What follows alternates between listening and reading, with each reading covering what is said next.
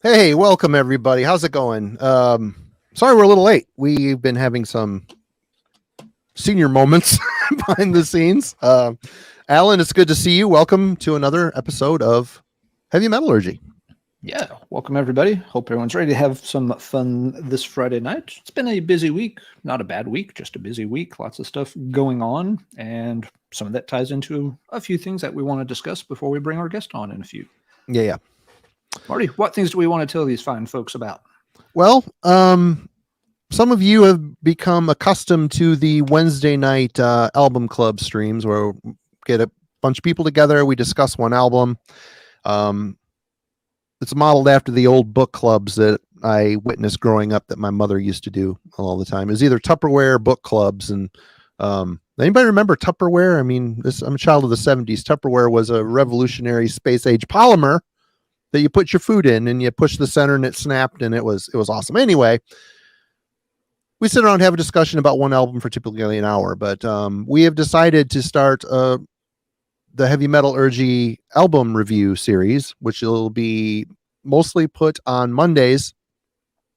This Monday coming up, the one thing that's going to be a little different about it is, me and Alan will be making appearances doing this for sure, but we've invited friends from the community, from the YouTube community, and to do reviews for us. So the first review coming up is Leper Colony, and it is done by Melanie from Melanie Loves Death Metal. That will be premiering Monday morning at 10 o'clock.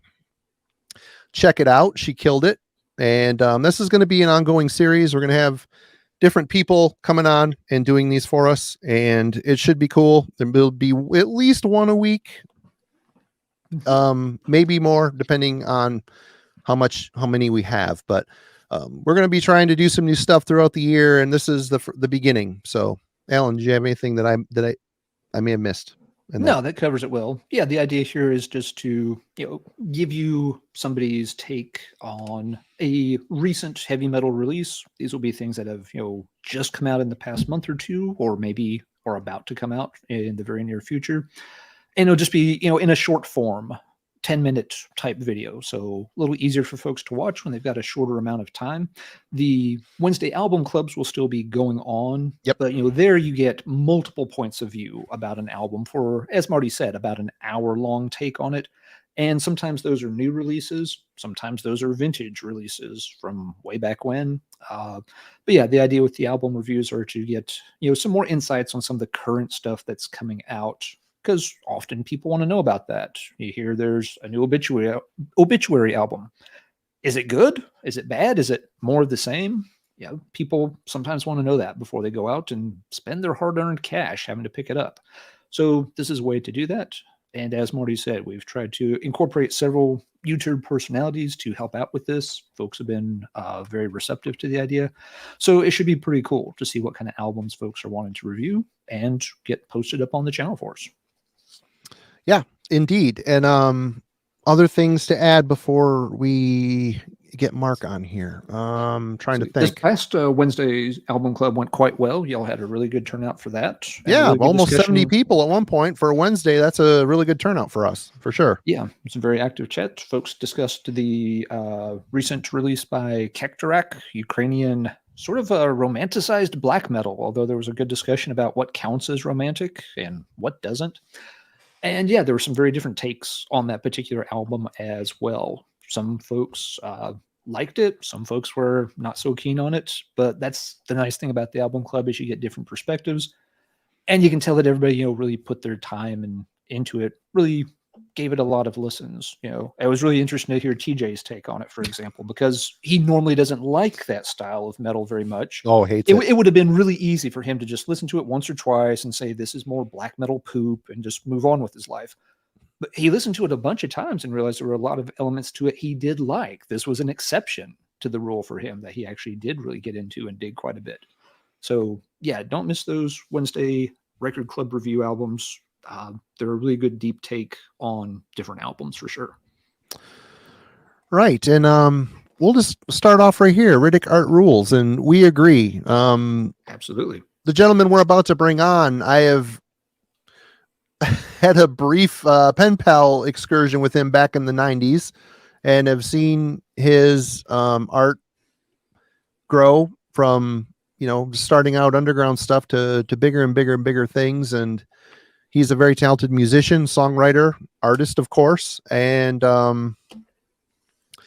we're very excited to have him on. So everybody give a warm welcome to Mark Riddick. Hey, man. What's shaking, brother? Good to see you. Hey, thanks again for having me on here. I do appreciate it. Should be fun. Glad to have you. We've wanted to get you on for quite a while, so it's great to have you on board for sure. I enjoy watching you guys. I've already, before, backstage, I was going, giving you guys, singing your praises. So deserved for sure. We appreciate it quite a bit. Mark, it's awesome to have you on here finally, and always been a fan of your art. You've done work for my band, The Glorious Dead. You did a t-shirt design for us, and we'll show. He did a special design for us tonight too. We'll show that here in a little bit, but I just want to talk to you. Just talk about you're growing up doing this type of artwork. I mean, I think you sent me a packet of stuff back in, it was 95 or 96. I mean, you were already, your name was out there. You were you'd been working, getting your name around quite a bit through the zine and the underground trading circuit and everything else. And obviously art is something that was instilled in you at a young age, and it's something you curated and perfected as you've gone along. What got you going into this field? It's kind of weird. You don't, sometimes just the circumstances and context you grow up in really plays a role in just different ways. Honestly, like the earliest recollection I have is being at a store in the mall called Record World, probably around 83, I'm guessing. Yep. And I was shopping. I was with my dad and my twin brother, and I remember standing in line because my parents would pick up the 7-inch singles that would come out, like Styx and Depeche Mode and Tears for Fears and stuff like that. And they grabbed the 7-inch single, and then what they would do is get them transferred to a cassette, make cassette comps, and we listened to that. Those cassette comps on our summer vacations, and while traveling on the road.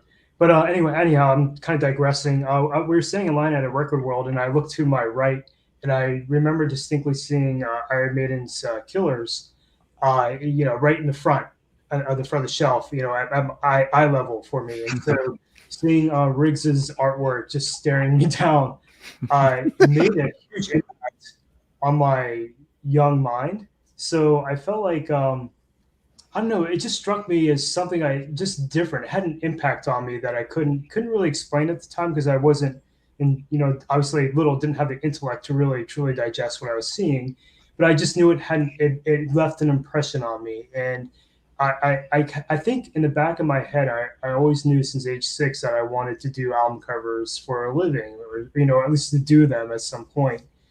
And life goes on, and I had a friend who was into Slayer, and I didn't really understand what that was. I was kind of listening to like glam and stuff like that, and started out in the hard rock, and then age 12 moving into some of the like Creator and Cryptic Slaughter, Demolition Hammer, and then 13, 14 started getting into death metal, and then found the underground death metal scene. And I just always having an interest in art, I felt like, well, this is a perfect vehicle for what I want to do. And I just kind of went full force after that, and just haven't looked back since. Just kept at it. It's something I enjoy doing, and it's I would say now in my older age, what I really truly enjoy is just that moment where I can put the pen to the paper. There's a lot of stuff that comes with being an artist that you don't always see that can be perceived as work, obviously, and some things that I just struggle to keep up with. But I think time is ultimately like the hardest thing to manage with family obligations. Oh, yeah. Really, it's just having that meditative experience of drawing. That's really what I enjoy most about all of it. It's just that one little aspect, where I can carve out, even if it's 15 minutes at my dining room table, just to have that, just to really sink myself into it. and not think about anything else. It's very much a form of escapism, if you will. But yeah, anyway, that's just a brief rundown of kind of like, where I'm coming from, how I kind of ended up here. But That's cool. But yeah, actually, speaking of relics, I found. Yep. Marty, dude, I was reading the editorial in here that you wrote, and you guys, this came off. It looks like a web press because it's it's newsprint. Yeah, it came off web press. Yeah. Yeah, if you're running on a web press, that means you're doing a large run. And I read the editorial. I was like, damn, you guys were running 10,000 copies of this fanzine in the mid to late 90s. Yeah, that's damn impressive. Yeah, and thanks. I think this is the first issue. I think you had King on here last week. This is the first issue, I think, where you mentioned that King had written an article or was going to start contributing to the magazine. So, he started doing some reviews in there, I think. Yeah. God, it's so long ago, and I still have a few left over in there. I've been thinking about starting to, include them with orders and stuff, but I just haven't got around to doing it. I just keep moving them around. Yeah. But it kind of died when the Milwaukee Metal Fest died. We would take like 3,000 issues to the Metal Fest and just hand them out to everybody. And yeah, a big chunk would go to Relapse. Those guys would stuff all their outgoing orders with zines. And that's awesome. I mean, dude, I saw it's a free publication, so that means you're paying for it through the advertising. Yep. Basis. So, I mean, what a gift, And it got harder too, because at the end it was taking longer and longer because a lot of the labels wouldn't pay until after the magazine was done.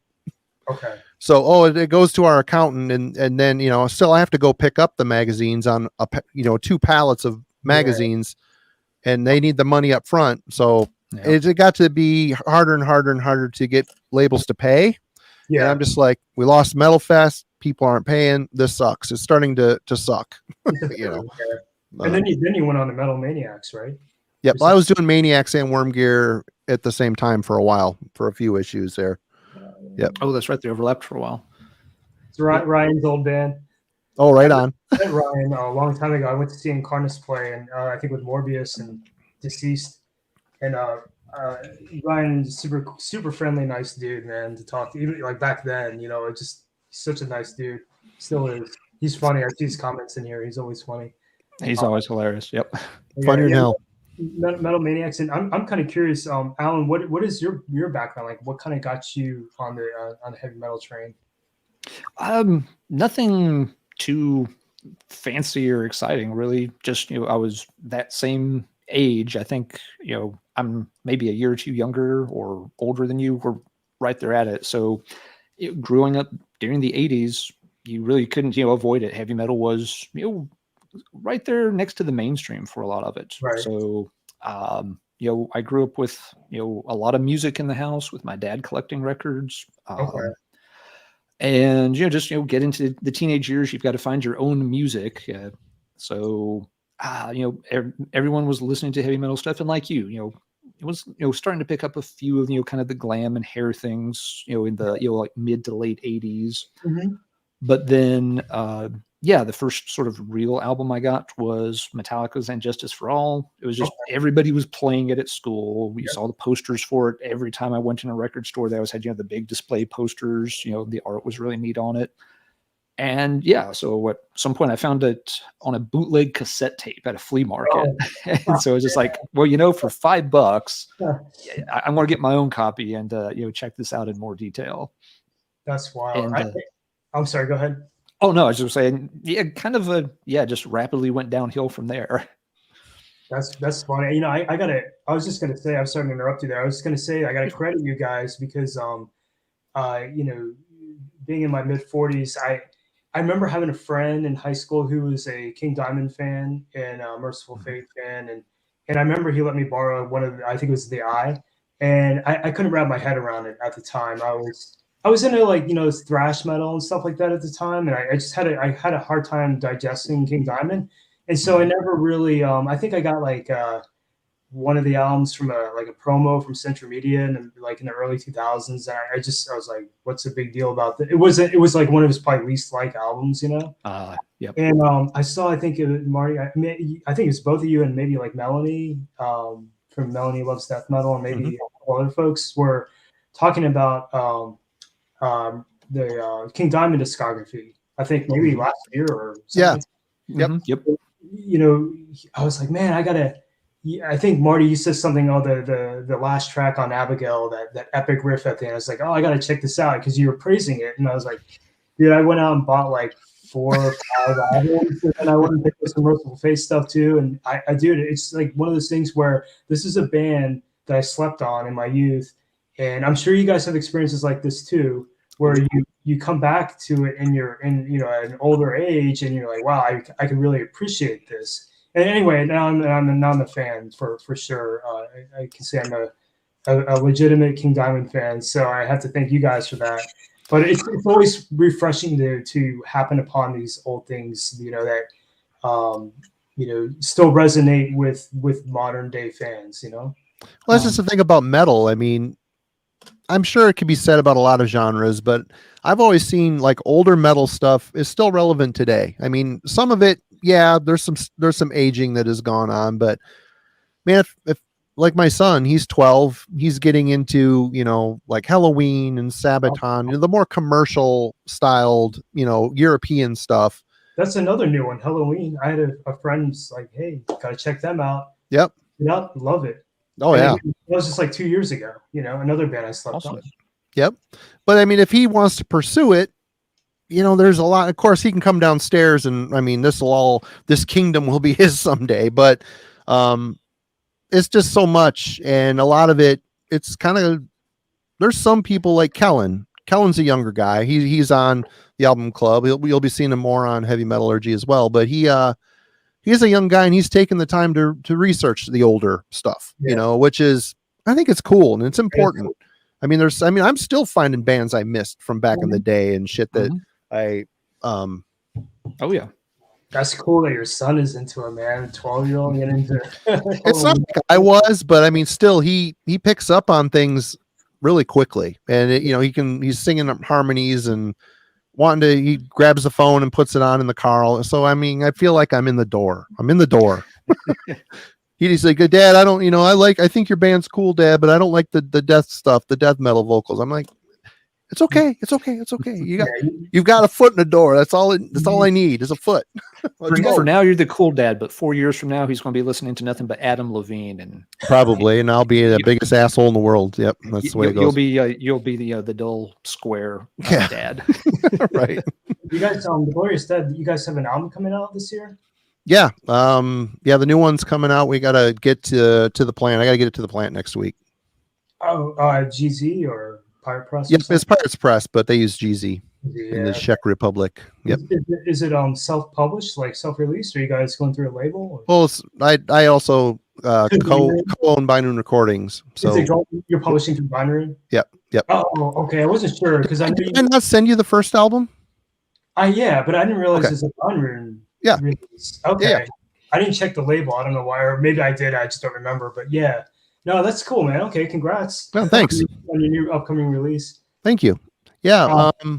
I do want to know. I mean, you're busy. You're drawing a lot. I mean, and you're working it into your busy, you know, schedule, being a dad, and it's a lot. And do you ever get, I mean, your subject matter, infinitely detailed, a lot of stippling, a lot of really amazing technique.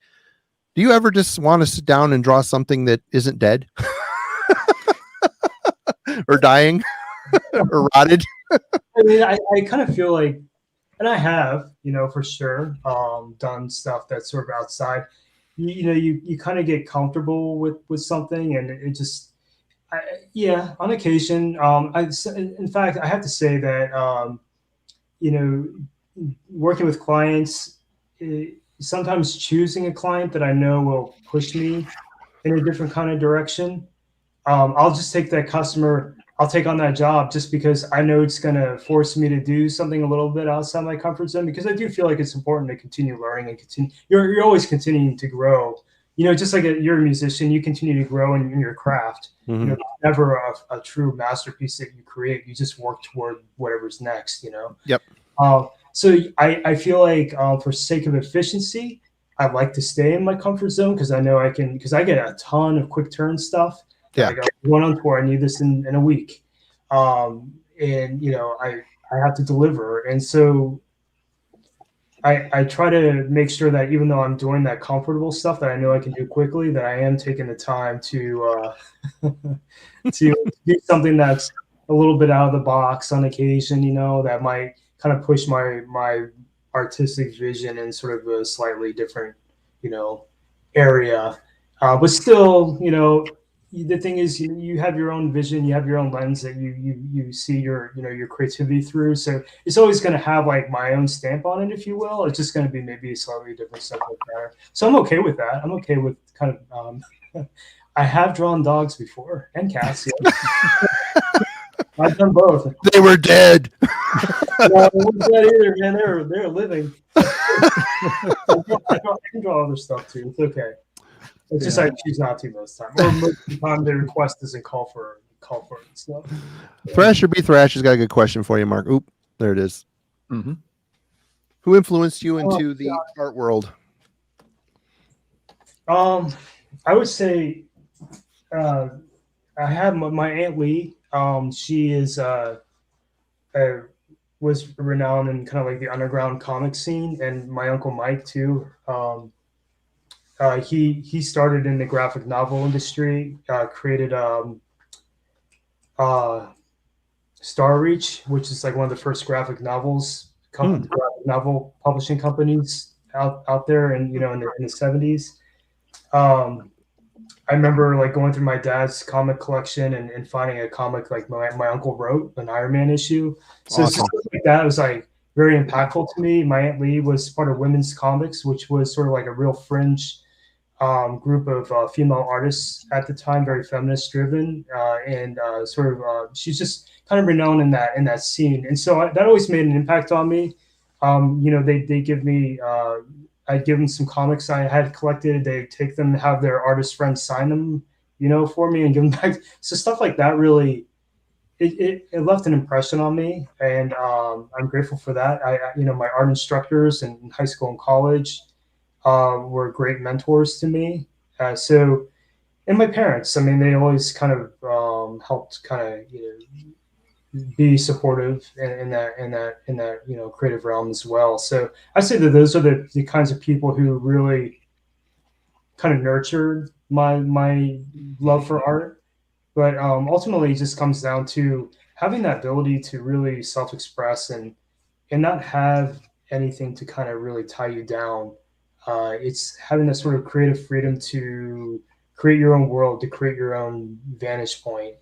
And I think that's part of the beauty of art, is that it's a dialogue between the artist and the appreciator of the art. Yep.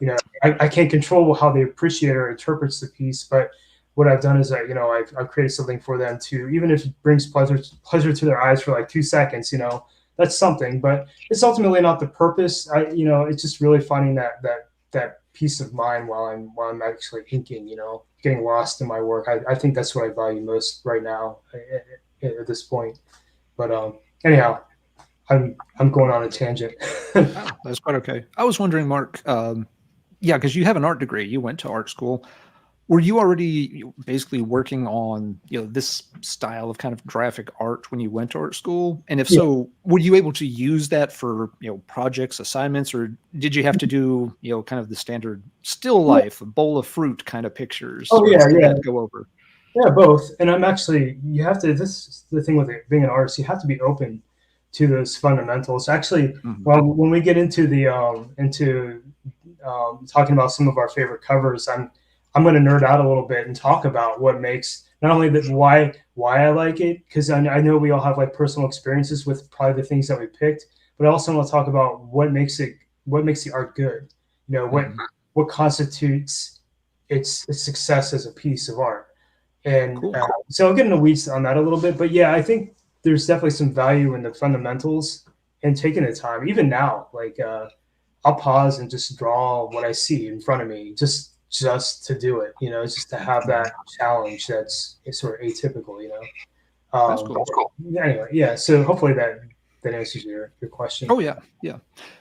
And kind of following up too with taking on different projects and challenges. I know something that you've done recently, kind of outside of record covers, you've got a contract with Wizards of the Coast recently to do some Magic the Gathering card art, correct? Yeah, that's correct. Yeah. Honestly, that's I'm a Magic nerd, so when I saw that, I was oh, just like, shit. "Oh crap!" So yeah, if folks haven't seen these, That's funny, man. yeah, Magic has been getting Wizards of the Coast is the company that owns Dungeons and Dragons and Magic the Gathering. For folks that aren't aware, they're a division of Hasbro. Yeah. And over the past couple of years, they've been getting like different guest artists to illustrate like a small number of cards that they'll sell directly to fans and collectors for like you get like a box set of like 5 pieces of art by this artist. And so yeah, they had Hold on, let me get you bigger here. Sure. Yeah, they had Mark do illustrations for some of the land cards, which is cool because these are basic cards that go in every single deck. No matter what you're playing, you're going to use some of these. And so yeah, I thought it was really cool that you got to use your signature style, but it works really well in the context of Magic cards as well. So it was kind of an unexpected thing. I didn't I don't solicit any of the work I do. It just kind of happens. So when I got a message from them, I was like, oh, this should be interesting, Mhm. And I actually got to say, like the art director I work with, Thomas Jenkott, he's actually a metalhead also, which is fucking cool. Yeah. Okay.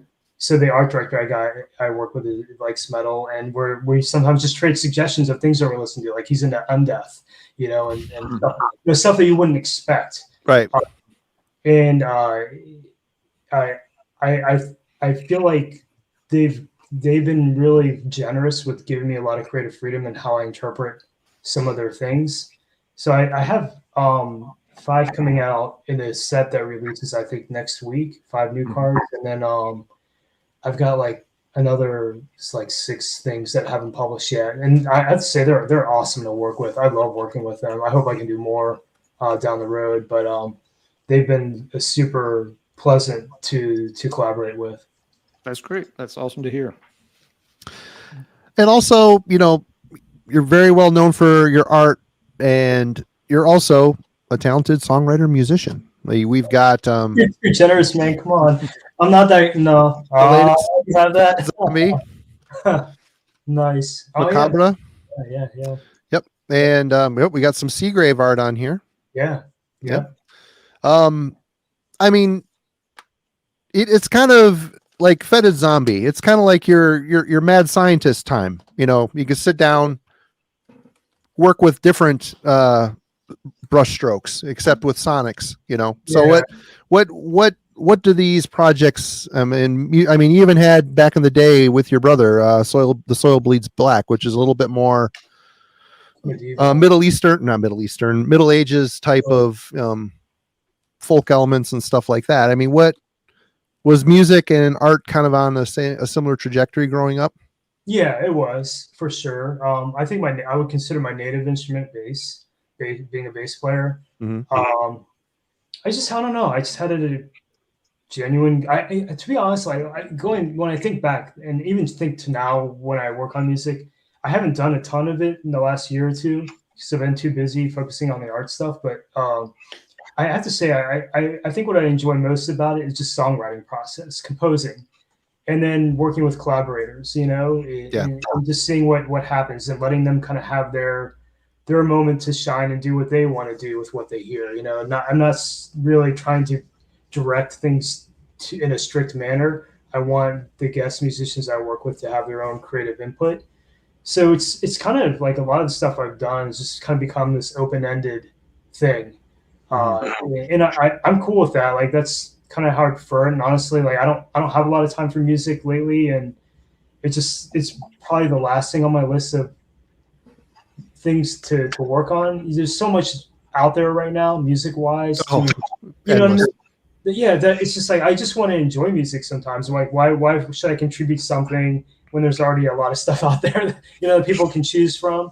And me being a fan too, I just want sometimes I just want to listen to music. I don't necessarily want to make it all the time, but you just have these kind of bouts of inspiration on occasion, that it kind of hits you and then you just run with it. Yeah, I mean, you're a musician too. I think you know what I mean. You don't want to. You can always force it.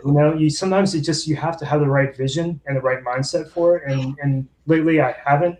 I mean, I've got some stuff coming out this year, but it's honestly like it's more bare bones type stuff, but it's okay. Like I'm okay to put it out still, but yeah, it's just another creative outlet.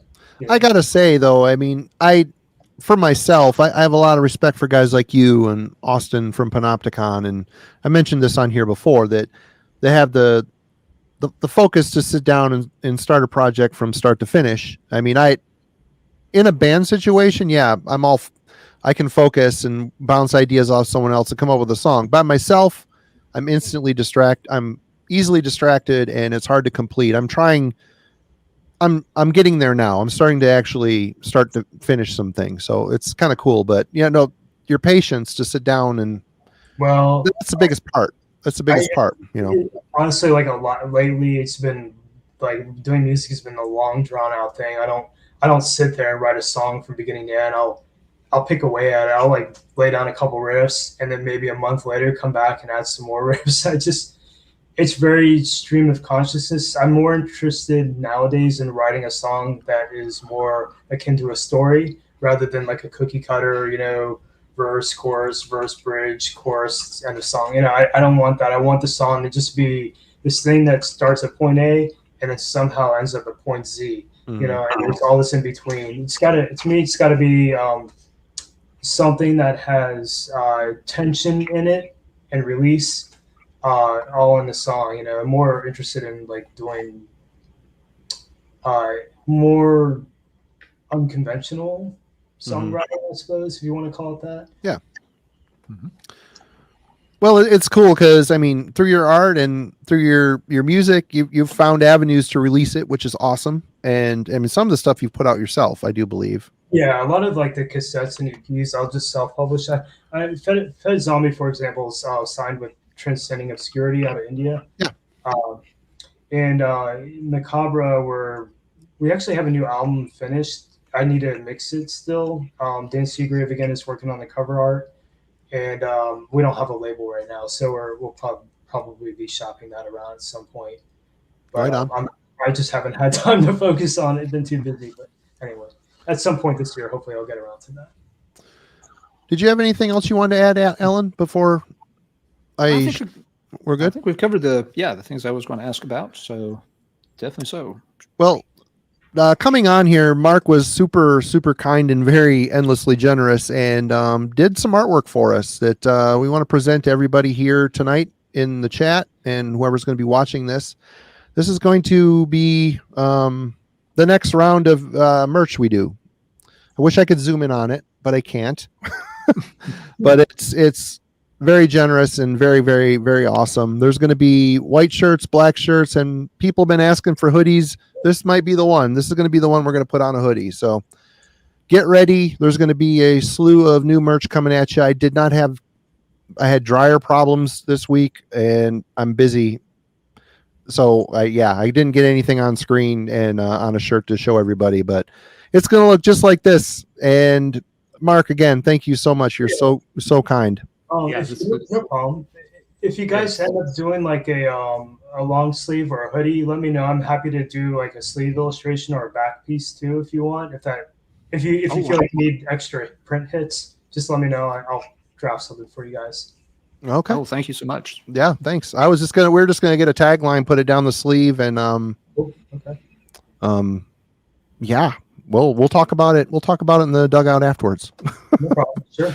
But everybody take a look. This is going to be coming soon, hopefully in the next couple of weeks. I got out of season job to finish, and I'm printing some more tour merch for Mr. Fowley and Deceased. So that's going to be coming up, and then I'll have a clean slate, and we'll get going on this. So get ready. Oop, take my money, says Mel. Right on. So somebody was asking about a book. I am actually working on a new book right now. I'm about 400 pages into it, so it's coming along. I'm hoping to get it wrapped up this year, hopefully to the press by the end of the year. Okay, that's Will awesome. This be your third book, Mark, or? Yeah, third art book. Yeah, Third art book. Okay. Yeah. I know I'd seen two. I didn't know if I'd missed one somewhere along the way. No, there's just two hardcover books right now, and I did a Logos from Hell book as well, like 7 years ago. But the new one, I was actually planning to do it a couple of years ago, but my computer crashed and I lost a lot of stuff. So I had to go Oh, back, man. rescan some things, and start from scratch. So it's coming along though. It'll probably be published by Dementia Press again. So they've kind of they've reformed their back in business. So. And anybody that's interested in more details on the stuff we talked about tonight, the link to Mark's website is in the description. Please go down there and check it out, and follow him on the socials as well. And he's always showing killer pieces he's doing, and they're popping up everywhere. He's busy and he does awesome work. So definitely, if you're in the need of some illustration, I'm sure he's busy, but Yeah. I'm sure he could work you in. Well, thanks for the plug, though, Marty. I appreciate that.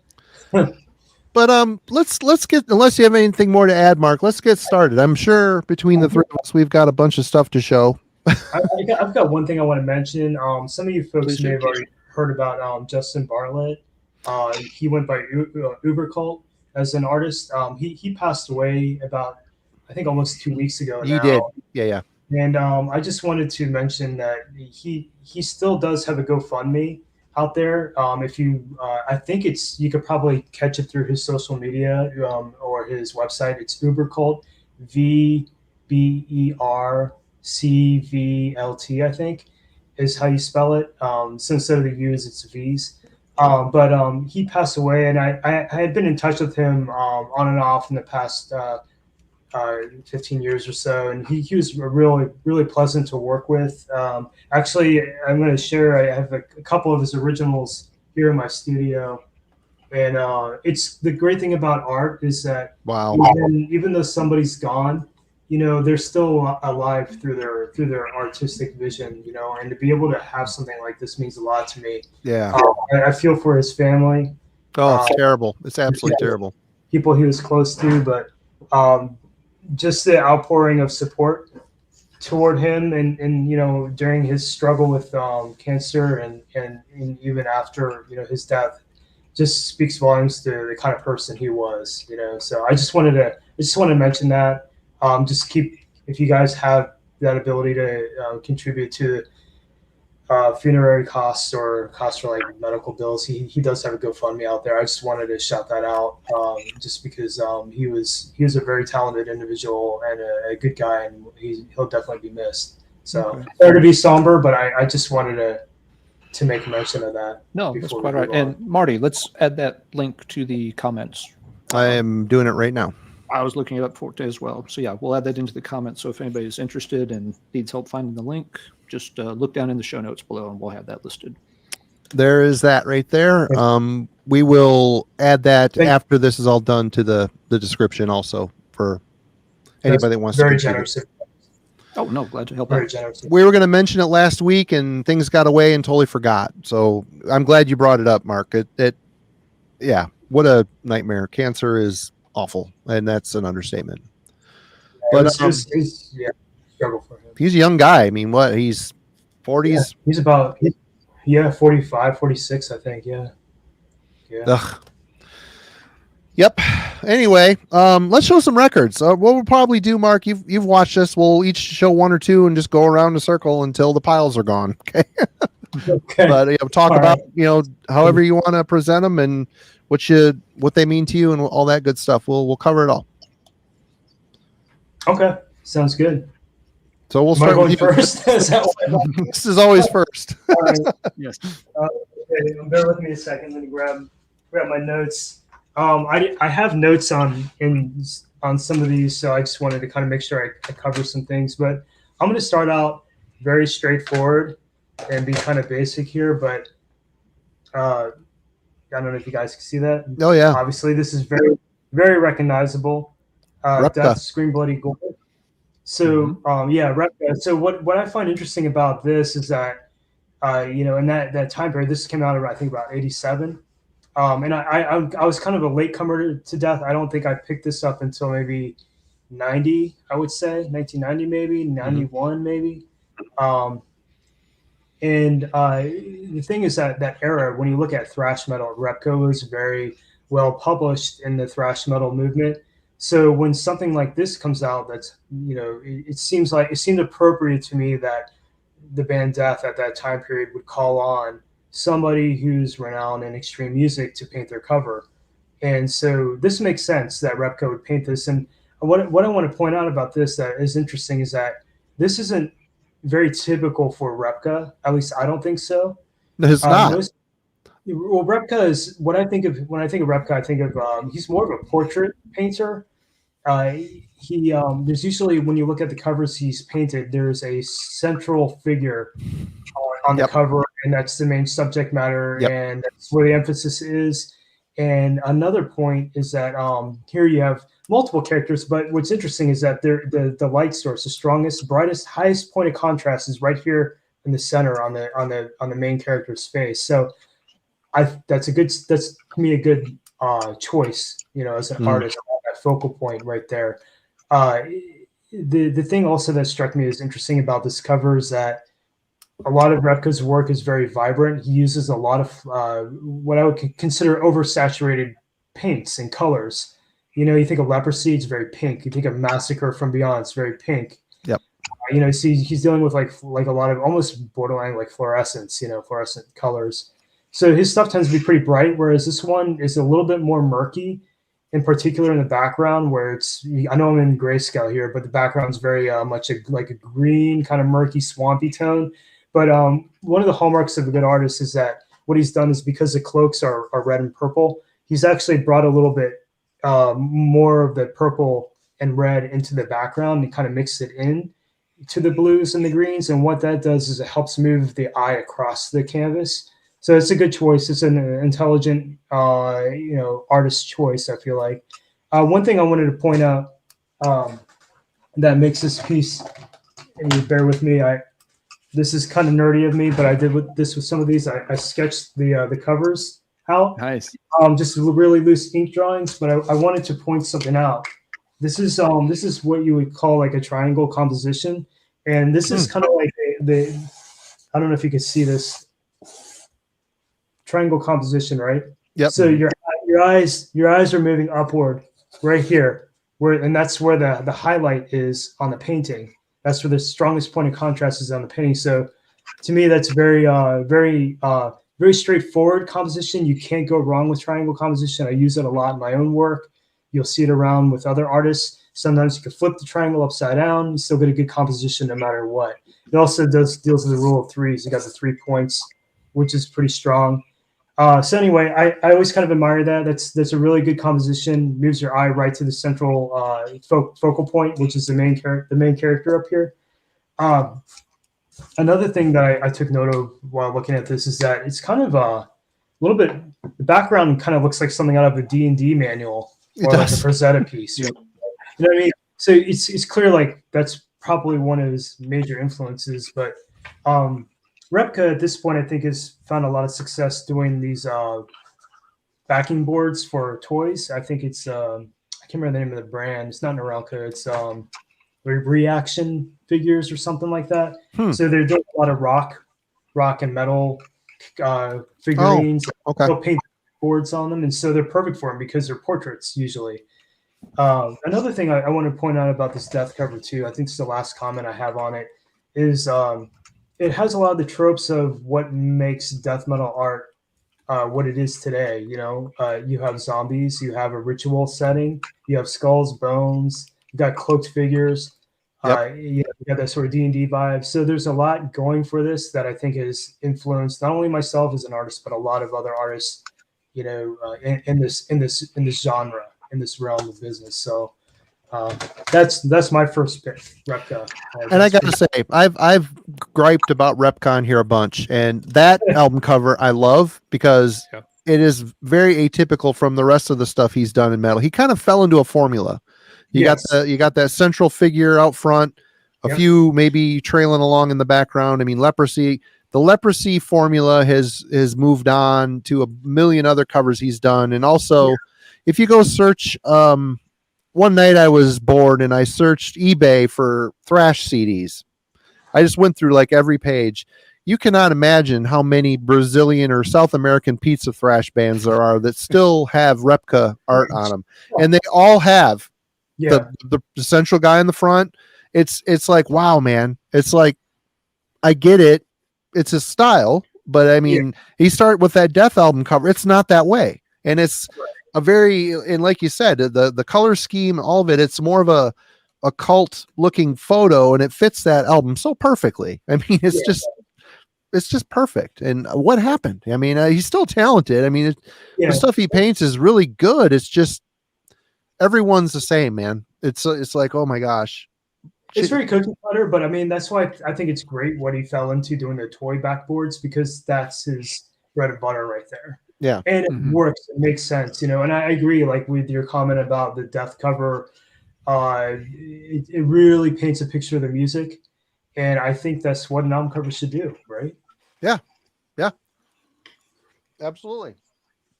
Alan, are you ready? You're next. Absolutely. All right.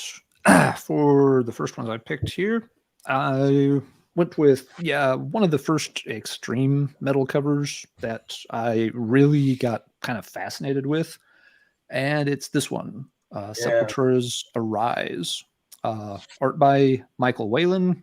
Spoiler alert, it's not the last one by him I'm going to show tonight. I tend to like his art a lot.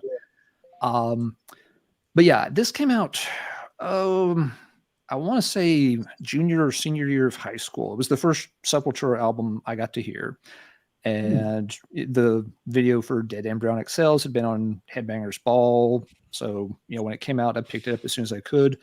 But they hadn't really shown the album art on MTV, at least not to my memory. So, going to the store, getting this for the first time, I had never seen anything like this really on an album cover.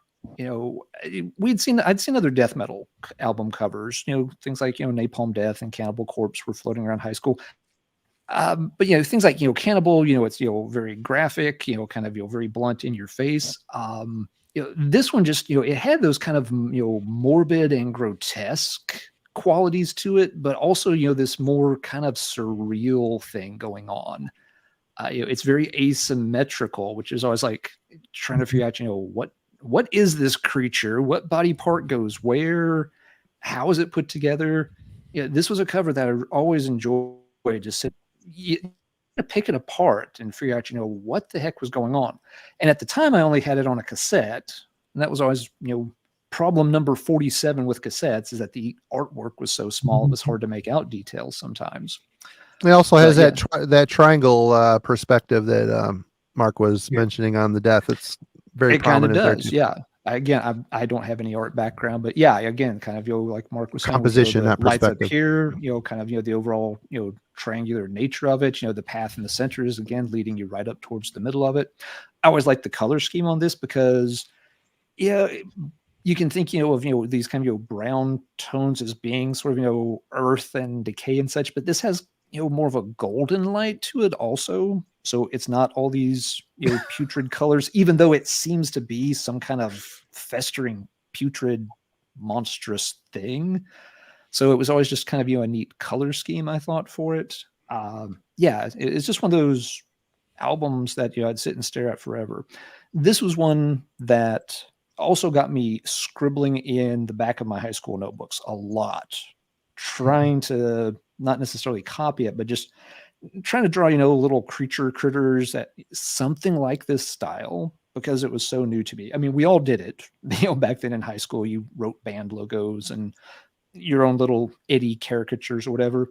Yeah, and I remember seeing, like, in the back of, like American government class, and trying to draw something like, this top part of it where it had the claws, and I had kind of figured out a little bit about how to stipple these things so that it looked like, they had like all the little hairy projections coming out of them, and it looked pretty cool to my 17-year-old idiot brain. And I remember, like, one of the other, like, the kid across the aisle, just kind of noticing that I was doing something very intently, so it obviously had nothing to do with government lessons. And he kind of just, like, leaned over to see what I was doing. I can still see the look on his face where he was just kind of like, he was kind of like, "Hey, what you doing?" And just, he's like stopped mid-sentence, and you could just see him go like,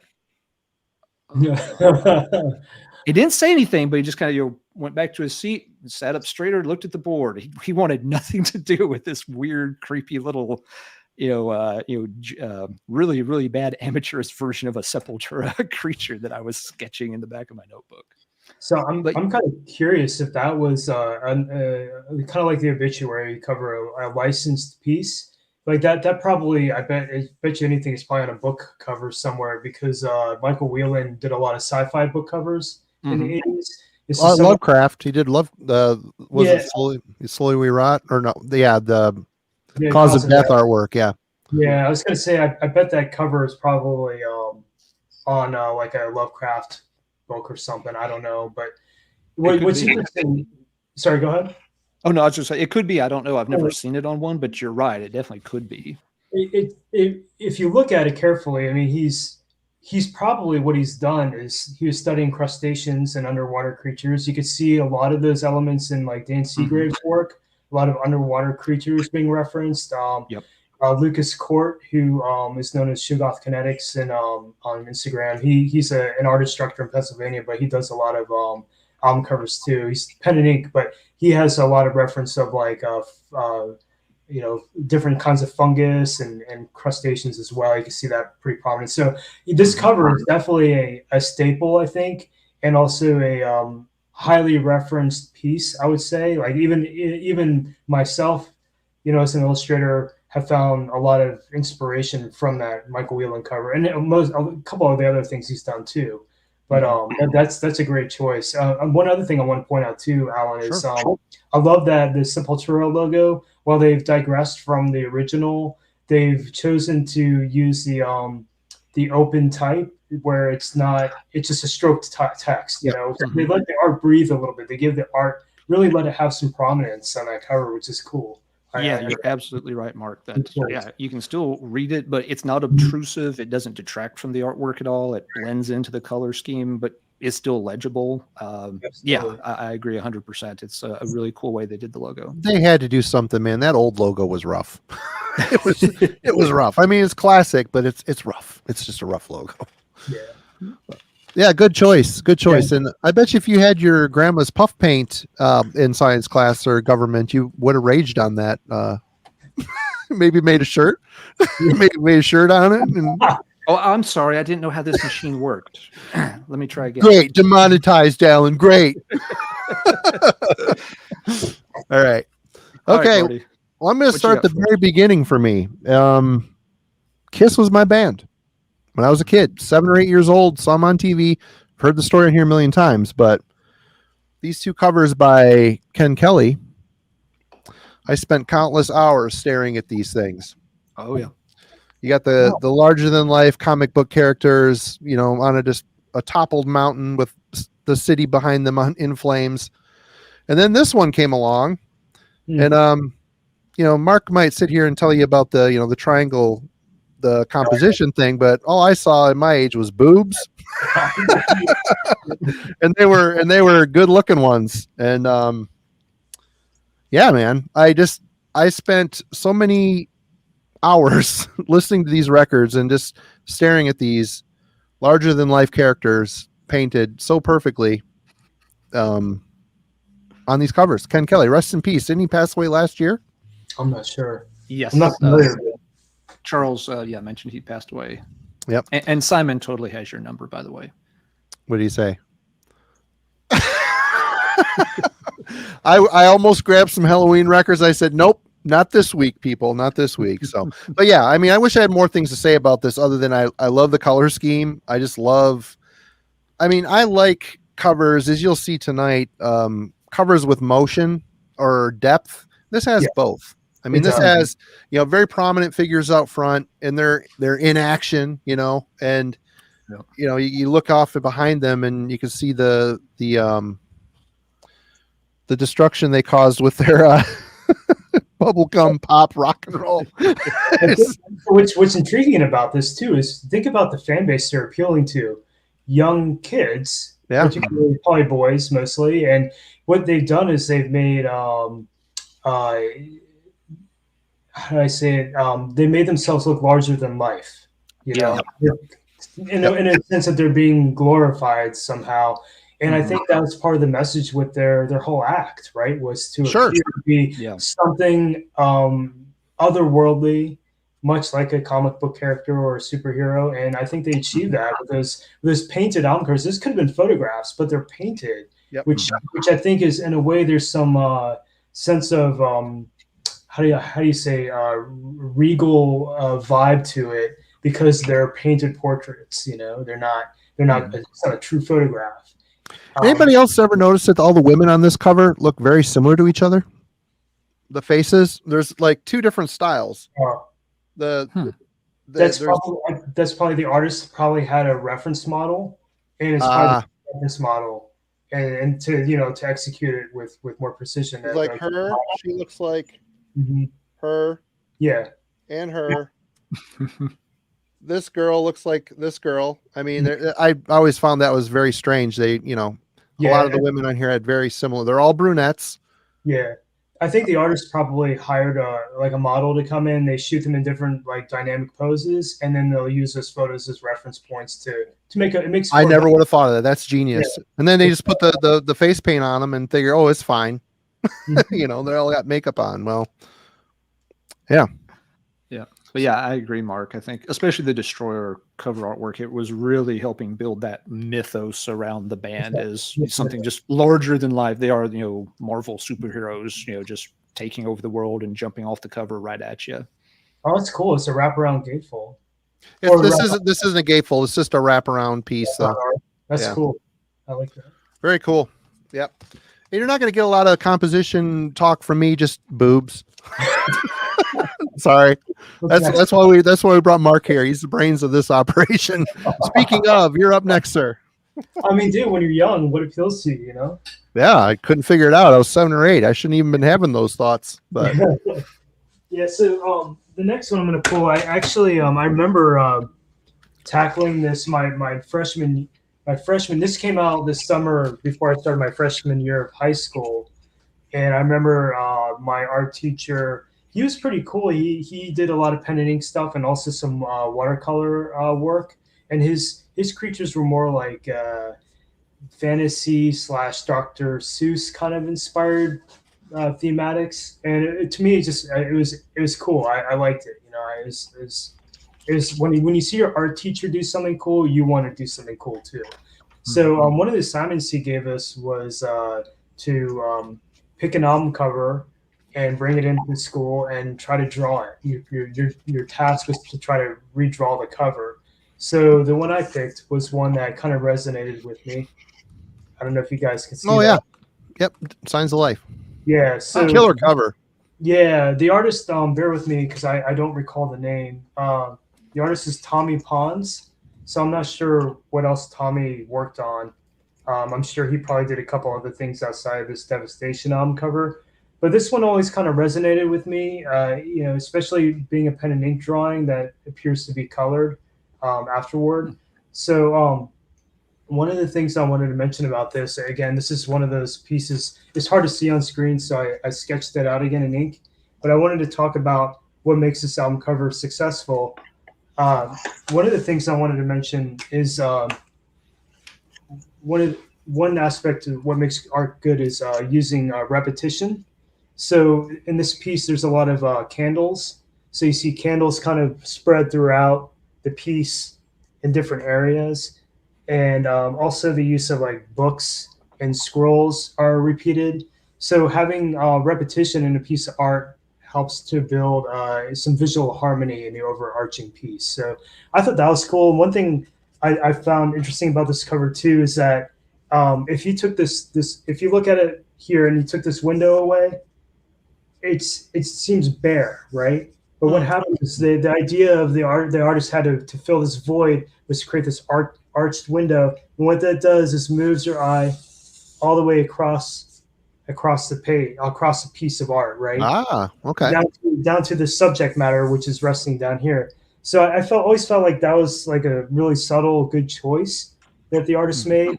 There's also some nice dynamics with the arc of the back and this sort of this character being slumped over and the hands sort of in the foreground. But I think one of the most powerful parts of this piece is when you look at it carefully. The album is called Signs of Life. So if the artist chose to leave that, sorry, it's kind of blurry. If the artist chose to leave the skull cavity with no eye in the eye socket, it wouldn't have been as successful of a piece. So what the artist did was he chose to have the eye in there, and he drew a little pupil in the eye that's kind of looking upward at the viewer. And I feel like that really hits home the concept of the album, Signs of Life. What does that album art look like? I felt like adding that eye socket there with the pupil really made that point very clear. So again, one of the subtle things, like it makes a big difference, in a piece of art. One of the other things I wanted to mention with this is kind of random, but there's a funny story. When my twin brother and I finished college, my brother took a job in San Antonio, and so he moved to San Antonio, got an apartment, and started a job. He was only down there for a few months, and the company went under.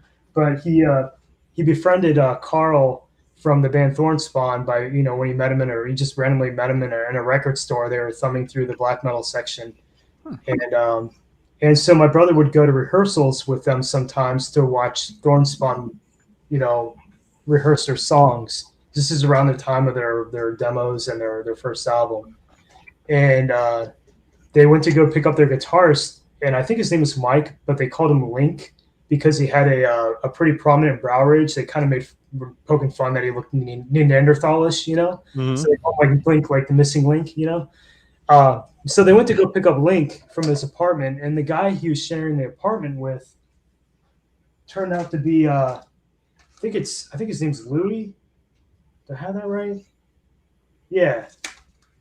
This dude, the drummer, Louis from Devastation, was his roommate. And so my brother lost his shit when he found out he's in this dude's apartment. And this dude couldn't be freaked out because my brother, my brother's telling him oh yeah, I listened to your band when I was 12 years old. He couldn't believe that. So he gave my brother his Signs of Life T-shirt. Oh, nice. He had recently. Cool. So I just thought that was cool, man. That made my day when I heard about that. Because this is honestly this band, this album, and even the Idolatry too, an amazing album. Really resonated with me in my youth, and still today, I really value these albums. So anyhow, that's my pick number 2. That was the tape that came home with me from Camelot Music based on the cover alone. Oh yeah, man. Just the color scheme, the image, it was perfect. I'm like, well, this is gonna rule, no doubt. Wait, here's a question from Rick. How did you and your brother end up meeting the Crimson Moon guys back in the day? I can't remember for sure, but we were working on a small tape label called Dark Age Productions, and the guys, or at least bear with me, Scorpios. I can't remember his real name off the top of my head. He went by Scorpios at the time. You mean Scorpios wasn't his real name? Wait a minute. I'm enraged. Anyway,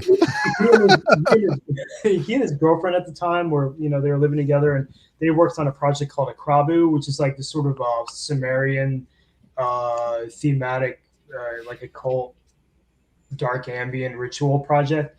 And so Dark Age Productions were getting ready to release their tape, and that's how we made contact. And I think my brother had done the layout for their first album or something like that. I don't know who my favorite grind band is. Taylor Swift. I don't know. I'm not huge into grind personally. Does Napalm Death count as grind? I would probably say Napalm Death. Early stuff does. I like Andrew Lee, Ripped to Shreds. He does some cool grind stuff, on the side. So I'm down with some of the stuff he's working on with, the side projects. Yeah, but that was the Crimson Moon. Yeah, I can't remember for sure, but it was somewhere along those lines, maybe 95, 96 or something like that. We made contact with Crimson Moon.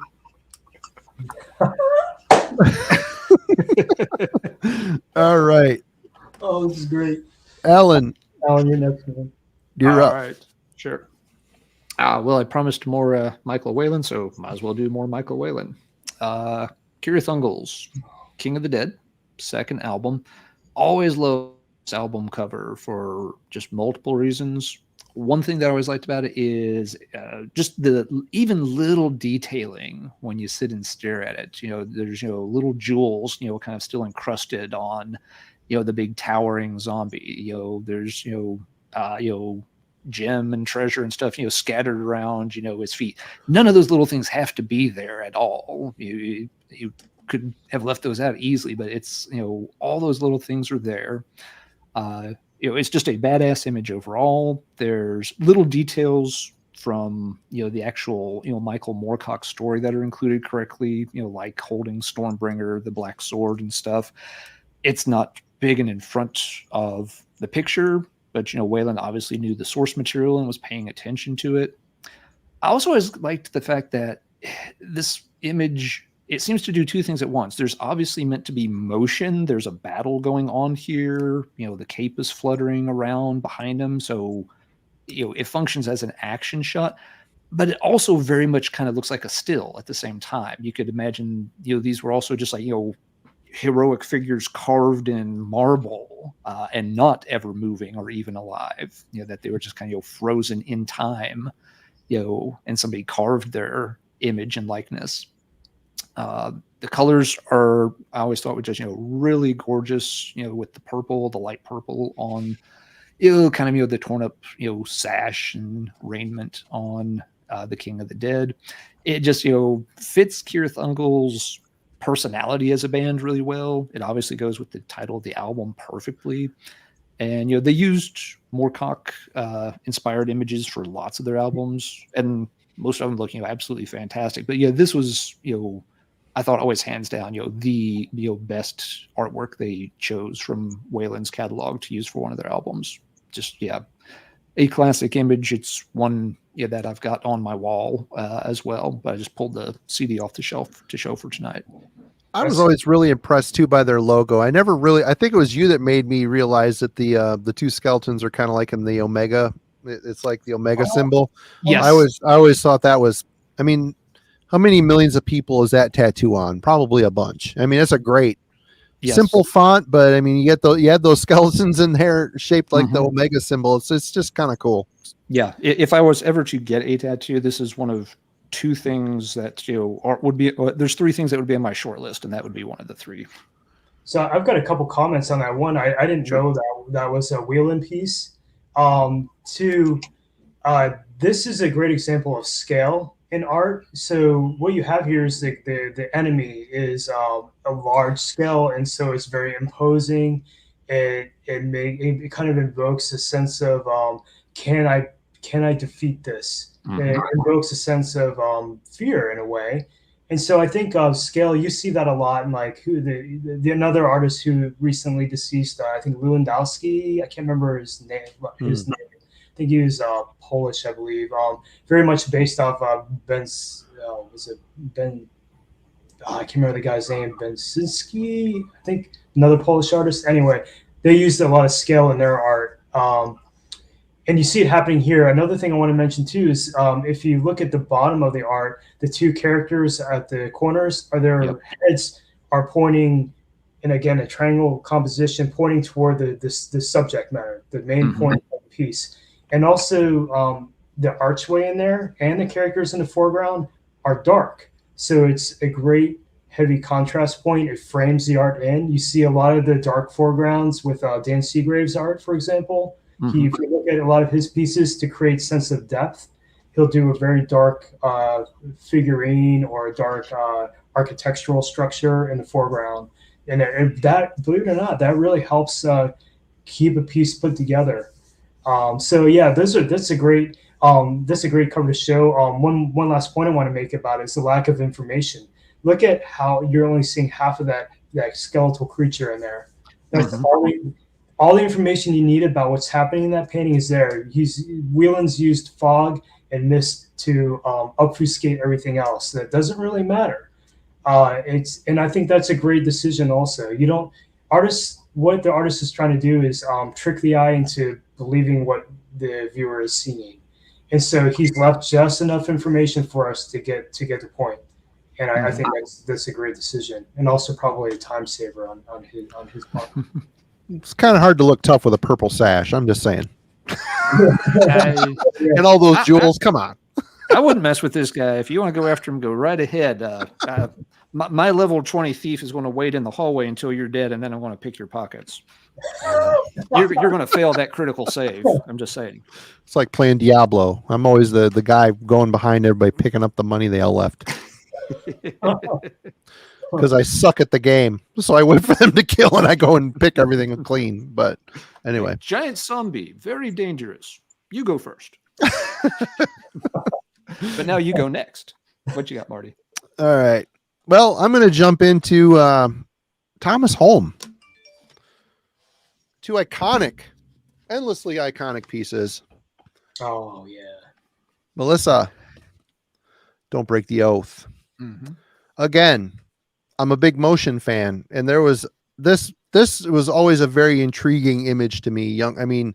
Again, these albums hit during the Satanic Panic. I was very enamored by all of that stuff. You know, it was all over the TV, the evangelical preachers, you know, saying heavy metal music, going to hell, blah, blah, blah.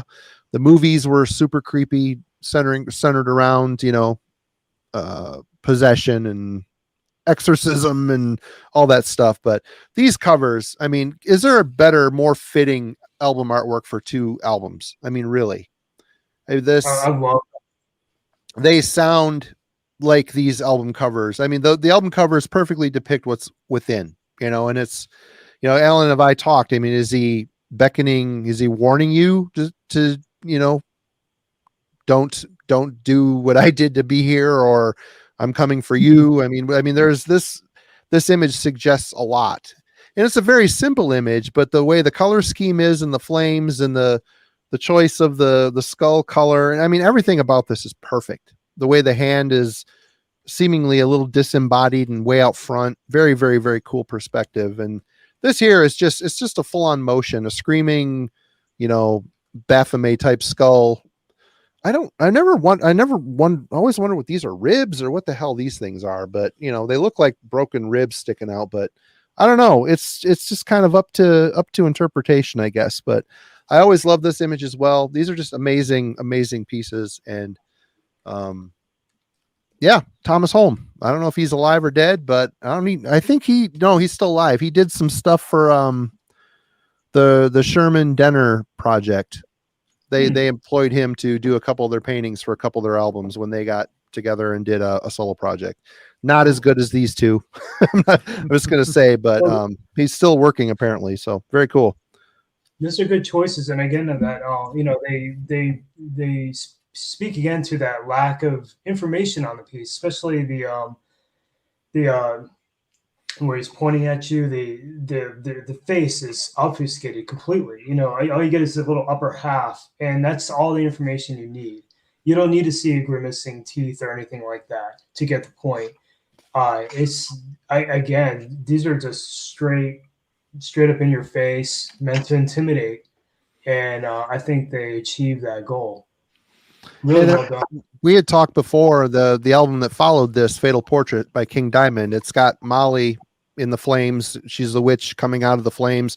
Is he pointing at her? I mean, it's kind of like a connecting piece. It's like one of those things I never thought about until we had that discussion one night on here for one of our shows. I don't know what the hell it was, Alan, but I don't know if that was a conscious decision, but possibly could be.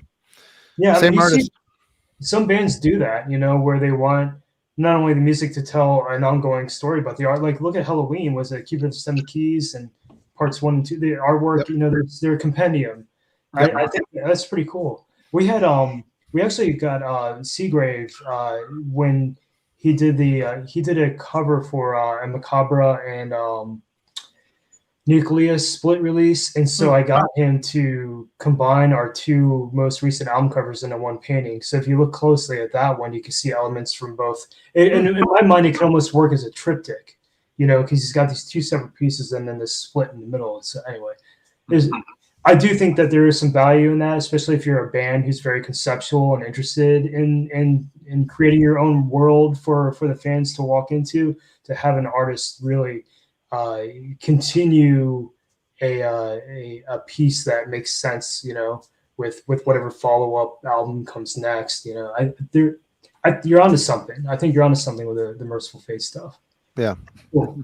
Yeah. The band Ulthar has 2 albums coming out pretty soon. They're on pre-order right now. Yeah. And the covers for both of them are actually one big piece. They that's, continued the art all the way across both covers, which I that's thought was kind of cool. Ian Miller. Ian Miller did those. He did the backgrounds in the Fire and Ice film, animated feature. I think it's from the early 80s, late 70s. Oh, okay. So he did a lot of the background illustrations for that, and he also he's done some Magic the Gathering stuff recently as well. He also worked on a poster for the Spine of Night animated film that came out about a year ago. He also did a lot of Warhammer artwork. The bolt thrower stuff you see is Ian Miller's ink work. That makes sense. And he did the Ulthar stuff too. This really cool stuff. Love his work. Mm-hmm. All right. You're next, Mark. Okay. Let's see. I use little boy's room. I'll be right back. No problem. So this one I used to have it was actually the first 7-inch EP I ever picked up was by this band, and was this record specifically. And unfortunately, I think my brother had traded it at some point, and so for some other things, and so I don't have it anymore, but I have a book to reference it. So it's one of my favorites from yesteryear. Incantation, Entrapment of Evil. Again, I don't have the 7-inch anymore, but I do have Chris Moyen. This is by Chris Moyen. I do have his art book here, so I wanted to share the art. Chris is I kind of consider him like my European counterpart. He's extremely well published. You can see the Crucifier demo cover here from back in the day. He had a little feature in SOD magazine a number of years ago. I've been in touch with him on a few occasions. When we've had the pleasure of collaborating at least 1 or 2 times in the past too, which is cool. I've always been a massive fan of Chris's work, and I feel like his work is. I think he got started in the late '80s doing some stuff for Sarcophago, their fan what's it called, their fan club. Mm-hmm. And so that's kind of where he got to start. But then he moved on quickly to doing stuff for bands like Abominog and Beharit, and just a slew of underground, particularly all the ones Ryan mentioned here. Yep. He's legendary, right? And always like a big inspiration for me. I've got even like one of his originals hanging on the wall next to me. I'm a huge fan of his work. Anyhow, Entrapment of Evil, I wanted to point out a couple things about what makes this cover so successful. And this is an early piece, so I'm sure, even though it's classic, Chris would look at it now and see the mishaps in it, where he'd probably want to add detail, because it just like my own stuff, his stuff in his youth was more rudimentary in execution, but definitely an artist who's improved over time. But this is just so classic. But what makes this cover great is the strong diagonal composition. Another thing that's interesting too is he's chosen to give Charon the staff that he's holding. Point your eye up here, so now you have an X composition, and that's just going to lend itself to strong bones in a piece. The staff also kind of helps move your eye to the front of the boat here that he's steering through the river Styx. A couple other things I wanted to point about Chris's piece here that I felt were good choices, especially considering Chris is so young, probably when he illustrated this piece. Hopefully I kept the page. I also like this one a lot too. Yeah, you missed it, but I was just saying, I actually had the 7-inch at one point, but I don't have it anymore. That's also a great one too. It's real simplistic and very similar to the Kirathungal logo. Anyway. Oh yeah, you're right. It is. So I thought it was cool, like the contrast point on here. This is asymmetric. That's the moon isn't even in the center of the piece. It's kind of slightly asymmetric, which is cool. But what he's done, he's he made the conscious choice to have a background like some like cavernous background, and then these roots from the tree kind of coming up, the limbs kind of coming up, and covering parts of the negative space here and covering parts of the moon to add a sense of depth. And with ink, you're kind of limited, so it's cool that he made an effort to really show like a foreground, middle ground, and background in here. And also, and another point too is just the limbs kind of echo some of the drapery in his cloak. It's kind of folded and it shows like a little sense of movement, which is cool. I felt like that was a good choice because it really shows that the character is moving across the river Styx. It's not just like some static thing. You see the movement kind of. Sorry, I can't do this because I'm looking at it backward, but the movement kind of comes down this way, which is nice, kind of echoing the shape of the staff here. So anyway, it's just a really strong piece, and I've always admired Chris's work. He always has a really good sense of composition and a really good sense of contrast, and I think those are two of the most vital parts of making a successful art piece is contrast and especially composition.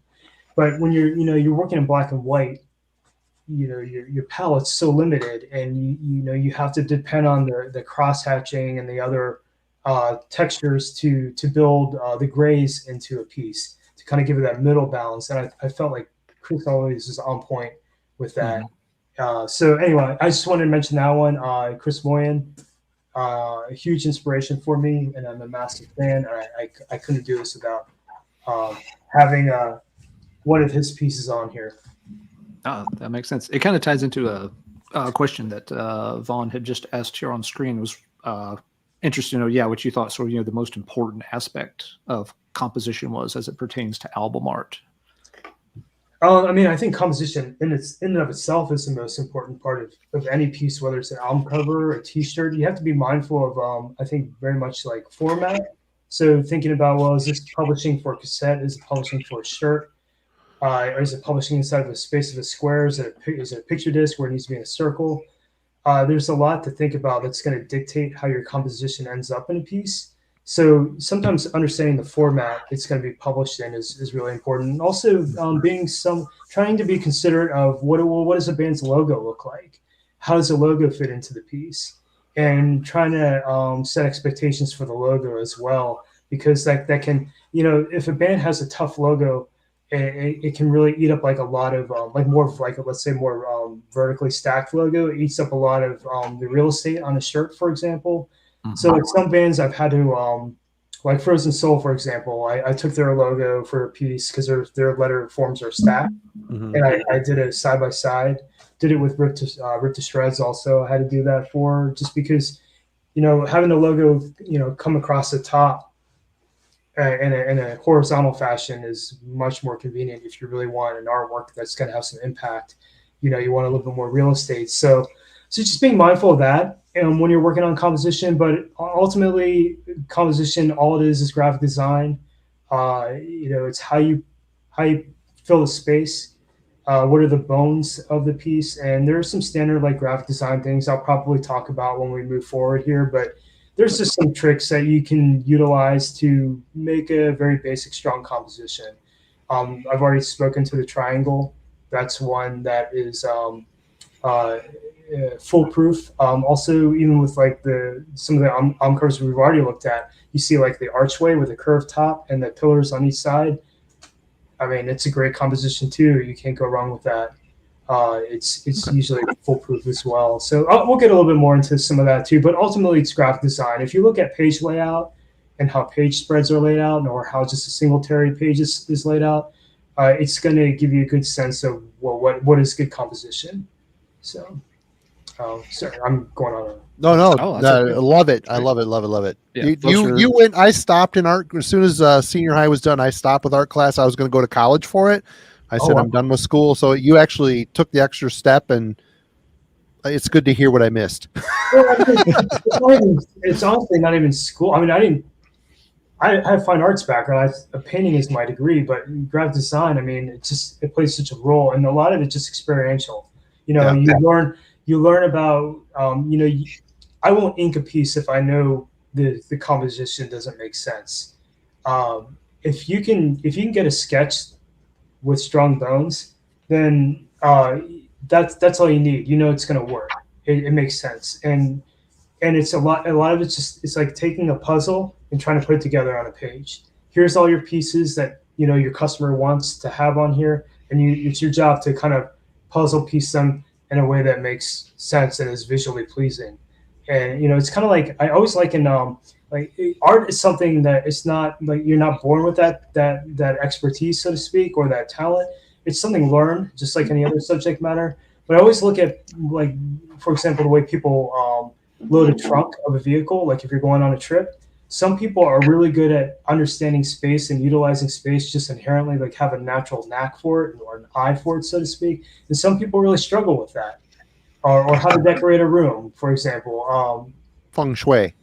Yeah, if you have like a natural inclination to it, you're probably going to have less time struggling with aesthetics. So I think a lot of it just comes into understanding space, and space in front of you, the canvas area, that you're working with. Anyhow, I keep digressing. Go ahead. Yeah, Alan, I think you're next.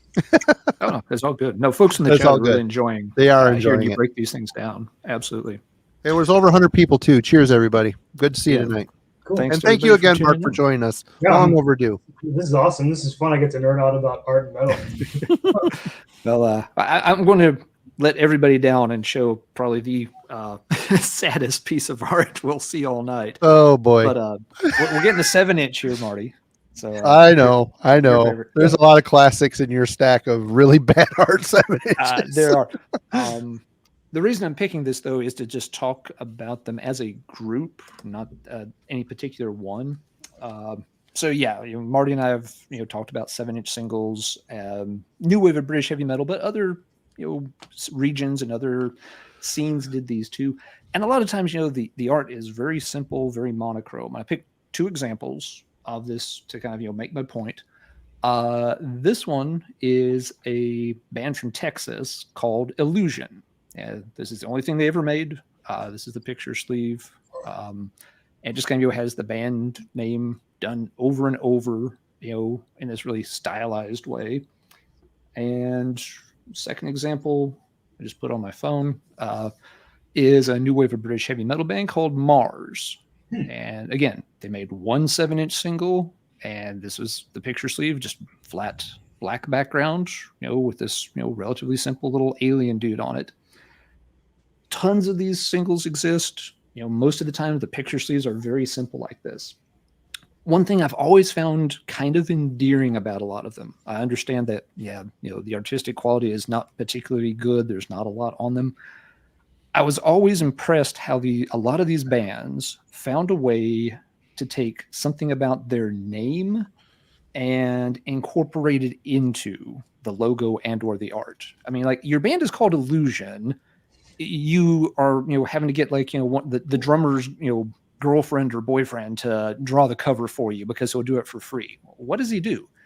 Well, they actually find a way to take their logo and kind of turn it into an illusion. So, it's simple, but it's kind of effective in conveying what the name of the band was. The same with Mars. You've spent, every single quid you had just getting the record pressed up. You have nothing to pay an artist, but somebody that can at least sketch out an alien holding a guitar. And your band is named Mars. You use a font that looks a little bit like something you would have seen on a NASA display in the early 1980s. And it's not going to win any awards for art, but it perfectly gets across the idea that your band is called Mars. And it just works really well. It was always neat to me that so many of those bands could find a relatively simple device, that they could do, with a very, very limited talent pool, maybe in terms of art direction, that still got the name across. It got the point across. It gave people something to latch onto and say, oh yeah, I remember Mars because of that little guitar playing alien. Or, oh yeah, I remember Illusion because they had that cool, weird 3-dimensional, effect all over, the cover with their logo. So even though they're not, fantastic pieces of art, I always thought they were, very cool for those bands to use as a way just to get their name out there. So I was going to kind of mention those as a group of releases. I think that's an interesting point that you're bringing up. I can't say that an execution's not horrible on those, but I think there's a valid point in being minimal.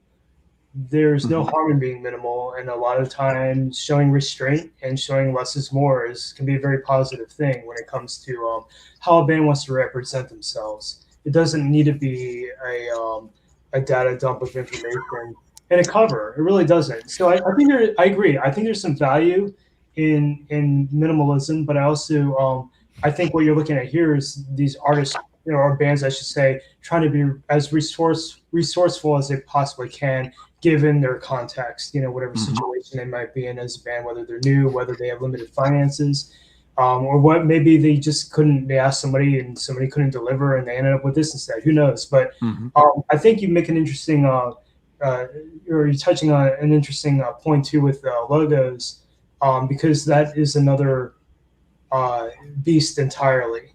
And some bands just depend on the logo on the cover. Like, I don't know if you remember, I think it's a Polish band or Swiss band, Pandemonium. They had a really elaborate logo, and they had like a little cool frame around it.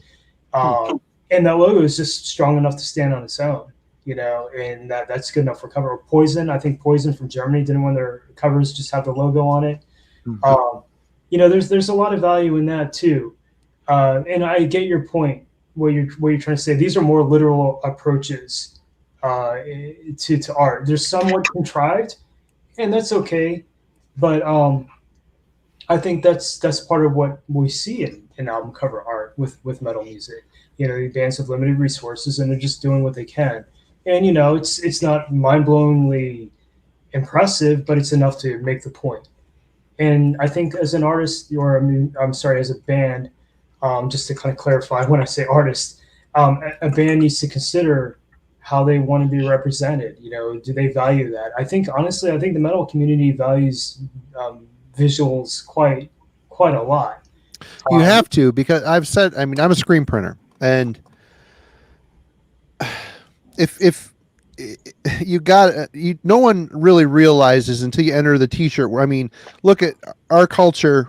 The metal culture is very much t-shirts. It just is.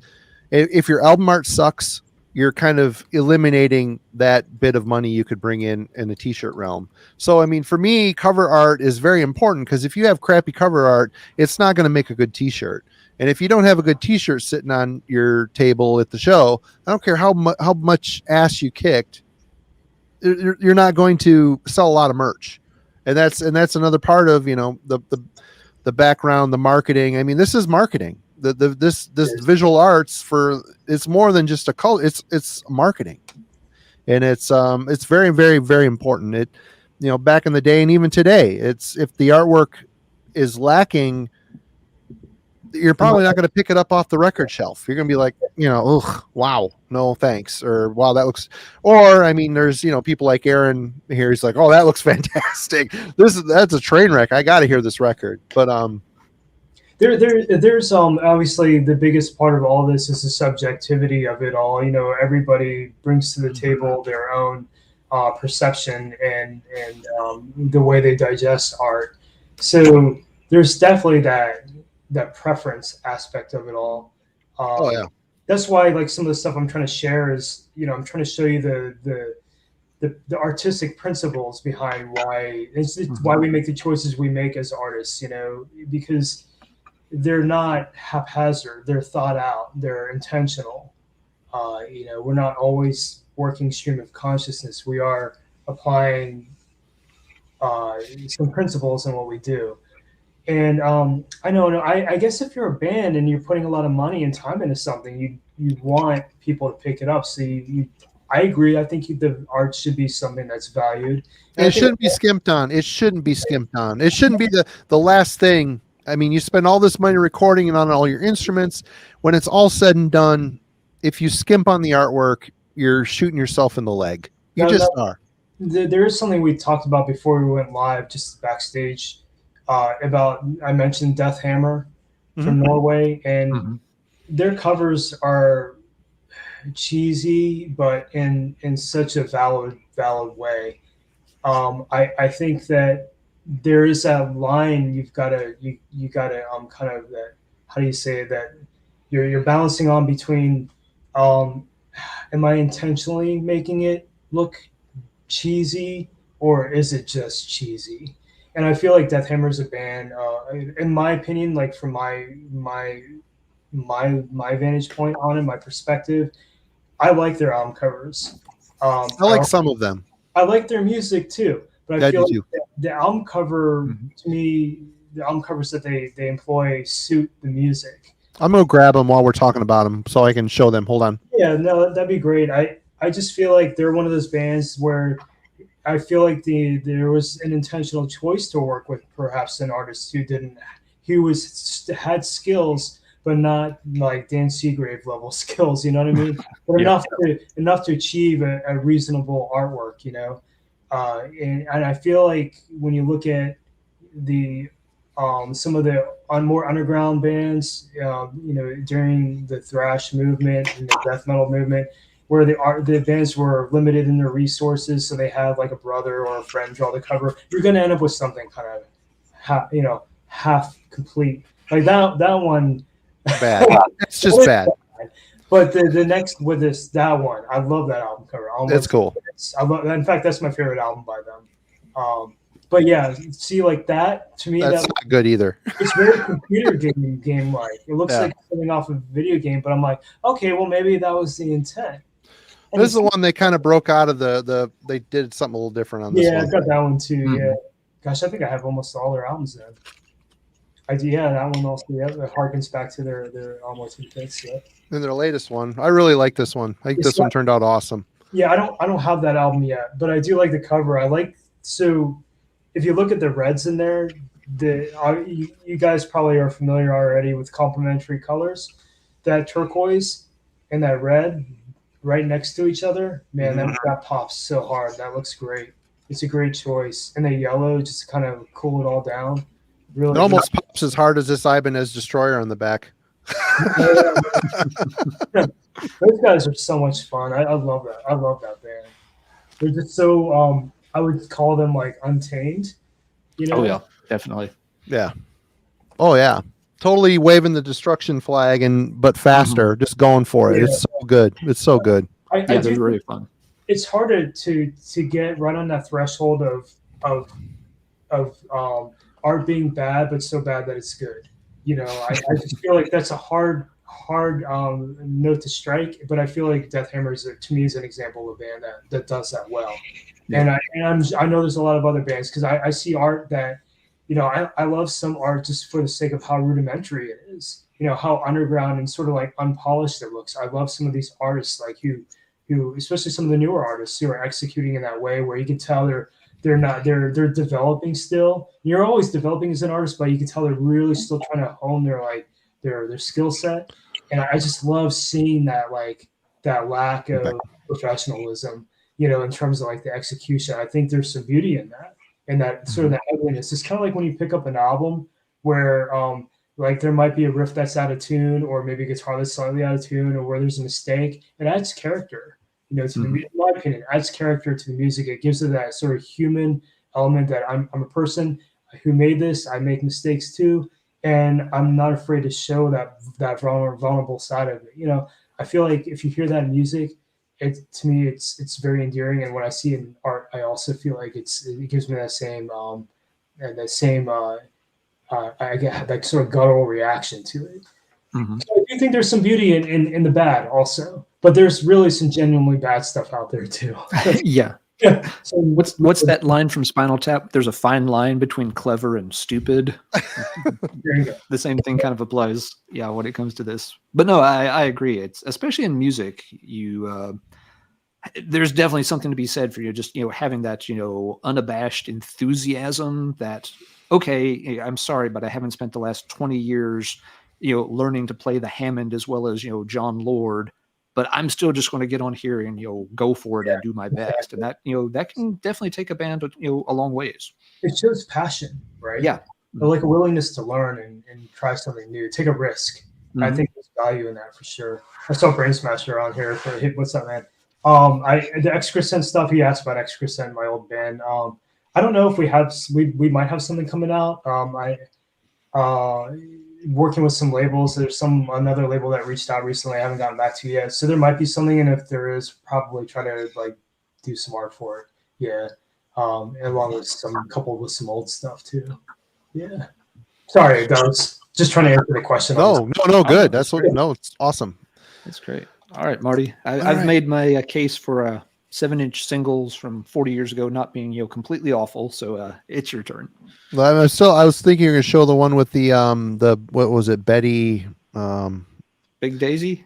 Big Daisy. I thought that was the one. I thought that was coming up. Is that coming up later? Maybe. No. I've made my case. Okay. Next one for me is another big one from the teen years. I looked at these album covers with fascination. Oh hell yeah, man! I see that. The artist is Philip Lavera. Mm-hmm. I mean, obviously, a very iconic, full emotion picture here. I like this photo. I like the color scheme. I like how the clouds are coming down, bringing the eye to the center. I'm sorry, it's all backwards. The center figure, the central figure. But my favorite of the bunch is this. My God, this thing is it's just it's a single for the Behind the Mirror single. It's just a simple smack dab in the middle, but just the detail, the wrinkles in the face, the logo carved into the skull or to the forehead. Oh, I've always loved it. And this one equally, there's just something about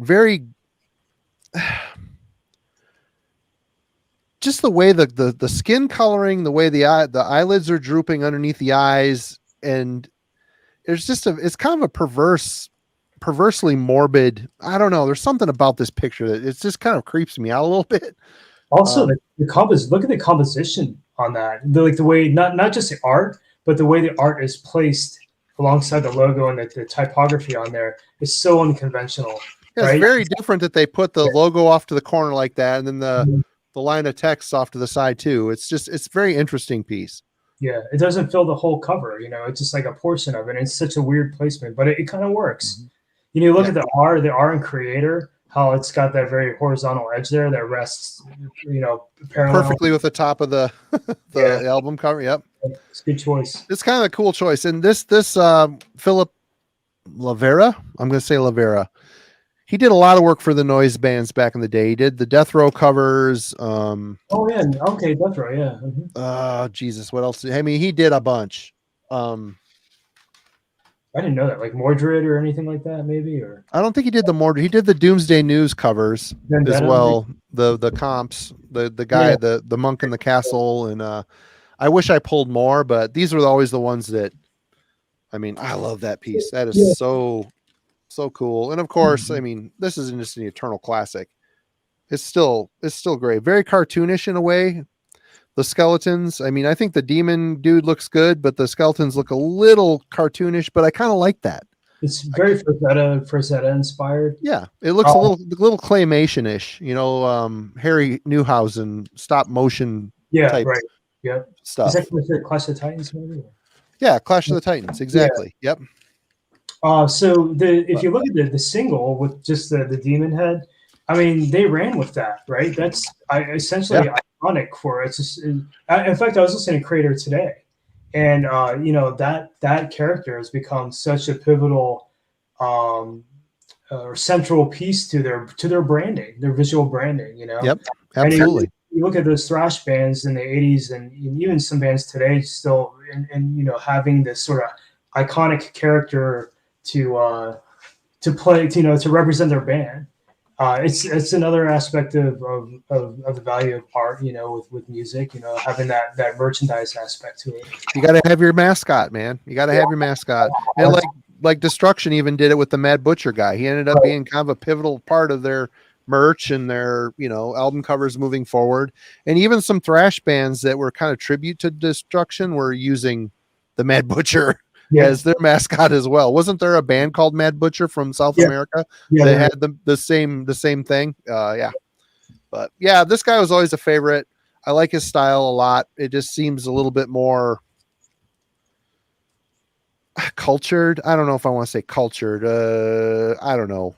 If More DOA, fantasy, kind of fantasy, you know, the Frazetta type of fantasy-esque painting. A little bit. Anyway, Mhm. what were you gonna say, DOA, Mark? oh yeah, DOA magazine used to be at Sounds of Death, you know. Mhm. They did I have it somewhere, an extensive interview with the artist and featured some additional pieces that he had worked on. It's pretty cool. Oh, He did wow. the painting and everything for the issue. Wow, that's really cool. Yeah. Yeah. All right, you are up, Mark. All right, bear with me a second. I'm just gonna grab my notes here. This next one, this is an artist that was a huge inspiration to me when I was a teenager getting into underground music. It's Steve Somers. He played bass in this band. I don't know. Okay. Are you guys familiar with Phantasm from Wisconsin? I've seen that stuff. I've never heard them. I've Yeah, I've seen heard the the name name, but- around. Yeah, I they're don't know anything about they're them. pretty groundbreaking in the underground scene. They were in a lot of featured in a lot of fanzines. Their music was very much horror inspired, but they just didn't sound like any other band in my opinion. They're very very good. Always had like a really elaborate production on their demos. But Steve Somers was their bass player, and what I thought was cool is the inlay. He did an illustration for each of the songs. So you get the lyrics with Steve's artwork coupled up next to the lyrics, and this is just like a photocopy J card. But like this, like for example, this piece like that kind of taught me. Well, I remember working on something, and I was trying to draw like a stone background, and so I referenced this. This is only the only thing I had to inform me of like, well, how do I draw a stone background? So you know, this guy's art like made a big impact on me. He was very much inspired by Bernie Wrightson. He was a comic artist. He did the Swamp Thing and a couple other titles. Oh, yeah. And here's another Phantasm one. So Steve went on to go to art school, and I don't know what he's doing now, but I was never in touch with Steve. I was in touch with Tony and Scott in the band, but I mean it's hard to see because it's kind of blurry here. But again, it's their second demo filled with illustrations. Very cool. And this is something I mean I should probably do at some point, right? With a cassette release. I think it'd be fun. So what's cool also is that a lot of stuff that he did, 7-inch cover. Nice. So the beauty of having all that extra artwork is, some of it would translate to merch. So here's like one of the old Phantasm shirts with Steve's artwork on it. Oh yeah, awesome. And, also on See, the back- that's a band thinking, man. They're thinking with dollar signs, and they got a killer artist. They Yeah. adorn his art in their one cassette release. They could have 5 or 6 different shirt releases for their shows. oh You yeah, know, that's Yeah. fucking brilliant. Yeah, and so Steve didn't do much beyond Phantasm. The only other thing I have by him was another was I think they're Wisconsin based also is Mortal Dread, which this demo absolutely kicks ass.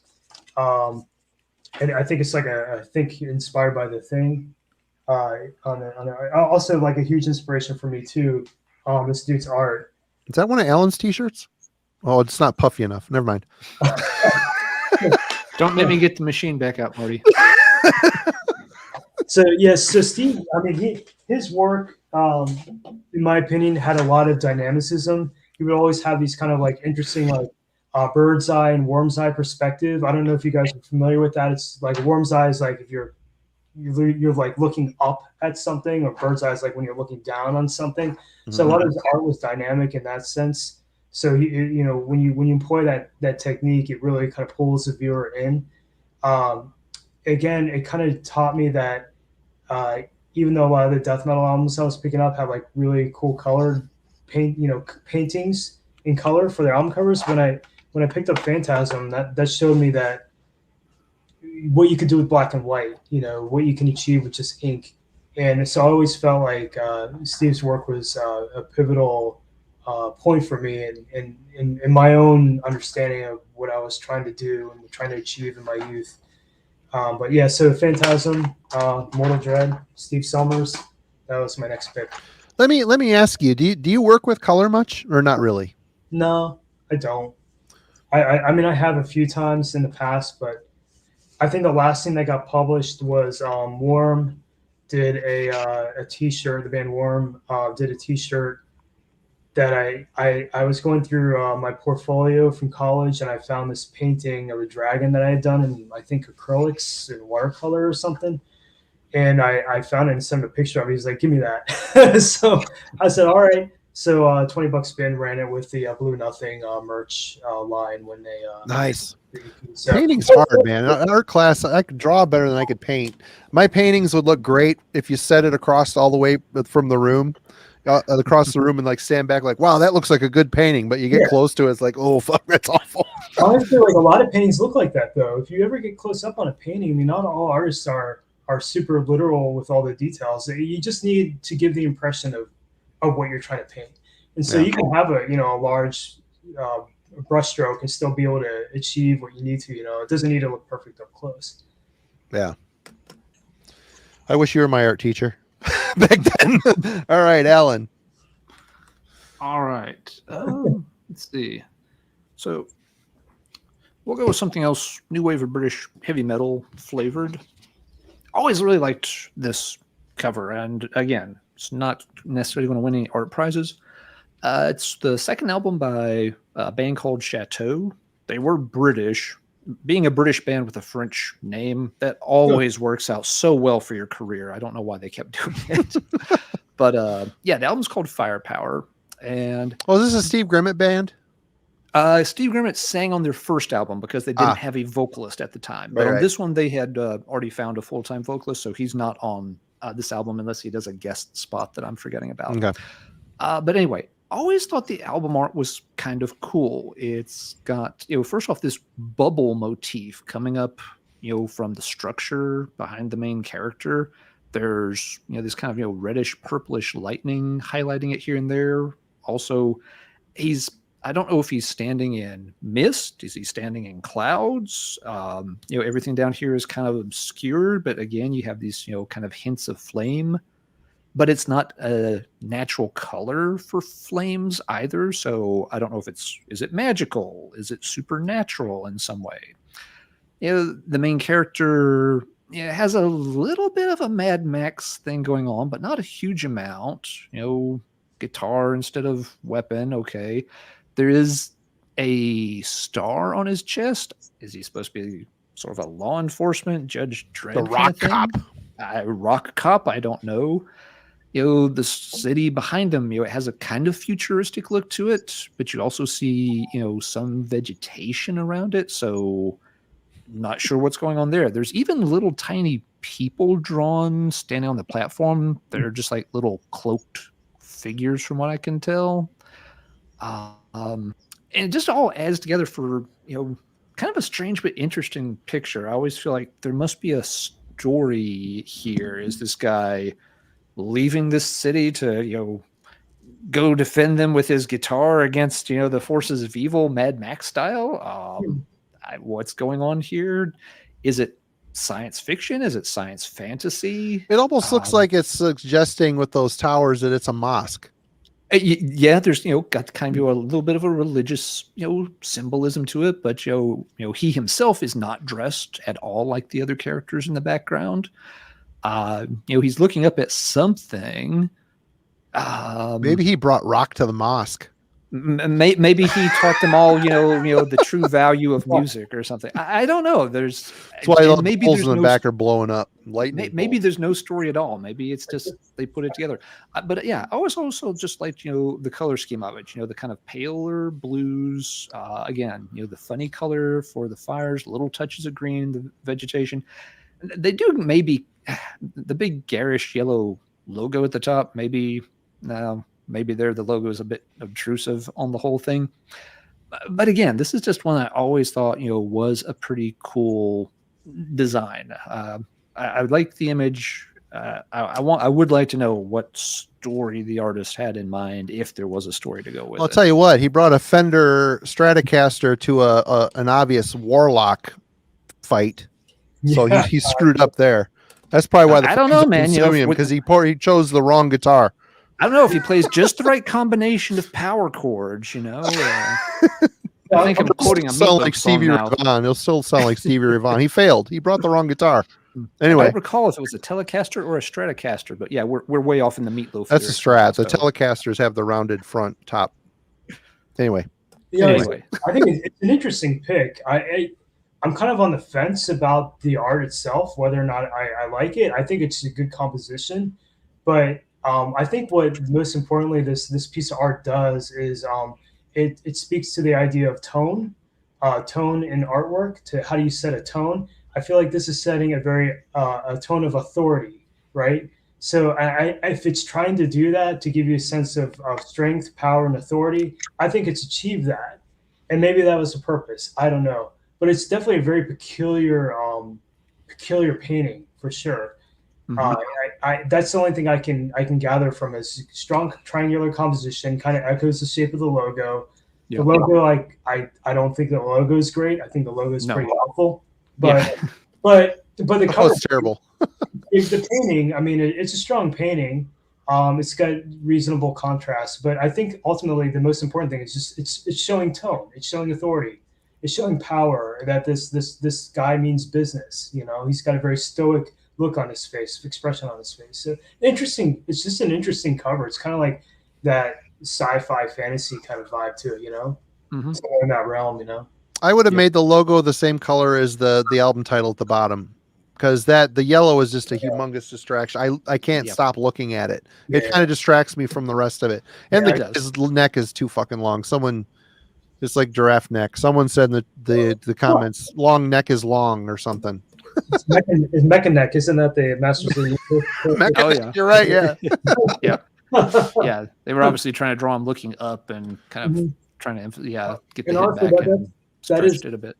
That is a tough perspective to do. That is very challenging to draw the chin, the foreshortening there. I mean, it's very challenging. So I get it. Like that is a tough one to manage. the chin looks pretty good on the dude. I mean, the chin, the face, it looks like he got that kind of nailed. You know. Yeah, I get what you're saying with the neck. It is a little bit elongated, but I can understand. Like that's definitely an easy trap to fall into as an artist for sure. Having that mistake or mishap. Yep. But just one that I've always liked, and as you'll see with some of the others tonight, I do tend to like some of these that the science fiction fantasy that you can't quite figure out what the story is, but you feel like there has to be something, that you're seeing a scene from something, and I always want to know what the rest of the movie is that goes with it. Sorry, I'm laughing at the comments. Oh, quite all right. I'll catch up on the comments while you show your next one, Mark. Oh man. Great. Mark mentioned, drawing stone and stuff. So I'm gonna do a little. I hate to be self-promoting, but I do want to talk about the artist we use a lot. He's done a lot of work for Binary Recordings. His name is Nate Burns. Oh yeah, I'm familiar with it. Revolting Worship is his company. He's a tattoo artist. Someplace in Ohio. Yeah, he's super talented dude. Yeah, he's awesome. He's really our good. first 7-inch. Absolutely love the piece he did here. I mean, it's very reminiscent of Mark's stuff. I think Nate's got a little bit more of a cartoonish eye. I think Mark's stuff is a little bit more anatomically correct. But no, not necessarily. I think Nate has a very distinct style. I think very distinct. Well, being he's a tattoo artist. You mentioned that, and usually tattoo artists will have a pretty strong outline on their piece. So, and this doesn't look like to me like I wouldn't have guessed this is Nate's work. Looking at this one in particular, but generally his style is very much outlined, and then you go in with some of the textures and stuff. But it's very outline heavy. It kind of reminds me of oh gosh, what is his name? Leaves me right now. But anyhow, go ahead. I don't want to interrupt. No, that's okay. And the next album too is like a continuation on the theme. This is the Throne Room. Death is walking down the hallway on this. This is our debut album, Into Lifeless Shrines.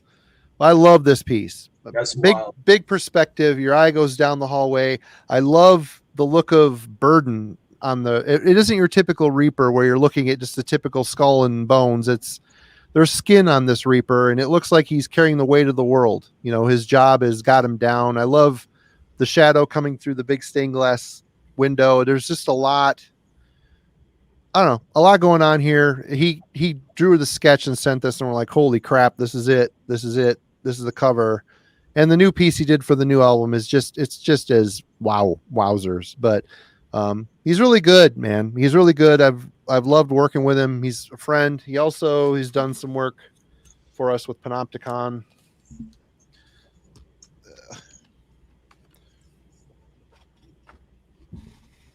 Oh wow, damn, that's damn impressive. Very, very, very cool. That's a lot of work right there, man. I can tell you that took a while. That's a lot of work. Yeah. Right there. And he's really quick, and he's so good. And he's just a super, super nice dude. He did the gatefold too. Oh shit, man, dude, that's cool. Did he do because it's pen and ink, but it looks like maybe some ink wash or something? Yeah, I have no idea. No idea. It's a little bit different because I don't know that I've seen him do too much of the ink wash stuff. So it's cool to see some of like the more particularly. Yep. So definitely, if you guys are also looking, look up Mark, look up Nate Burns. They're both super amazingly talented pen and ink artists and awesome. Revolting worship, right? Revolting worship. Yeah. His stuff's really good. His tattoo stuff's amazing too. Yeah, absolutely. Yeah, he's Jim, who's on the Wednesday night album club. He went down and had Nate do a piece on a Baphomet on his leg. Oh, cool. To cover up an old band logo that he didn't like. So he had Nate do. It's just a huge piece. He does all the detail in his pieces. He does in tattooing as well. So yeah. I mean, I just wanted to show off Nate's work. He does a great job. His work reminds me of the other artist I was thinking of. I lost a minute ago. Josh McClare. Very similar, kind of similar styles in a way because they're both tattoo artists. I think he's East Coast based. Anyhow, Nate's stuff is amazing. I'm glad you shared those. Those are very, very good illustrations. I wish I could show the cover, but I'm having a hard time sharing stuff off my computer for some reason. Anyway, it'll be soon enough. The cover will be shown here very soon, but not tonight. Anyway, you're back, Mark. All right. So let's see. All right. I was never in touch with this artist, but I was in touch with one of his bandmates back in the day. So my next choice is you guys are probably familiar with this one. I'm not like really huge into the band per se, but I've always admired their aesthetic. Oh yeah, I've got that record too. Yep. Yeah. So Phil Hampson, I think he's a guitarist in Nuclear Death. He also did a lot of the artwork for their releases, and I always found his stuff to be just highly disturbing. Very, and almost childlike in a way. In a sense, and it's weird because he's got like these infants in here, and like one's on a swing. There's a bat. There's a giant spider with like a skull face and long hair, and then there's a nun. What is she doing? Like eating a baby's head. And he also did stuff for outside of Nuclear Death. He did like Agoraphobia's demo, cover art. It's hard to see. Another they were from Arizona also. Execration was one of the bands there from Arizona that I guess Nuclear Death was close with. It's probably one of my favorite demos. Execration. It's hard to see on here, but I would see his artwork a lot in some underground magazines. So I pulled one aside just to share like one of his crazy ass drawings. So I would see his stuff, floating around the underground scene. And just on the Nuclear Death stuff, never was in touch with him, but I always kind of admired his work from a distance. Nuclear Death in general, even like being in touch with Lori, like they're pretty extreme, like in terms of. I saw them once in Michigan with Deceased at the first ever Michigan Death Fest. They were crushing. They were crushing. Yeah, she had like a Tupperware bowl, and she's like, "Women bleed," and she was dipping a maxi pad in fake blood and throwing it into the crowd, and everybody's trying to jump up and catch it. And I'm just like, I'm not catching that.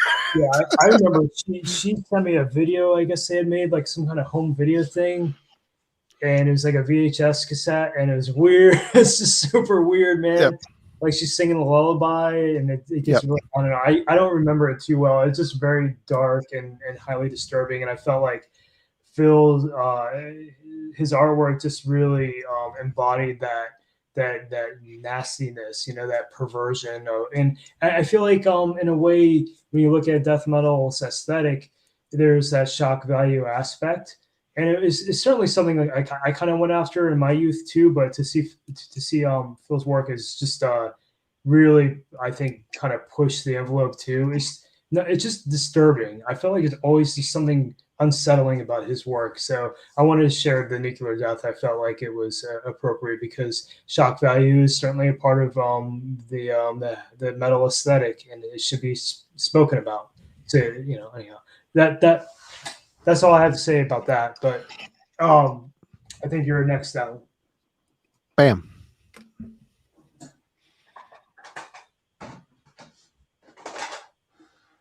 Lost your audio. Your There you go. Yep, I had muted for a second. Thanks.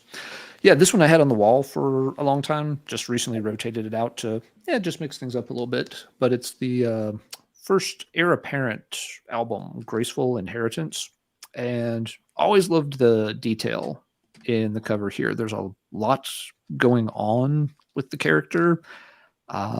There's some duality back and forth between the two halves of it.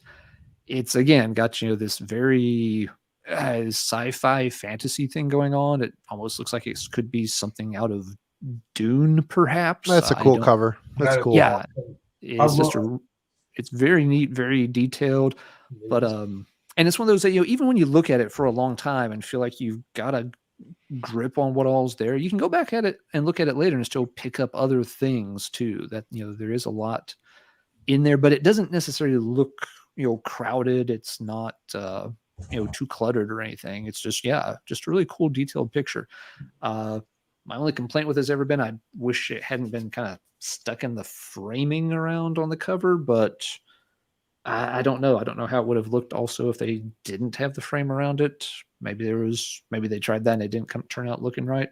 The artist was Mark Riddick, who's done a bunch of different metal covers back in the 80s. I actually have another one of his I'll show here in a little bit. I didn't realize they were by the same artist until I was looking stuff up for the show. That's impressive. So my hunch is that the reason why they didn't do the full bleed on the art is because the actual canvas size was not 12 by 12 or square shaped. It's more like a rectangle, and so they're afraid they'll lose some of the art. Okay. If you look at the very top, there's a Reaper type thing, a scythe coming through. If we consider a bleed is when the print, when an album cover prints, it needs to have at least a 1/4 inch bleed margin around. It gets cut. Yeah. It gets cut. You know what I'm talking about, Mark. You deal with printing. Mm-hmm. So that scythe, for example, would have been cut, which is to me kind of an important part of the composition there. So that's probably why they ended up framing it. But what I love about this piece, I've never seen this album or never heard of this band, but and I don't think I've ever seen this artist's work. But what I'm loving about it is the texture. Look how many different kinds of texture you're seeing in there. Mm-hmm. You're seeing some microchip looking thing. You're seeing a leopard print. You're seeing snake scales. You're seeing mechanical biomech stuff. You're seeing flesh. You're seeing detail on a cloak. It's just insane. I love that. I love that the artist has kept the black and white to keep it all uniform, because that is a lot of texture to manage in a piece. And I feel like just by virtue of it being black and white, it helps kind of keep all that under control, Mm-hmm. Yep. Yeah. Musically, if you haven't heard of them, Mark, they're very much working in the Queensryche style. Oh, yeah. Okay. They were another band from the Northwest. Okay. Yep. Yeah, and they do it pretty well. The album, like a lot of albums, it probably could have used a little more editing. They crammed everything they could onto it, but they had a second album on Metal Blade, little different style, but still, they're still a very good band in that kind of slightly more polished traditional metal style. All right. It kind of reminds me of I don't know if you heard of Rob Leacock. He did I think Human Remains, their 7-inch EP. It kind of reminds me of that dude's style. Wait, what's his name? Leavecock? I think it was Rob Leacock or something like Leacock. that. Because I say we got Moorcock and Leavecock. I mean, So much cock, man. Who's the guy that's like got the cock? My name is Got Cock. There's more cock, leave cock, and got cock. It's a happy accident. Right there. Sorry. Well, on that note, I'm just going to pass it on over to you, Marty. Sorry. Here's another recent piece. We put this record out a year or two ago, a couple years ago. Tavers Uver. Oh, that's beautiful. Yep. Tanner Anderson from Obsequii drew this. I don't know if he wanted to be credited, but I'm saying it because I think it's an awesome piece. He's a very, very, not only is a very talented musician, he's a very talented artist. I mean, look at that piece. It's so. I didn't know he was an artist. That's amazing. Yeah, he is amazing. He's a very, very, very, very amazing. But I don't think he wanted to be credited. I don't know why. It doesn't matter. But I think it's just pencil. Yeah, I was gonna say it looks like pencil. So this is one of your releases, Marty, that you put out through Binary. Yep. Dude, I love that you spent the money on the foil stamp, dude. Oh yeah. They're nice. from Minneapolis, black metal band. Really, really good stuff. Dude, is that a metallic gold on the back too? No, we didn't do the metallic on this. Is just it's a Pantone on the back. Oh, okay. That looks really We cheaped out. We just did the foil on the front. Okay. They were afraid really that the super small we Yeah. were supposed to do foil on all the frames, but the plant was afraid that all the small detail in the frames would not work with the foils. So yeah, I was just curious because usually, when it sits on the press, it's flat like that and then gets folded and glued. So you're usually trying to maximize your use of the foil stamp, since you're doing a one hit.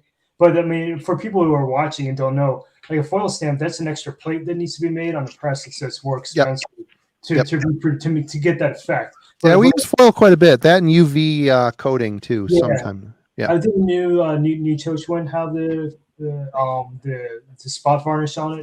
The spot gloss. Yep. UV spot gloss. I love that you had the CD come with it. By the way, this does too. We're starting to do that with all the newer releases, or they all come with a CD. I love that. I don't spin vinyl that often, so I hate digital. So if I can get the CD, I mean, I have the new Chochun. I never even spun the vinyl. Yeah, I just got it for the CD. So that's cool, man. That you do that. I like that. Well, we're trying to, get it so people get this, they get the record, they get the CD, and they get a download code. They get all three mediums other than cassette. And still, people still complain they wish they had the CD. So I don't know. You can't make everybody happy. And Ben, he didn't want to be credited. Yeah, I'm sorry, Tanner, if you're watching this, I outed you. But man, your shit's amazing, and I love you, brother. But he's a great artist. He should be definitely praised for his work. Very awesome. I saw that on Bandcamp, and I paused just to look at that cover. Yeah, I didn't even press play yet. I just looked to admire how freaking awesome that cover was. I had no idea that who did it. I did not know that. And it looks like I think Brain Smasher mentioned he did something for Arcane Archivist as well. Which I did not know that either. But I have that issue. I didn't realize he did that. Yeah, that's cool. Very, very impressive. So a more recent release. We haven't even gotten to some of the classics yet. I have some sitting in the pile here. We'll get there. All right. Oops, Mark. Yeah, I've been going chronologically with mine. I saw Ryan. I think it was Ryan mentioned something about Steve-O from Impetigo. I used to write to him, and I've got one of his originals here. Nice. Drawn up version of the demo cover, but I always admired Steve-O's work too. I didn't pick any of his for this video, but it's definitely worth mentioning. Steve-O, he has some really cool pen and ink stuff. Let me see what I have next here. So this guy, I think everybody knows this artist. Tanner's, I'm sorry to interrupt you. Tanner's Instagram is @votive_candles. That's his Instagram for his artwork. I'm gonna check that out. Okay. Thank you for that. Sorry to interrupt you. Okay, go ahead. Cool, man. I want that info so I can go check out more of his stuff. Everybody knows Necrolord. Christian Whalen, he used to play in a band too, and I'm gonna share some of his stuff. This isn't my pick, but Christian Whalen, I mean, he's done so much stuff. I've got 1, 2, 3 records here. Yeah, like Necrophobic, all that stuff, right? Yep. So the one I picked, I don't have the original. I'm kind of jealous because I think Ken's Death Metal Crypt has the original. But I have a repress. It came out maybe a couple of years ago on a cassette. but it's grotesque. Grotesque. Yep. Yeah. Christian's original band before he joined Liars and Wait. Mhm. And I always appreciated this art. I think I remember seeing it floating around in the underground scene and seeing it in like fanzines, and also I think was it Mortician Numbskull? I think Mortician magazine from Sweden. I think published a couple of his drawings back in the day. But this is a little bit different because Christian's really known for his color work, his painting, which are very elaborate, Very much scene setter, atmospheric, monochromatic pieces. You know, a lot of depth. it definitely. This is one of his black and white ink illustrations, and so I always kind of love that that piece, and I wanted to share like why I think it works well. Again, it's something I kind of try to loosely sketch out, but what I think really this has a lot going for it in terms of composition. One, you have the symbol of the cross, which is already like a very familiar graphic element, but this is a really straightforward composition. This is a V, essentially like an upside down triangle, right? And then of course you got the cross kind of coming right down the middle of it, so you get it almost looks like a rune, right? Yep.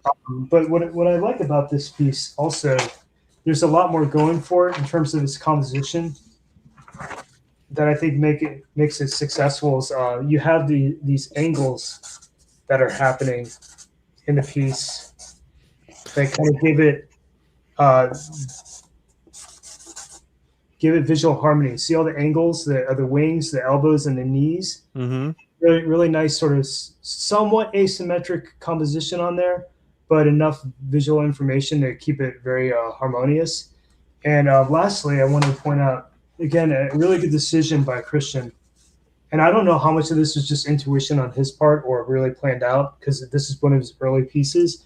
But I think there's like a sort of a something you see in a lot of medieval illustrations. There's like a demon with a creature's face on the belly, and so he's got this creature's face on the belly with a circle. You know, it's a circle. The mouth is open, but he's echoed that circle here. And look at this great choice, anchoring it down here with the larger circle with the shape of the tail. So It's kind of like the BOC logo. You've got all the things going for it, right? Yep. That really makes such a strong visual impact. And what's great about something like this too, this cover, going back to Marty, some of the points you're making earlier about the utilitarian aspect of it. You know, you get not only a cover art, but then this is a floating standalone illustration. It's not trapped in a square. It's perfect for a T-shirt, right? Perfect for a T-shirt. Yep. Yeah, it has a dual use. So I think that that's a smart choice, you know, and obviously the artist being in the band doesn't hurt. But that's one of my it's a piece that I admired. I always admired Christian's artwork, you know, under the Necrolord moniker, but his paintings, you know, you can't miss them. They're all over the place. But I wanted to point out the strength of his ink work too, because he rarely would work in that medium, you know. But being a black and white artist myself, that one always kind of felt right to me. Right.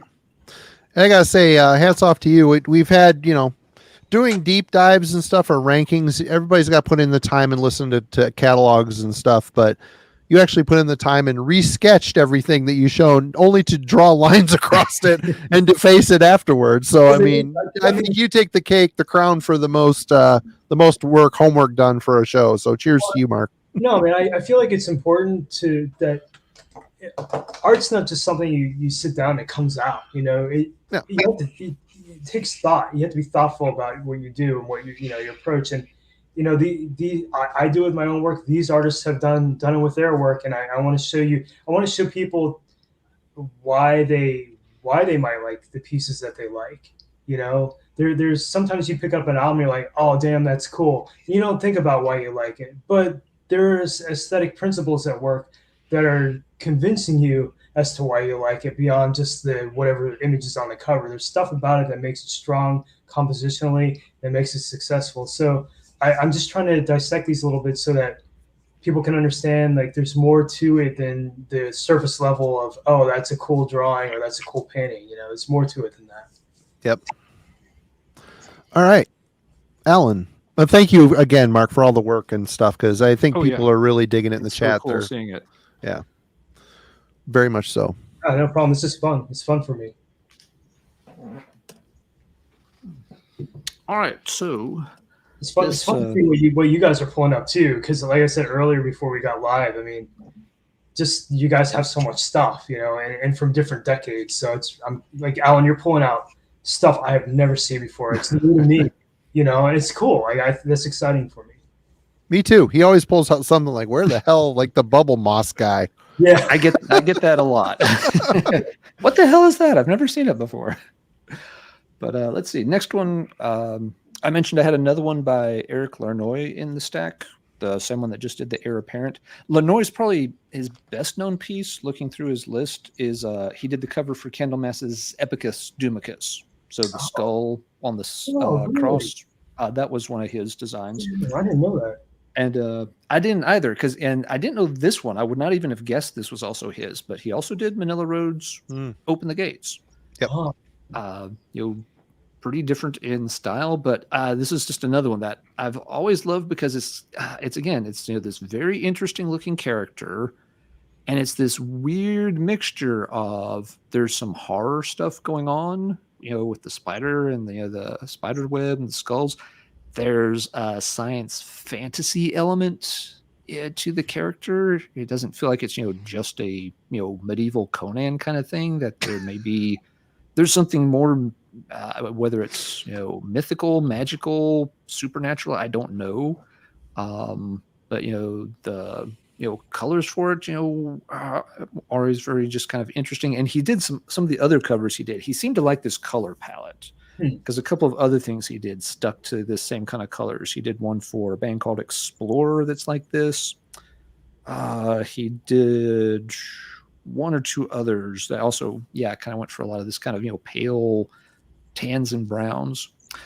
But, Manila Road sometimes had good cover art, but sometimes really didn't. Sometimes Crystal Logic is not a great fucking cover. It's really, no, it's not. The perspective is all wrong, and it's not good. Yeah, the original, the one that comes after this, Mask of the Red Death. Mystification. Mystification. The original for that's not very good, but then, the Deluge did have really cool cover art. Yeah. But regardless, just, everything about this one. This is another one that, is telling a story. This is a scene from something has gone on. He looks tired. Is he, holding himself up on the branch? Is he surveying what he has about to do, or trying to reflect on what just went wrong? I don't know. If his hair was white, he'd look like that Drizzt the dark elf character from Salvatore. Yeah. Again, there's definitely sort of a D&D fantasy kind of thing going on here. You're exactly right, Marty. So this was one I pulled because I've always liked this. It's my favorite Manila Road album cover. But I didn't really know until today that it was the same artist that did the Heir Apparent cover. That's cool. So I actually really like this piece. I've seen it before, but I've never looked at it closely like this. It kind of, are you guys familiar with Axel Herman? I think he's a German artist. He did like Samael. Blood Ritual. Great cover. Yeah, Asterix. So the texture in that reminds me of Axel Herman's work, in a way. Obviously Axel Herman came later, but I can see that sort of maybe he used this artist as a reference point. My only complaint about this cover, it's got a great diagonal composition. My only complaint is that the Manila Road logo, why choose red when they could have gone with like a turquoise? Because that turquoise would pop against that tan tone, and you got like a little bit of turquoise bluish in the central region of the character's like abdomen area, and then some of the other blues kind of, at least it appears blue on the screen, is kind of spread around in some of the murk and whatnot and other aspects of the cover. So I don't know why they choose the orangish red for the logo. Can I answer this for you, Mark? Yeah, go for it, man. Turquoise is not metal. Come on, man. I didn't need to go to art school for that. I got that education on the fucking streets. That's right, dude. No, you're right, Mark. The red does blend in a little bit too much with the background color there. It doesn't stand out. You can't read the logo as easy as you'd want to, but it doesn't blend in enough that it becomes part of the art either. It's just a weird choice because I don't see that color really prominent in maybe in the bottom right corner. There's some of that fog that has that tone in it.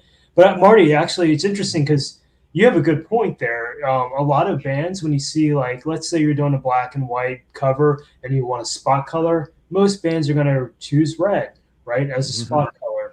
And you see that all over, like, the underground scene, when, your printing capabilities are more limited. And maybe you're onto something.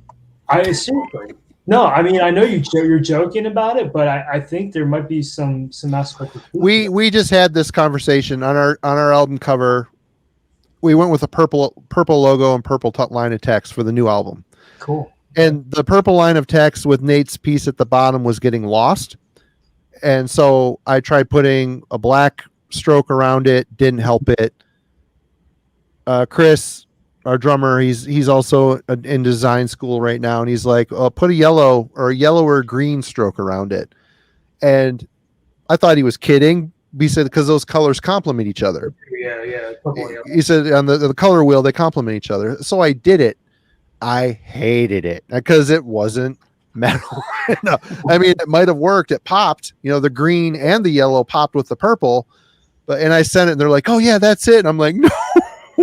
I said, no, this turns my heathen guts. This color, it might complement each other, but it's not happening. But we figured it out. It's all fixed, but it's just little things like that. Yeah, it might work, but on a metal record, I said, if there was other colors, if it wasn't such a monochromatic image and there was yellows in the composition in the piece, then yeah, I would have no problem with it. But it's a black and white ink drawing. There's just that yellow on there just looked like my eye went right to it. There's something about colors and flow and composition, all of it matters, people. It does. It completely fucking matters. And one little thing like that, it draws your eye to it. Like that logo. I mean, that's the first thing you notice probably, Mark, looking at that. Why didn't they, you went right to that? Or even look into the logo of the Chateau album cover. I mean, yeah, that was awful. Yeah, you could be blind people can spot that one. Yeah, it's interesting that you mentioned that because the color certainly plays a role for sure.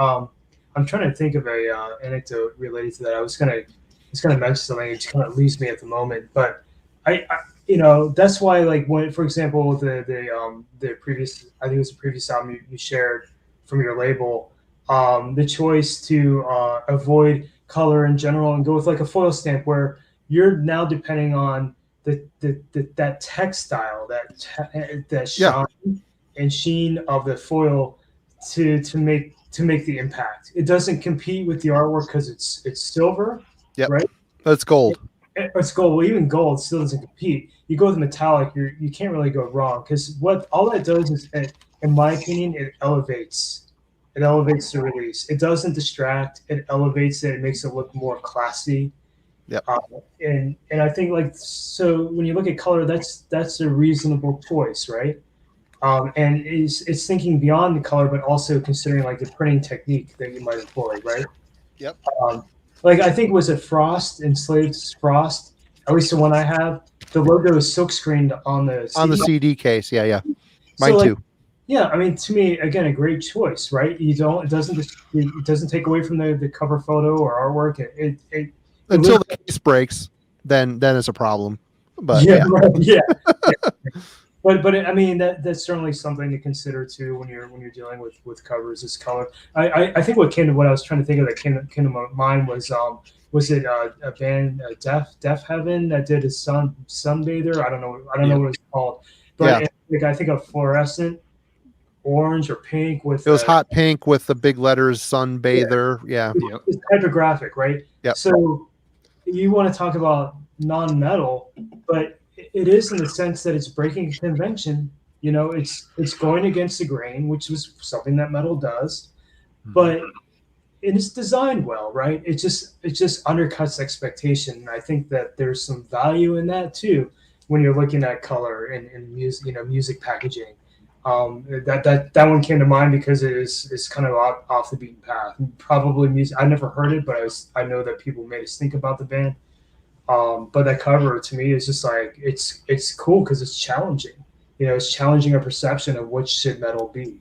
And I think that's a conversation piece, and it's important to sometimes let your art be a conversation. You know. Yep. It's risky, but metal takes risks sometimes. So. Hey, please tell me before we move on that you are familiar with Manila Road.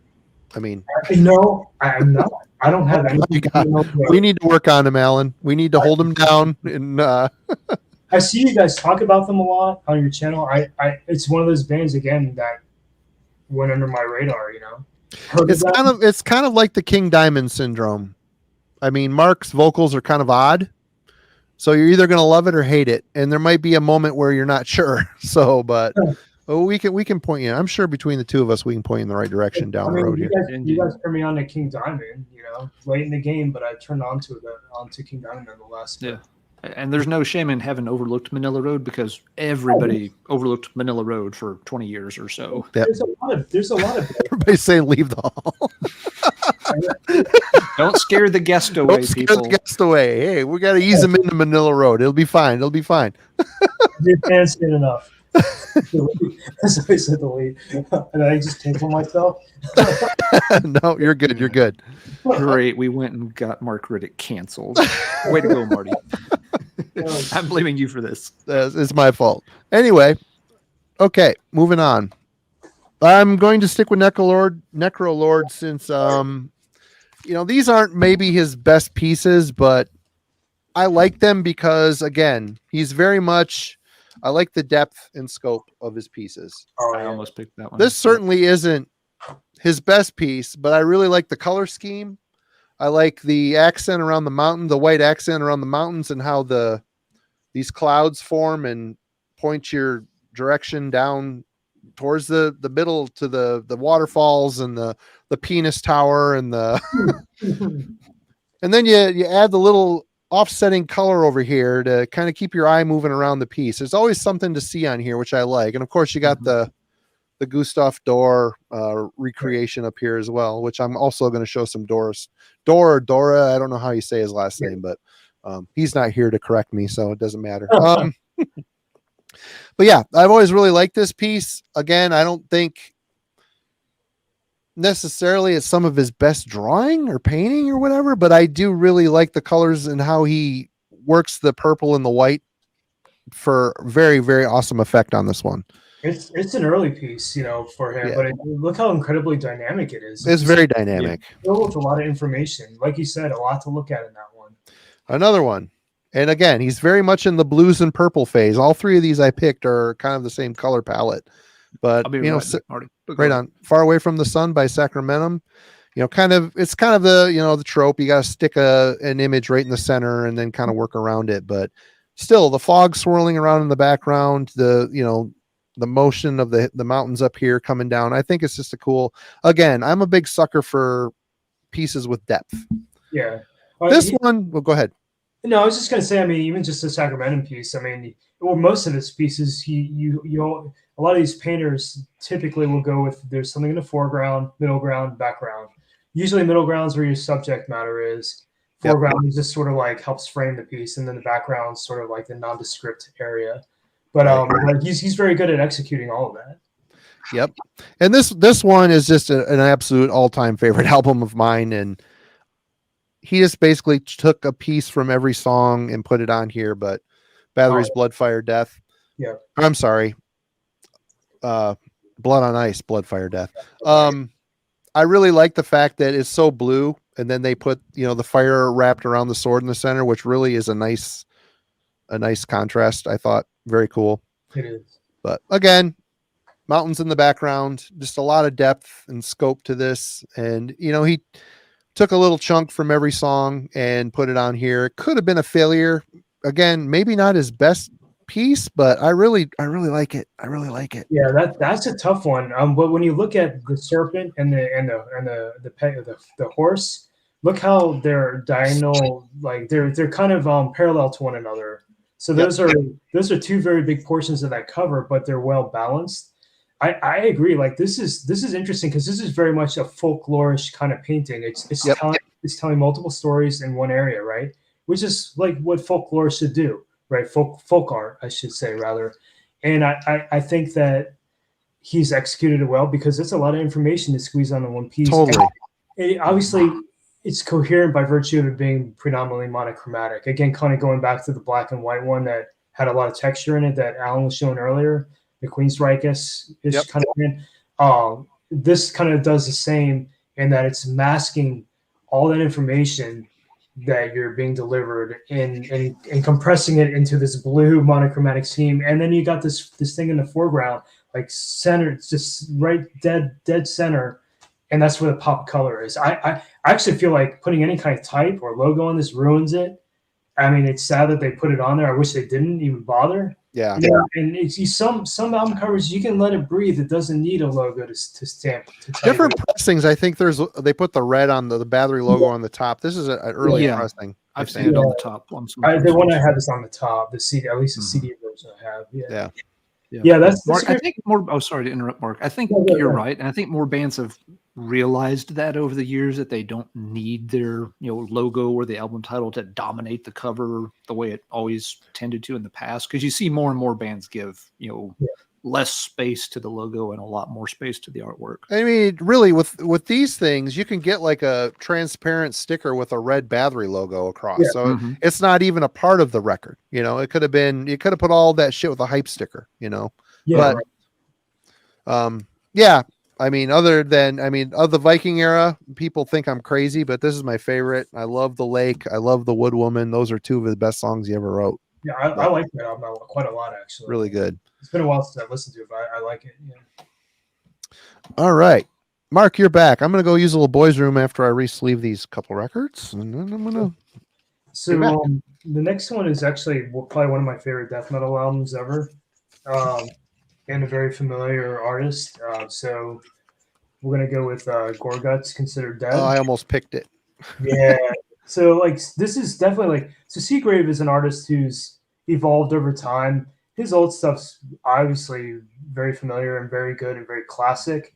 But I mean, obviously, like any other artist, he grows and develops in his craft, and his stuff now is more painterly, I would say. This is a little bit more leaning on the illustrated side, and obviously still painted. I think he was using gouache paints to achieve this.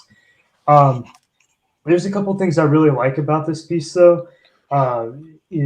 Just showing these hidden passages back. I'm trying to figure out how to do this with the camera. Everything's backward. Did they these little dark passages in the back really invoke a sense of mystique and mystery, which I think is cool. Kind of gives it like sort of this really creepy kind of feeling. And I know this is not. I'm in black and white and grayscale, but the purple on this, I think purple is actually quite a good choice for a metal cover, in my opinion. If you look at cartoons, for example, or a villain in any kind of scenario, usually they're depicted in purples or cooler. So there's something kind of etched in, I think, in our minds that associate purple with evil or darkness, and I feel like it's utilized really well in this cover. There's also a ton of attention to detail in this with the hourglasses at the base of each column with the red sand in it, or it could be blood. All the dead leaves kind of pushing your eye up into the main center point, the focal point, as well as you can't really see it on here because my camera's not, it's kind of blurry, but there's actually some corpses underneath the water they kind of see through the water, which I think is really cool. More importantly, I just speak in terms of composition. I wanted to point out on here, I did another sketch. What really works about this, obviously you have this frame, right? The archway to kind of frame it all in. But what Dan's done here is he's created an X shape right through the middle. So your eye goes straight to the sepulcher there. Yep. And I think that's such a strong choice. It's very dynamic. And then he's got these archways to kind of ground it all. And he's got this little creature kind of poking through the side there, which I think is really cool. It's like a unique touch. Kind of gives it sort of an ominous, otherworldly kind of feeling. A couple other notes I had on here. Let's see. Yeah, I was just mentioning that the colors have sort of give it a haunting atmosphere, and I think that's important with metal, metal covers. There's also a lot of like attention to detail, like the vines and stuff, Mm-hmm. and just kind of giving this the archway sort of like this archaic feeling. It feels very much like you're in a crypt, and I feel like Dan's really achieved that with this cover. Um, I love this piece. Execution wise, I think he'd look at this now and feel like he could attack it much better. But this one always really resonated with me. I got to ask you this question. Every time I love that cover as well, Yeah, but looking at it, it always seemed to me like that bone monster coming seemed like an afterthought. Like he finished the piece, he looked at it and said, "Man, I need something right here." So he slapped that in there because that almost didn't need to be there if he would have built another pillar there. It would have the entombed skeleton thing would have been the focal point. I 100% agree with you on that. I think that piece would be just as successful, if not more, if that wasn't in there. All it does is, like, to me, it looks very lifeless, and that creature adds a little bit of life to it that maybe isn't necessary. Yeah. For an album called Considered Dead, it's a cool illustration, a cool piece, but totally. But also because it's white, it's that creature's kind of like a white silver tone. It's competing with the arching like dark colors of that palette. If he was more veiled in shadow, it might have been a little bit more. But because I look at that piece, my eye goes right to the skeleton monster, and I'm like, man, this looks like it looks like an afterthought when he was doing this piece. I can see how you would interpret it that way, 100%. I don't have a problem with it. Like I guess I've come to terms with it, but I do agree that it'd be more successful if it wasn't in there. Yeah. But anyway, I just want to point. I had to point out Dan Seagrave. I mean, obviously he's a staple artist for the scene. Oh yeah. But that's probably one of the even though I love everything he does, that one in particular has always kind of sat really well with me. Yeah. Mm-hmm. All right, Alan. Okay. Let's see. Next one I was going to mention. This band always had, sort of a very strong visual presence and appeal with their artwork. I picked one that I just like a lot, even though it's not the most representative of their stuff. It's Misfits, and this is just one of their 12 inches for Die Die My Darling. I always liked this particular image a lot. It owes a lot to comic book style art, and the image is actually copied from an old 50s horror comic book, which I've got pulled up over here. This is Chamber of Chills, number, I think, 19 from September 1953. Wow. I almost like it better in black and white, to be honest with you. It's interesting in both ways. Here, it's a little different because, here, she's got her hand up with the cigarette. And the color, choice, like, for the skeleton is, the kind of, green, rather than just, bone white. Yeah. So, here, no hand, no cigarette, but yeah, it works, quite well in the black and white. I like it here, that, with the wine glass, it does have, the wine coloration to it. Yeah. That you don't get that effect here, but yeah, so both work quite well. This is one of those comics that came out. This was shortly before the, there was a big panic we talk about the satanic panic of the 80s. It's happened before. It'll probably happen again. In the early and mid 50s. There was a huge outrage over this kind of stuff appearing in comic books for kids. There was literally a book written about it by some quote unquote expert psychologist. It was called something like it's Corruption of the Innocent, or Perversion of the Innocent, something like that. And it, raised this huge stink among parents that you had, these kind of horror tales. And some of these, I guess, for the time, were pretty edgy. They would have tales with necromancy, sometimes kind of hint a little bit at things like, necrophilia and such. And so a lot of these, there was a witch hunt that went on in Congress, and a lot of these companies had to tone it way down. This company, this wasn't EC Comics. EC was kind of the poster child that got targeted, but this was from Harvey Comics, and they got shut down pretty hard too. They ended up changing this over to literally stuff like Richie Rich comic books, within a year or two, because they were taking so much heat for this kind of horror stuff. But that aside, Misfits always had this strong visual presence, leaning into, they had one foot kind of in the cartoon comic book world, and they had one foot in this macabre horror stuff. It was kind of almost the splits between Jerry and Glenn's personalities in a way, but they meshed together really well as long as they could keep it together. I just always the artwork for Misfits always appealed to me a lot. I like the music a ton too, but even just things they had the iconic. Switch over to another image here. They used the mascot, like you said, Marty. You need a good mascot. They had one of the best. They had the Crimson Ghost. Yep. It was first used on their Horror Business single. I think this was from '79, and this was an old movie character. And it's funny because that's actually how I knew the character at first. When I first met someone who was into Misfits, he had a patch on his shoulder. He's like, have you ever heard this band? It's like, no, but I know that character, the Crimson Ghost. He's just like, how the hell do you know the character if you've never heard of the band? I'm like, because I've seen the movie. Huh. It was one of those old serials, back in, if folks aren't familiar with it, back early 20th century, a lot of studios would take a movie, but chop it up into chapters. And each week you could go to a movie theater and you'd see one chapter. And like each chapter usually would end on a cliffhanger. So you'd have to come back next week to see how they escaped the burning building, or did they jump out of the car before it went over the cliff, shit like that.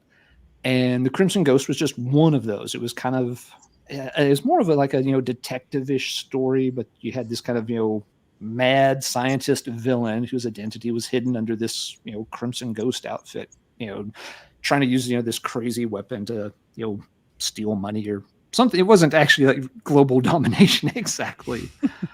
But my dad and one of his friends collected the old 16 millimeter prints of the films. Yeah. So like my early childhood was, a lot of it was spent Saturday afternoons after cartoons were over. Dad and his friends, they would set up, the old reel-to-reel film projector, put blankets up over the windows, and we would sit and watch these old 16 millimeter films. And you'd have like 4 hours of entertainment of watching the entire Crimson Ghost serial. They had a lot of them between them. They had Crimson Ghost. We watched Haunted Harbor, The Purple Monster Strikes, Nyoka, Queen of the Jungle. Just lots of different fantasy, horror, action, adventure kind of tropes. Dick Tracy had some done this way. There were a couple of Batman and Robin serials. There were a couple of Superman serials. Eventually it got to the point where Dad was trying to buy records and movies, and it just didn't work. It's just like, I've got a family to support, and I can't kind of keep juggling two hobbies at the same time. They're too expensive. And so the film collection got sold off to put money into the family. I'm pretty sure some of it also went to expanding the record collection, though. Of course. Which is quite okay. But yeah, so eventually, probably by the time I was 8 or 9, the movies had been sold off. And you would still see them maybe on VHS had also started to take over. So people were watching more and more stuff that way by then. But yeah, the Misfits art style and stuff, not saying it's, the best art ever, but it's very iconic. And it's very personal for me because, the connections with the Crimson Ghost, knowing the movies, again, having a little bit of a background in comic books and collecting when I was a kid. I've still got some of my dad's old comics, and he has 1 or 2 of these old horror issues. He was more of a cowboy kid than a horror Isn't that kid. one a Pusshead image? On the back cover, it's a Pusshead art. Yep, it sure is. Now, the front is not. I'm guessing the front was just done by Glenn. But yeah, the back is one of the Pusshead images that you see a lot of too. So yeah, they've had a very strong sense, visual appeal with the art, and it's just another thing that makes the Misfits one of my favorite bands. That's really cool. Yeah. So, sorry for so much backstory there. Oh, it's fine. The Crimson Ghost and such. That was really interesting, actually. I did not know any of that. That was fascinating. All right. Well, to continue on with Mark Seagrave, I pulled some. Good deal. Good deal. Probably my favorite. Several folks have been asking for that one in the chat. Yep. Again, I love the depth. And it looks almost like a Scandinavian forest in the background. I know it probably isn't. I think Seagrave is English, isn't he? Yes. Yeah, he lives in Canada, but he's English originally. Yeah. But again, you got the little guy in white down here, which my eye always goes to. I'm like, why did he put this in here? It is not necessary. But other than that, man, I love this piece. I love it. It's just, you can look, it seems like you're looking deep into the woods on this one. Very cool. Love, of course, the blue color scheme. Always effective. I wanted to point something out before you go on, but when you look at the, you have no idea how many times I've been asked to re-illustrate that tombstone in the on the left side there. Festering slime, yeah. Yeah, just for like bands who want to pay their respect to Entomb. But that just shows you also the power of that artist. I mean, Dan Seagrave didn't anticipate that album being a lot of the albums probably being huge successes.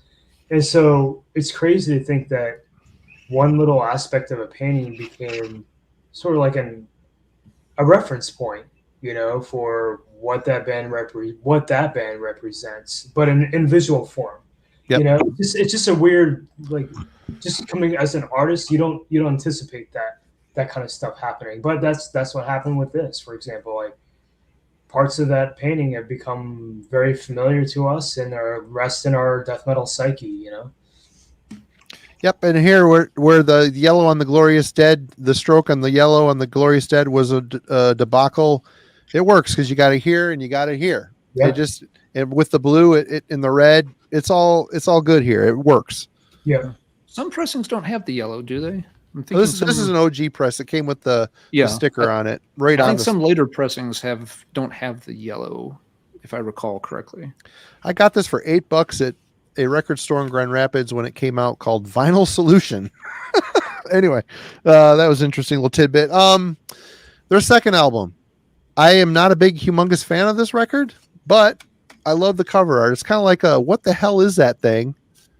But I love the detail, the swirling roots and the water and the whole damn, granted it's just an image plunked in the center, but there's so much interesting detail going around in the background. I love the big red logo over the top. I don't know. The whole thing works for me on this. Very, very, very awesome cover. Good composition. And this one was always really awesome too. Oh yeah.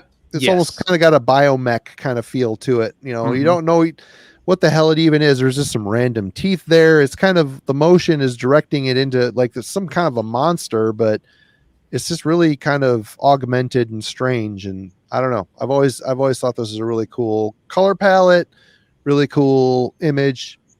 The teeth just kind of makes you wonder, what the fuck am I looking at? It looks like guts, like I'm inside something, but exactly. Very visceral, right? Yeah. Yeah, no, and that's cool. I mean, just even to speak on that, like, if you look at the texture just on that Carnage album cover, what an impact that has on, again, like, just as an artist, you can get away with so much of a feeling. Like, you can entice a feeling just with texture, like just looking at sharp edges and gnarled roots and veins. That we just have a human reaction to that. Yep. I think this painting by Seagrave is a prime example of making an impact, not only with his darks and lights there, but just the texture. It's just texture, but the shapes are really what are hitting home for us, as bystanders looking at this thing. And the composition of like that curved, your eye just kind of wanders around into the detail. It's kind of cool. It's kind of cool how he set it up. It's very well done.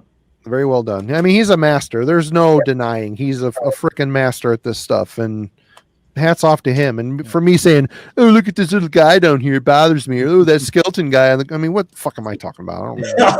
Damn, just some fucking dumbass that One thing I liked about that last one you showed though, Marty, too, a lot of Seagraves have kind of the morbid, haunting kind of look, but the last one, like you said, it can almost has like a biomech sci-fi horror. Yep. It can be looked at that way a little bit. I could see that as like something from Warhammer for one of like the creatures, from the Chaos War.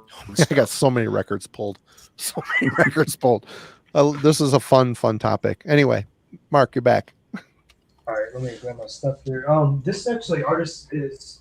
You mentioned Grand Rapids. I don't know if you're still living close to there, but this artist actually lives in Grand Rapids. Yep, I'm 2 hours exactly north. We drive down there often to go to Vertigo Records and Founders Brewery for good food and beers. Oh, well, maybe you've run into this artist before. Maybe. Vince Locke, man. He lives in Grand Rapids? Yeah. Wow. Yeah. So at least last time I was in touch with him, that's where he was living. Right on. So I picked this one. Vince obviously is very well known, Vince Locke. Yep. For his work, but this one in particular, I think, is the epitome of grotesque. Exactly, of death metal. I mean, Yeah. this is the shining star of what a death metal album cover looks like. Oh yeah. I remember being so tempted to buy. I was genuinely considering buying the original painting. Oof. He Yeah. had it actually on sale at one point for $10,000. I didn't have the money, but I was so tempted to try to save up for it, So, honey, I've got a proposition. It looked great over the couch. It just ties the room together. Over the bed in the bedroom, that'd be great. Not every room can you pull off the look of personal abattoir, but with this, I think we could make it work. I don't know if he ever sold it. He may have changed his mind about it, but at one point he had it available, right? That's cool. And $10,000, I can see somebody paying that for that particular. Oh, yeah. piece. How big is it? I don't know how big the original was. I've got actually one of his originals over here. It's pretty big. At least this is just a sketch. But I gotta say, it's kind of amazing after going to the Dali Museum in St. Petersburg, Florida. Seeing some of those, that's awesome. Seeing some of those paintings that you've been seeing in books forever, and you anticipate them to be huge, and they're like the size of a baseball card. It's like, oh my God, really? It's like bizarre seeing that perspective. But yeah, I've got a couple of things I picked up from. I mean, he's published a couple small books and stuff like that. So his stuff is very familiar. I just wanted to speak on not just the extreme nature of that album cover, because I feel like that's the one that really pushed the envelope and made us uncomfortable as fans, Oh yeah, it's that cover is effective on a lot of fronts. Oh, absolutely. Going back to talking about the Nuclear Death, Phil Hampson, shock value, Vince Locke nailed it. One of the things I wanted to mention here, and actually the composition on just looking at it from a compositional point of view, getting past sort of the shock value initially. I mean, this is really straightforward. I mean, that's the composition right there. One of the things you can do in art, I'll try to sketch this really quick just to kind of give you an idea of one of the things that we look out for as artists, especially working on an album cover. You're limited to a square format.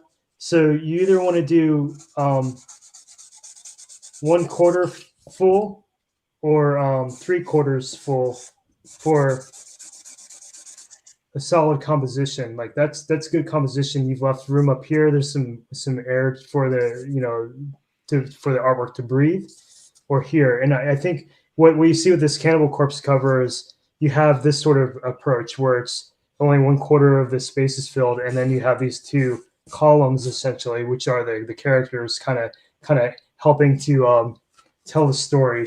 But some of the stuff about this cover I wanted to point out that make it really disturbing is if you look at the female character, her face is completely intact. Yeah, I know that's. I was going to say the top half of her is still kind of preserved, and the rest of it's just kind of it's very disturbing. She looks eaten, Yeah, exactly. And I feel like that's what that's doing is it's speaking to our empathy right? Are this is what I relate to as a human being. I relate to this living piece right here. Yep. So now I have empathy, and now I am connected to this individual. And then once you get past here, it's highly disturbing. So it feels unsettling.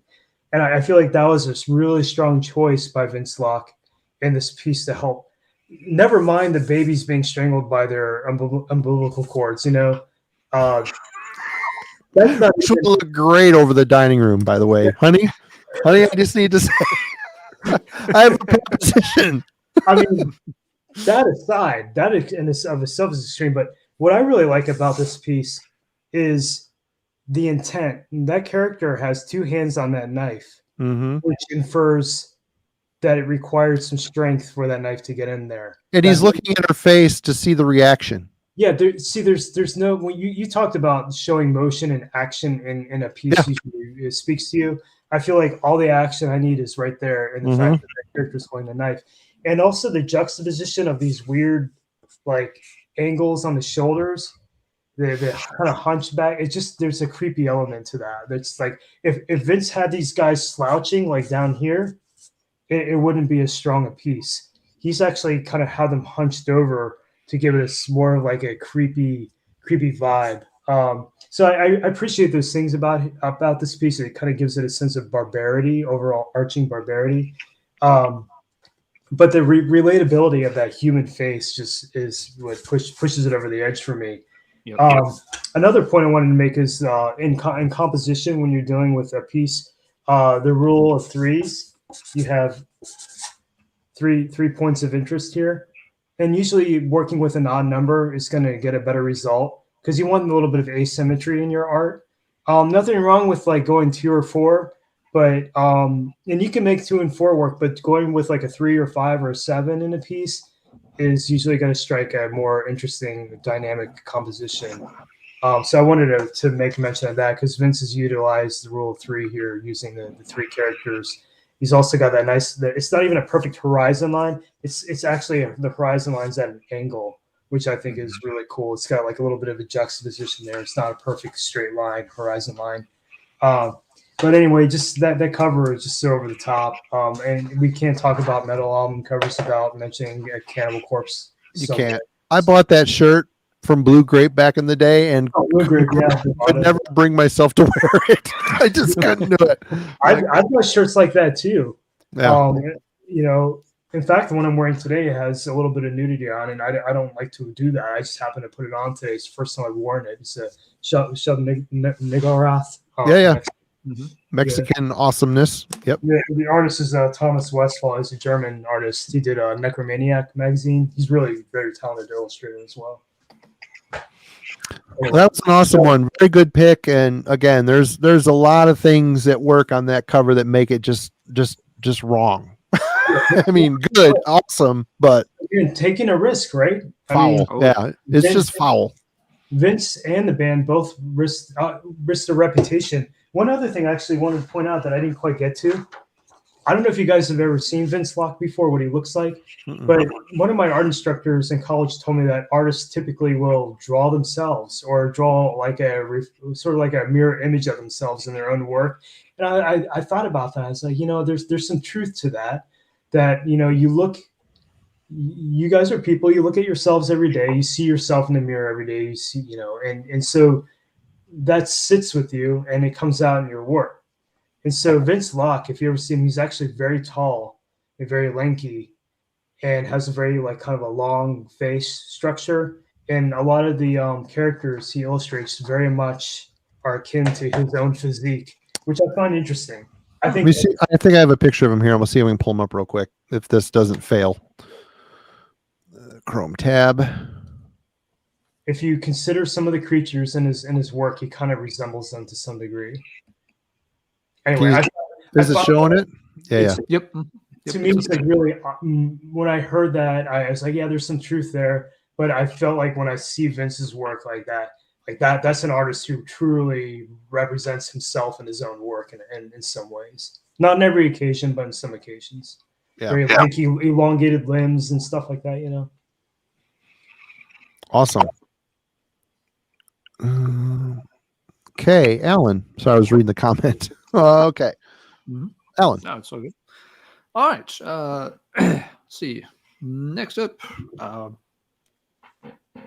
let's do it this way.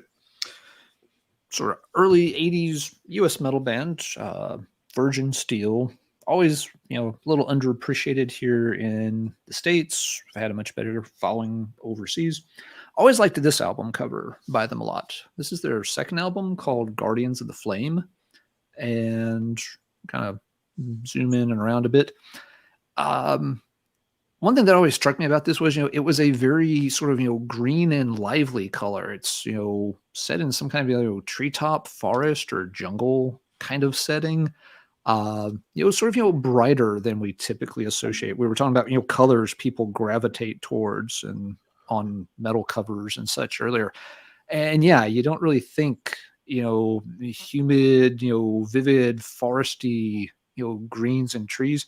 You've got this weird, interesting character in the center. The toes and stuff are elongated. I mean, it's not like a normal human. The face looks, a little almost simian, or again, grown from maybe a Cro-Magnon kind of look. And, he's got some kind of, morsel of flesh, organ, heart that he, seems to be offering up, to this, giant bug over here. And, it's just another one that there's, some kind of, fantasy story going on. And, what is this character doing? Has he killed something and he's offering this up? Is the bug his, friend? Is this like a Minsk and Boo kind of situation?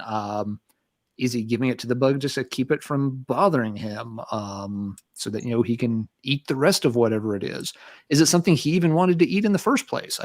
Again, he's kind of up in the vegetation. Well, it looks like he's fishing and he's giving the bug part of his bait. Is it something like that where he's trying to claim that? Not sure. It's just, always struck me as, an interesting piece, because it tells some kind of story, and it's just not the kind of picture or the kind of color scheme that you see on a lot of heavy metal albums. Another thing that made this interesting was that this cover was only used when the album got pressed in Europe.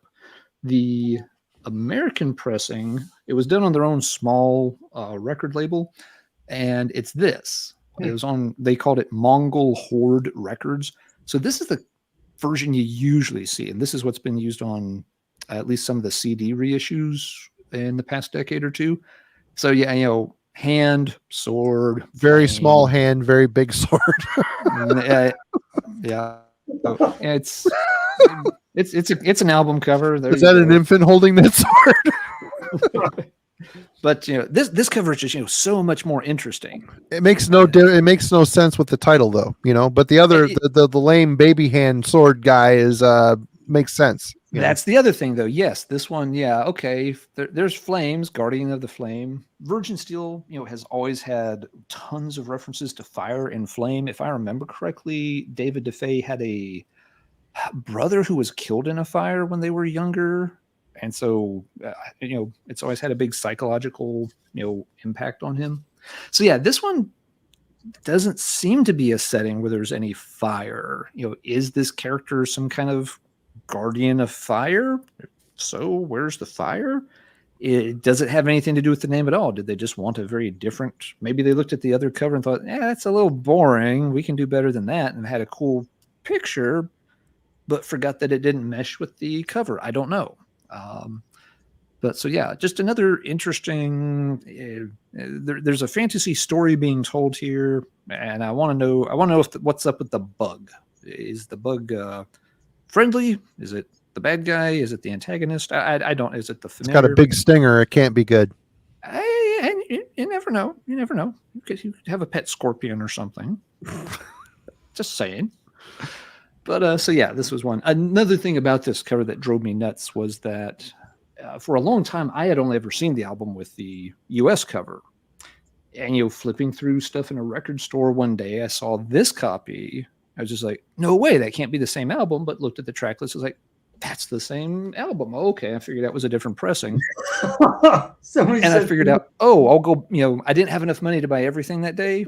I was like, there's no way anybody's going to buy that. I'll leave that one here and come back in a week or two when I get paid, and it'll still be here. Some son of a bitch went in there and bought it, and it took me years to find another copy that had this cover. You got a good one. That's a nice, pristine copy, it looks like. It's in pretty good shape.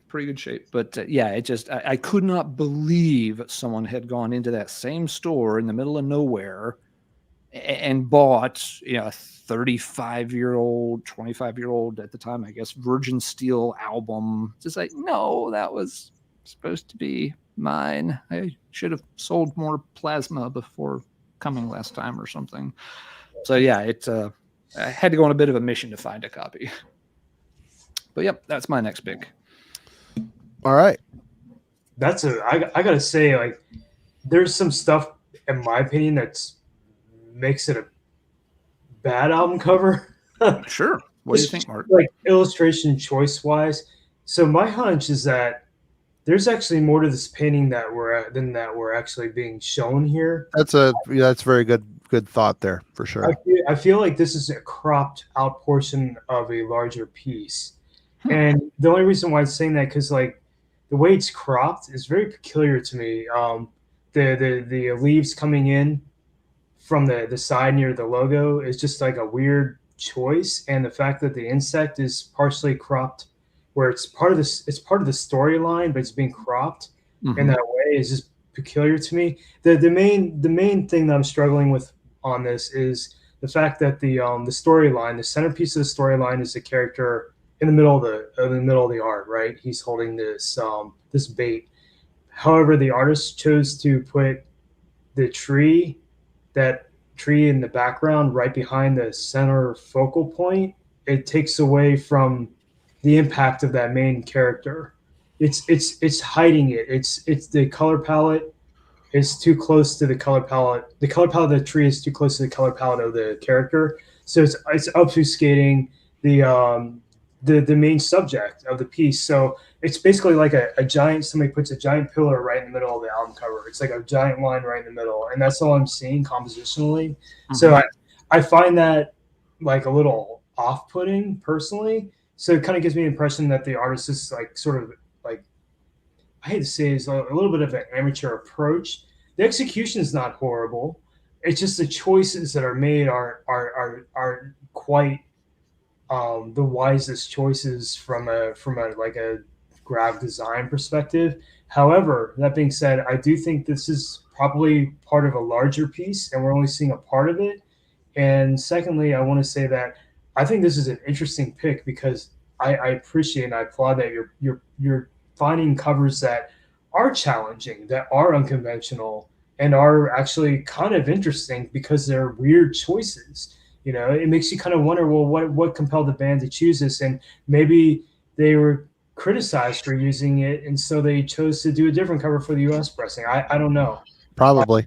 Maybe they were unsatisfied with the end result. Even like the typography. Why is the typography got to run all the way to the middle? I would have stacked the type under the logo. What does it say? Guardians of the Flame. Yeah, Guardians, and then of the Flame below it, or Guardians and then Flame. It could have been stacked type, so it fit nicely compact right under the logo. Instead, they choose to run it all the way across to the middle of the album cover. Again, a weird choice to me, but again, we don't know the context. We don't know the situation. We don't know if they were limited in budget. We don't know if they were unsatisfied with the end result and they chose to go a different direction. Whatever the case, I think it's a really cool pick. I've never seen that cover, and I love that it is pushing boundaries because it was kind of like how when I mentioned Deaf Heaven earlier, that really kind of out of left field approach to an album cover. I feel like this Virgin Steel probably is similar, but it's just in a different decade. It just could be. Like you said, that the setting is not what you would anticipate for a metal album cover. However, a baby hand holding a large sword, I mean, that's more metal, at least, with the fire. It's just interesting. I think it's an interesting pick.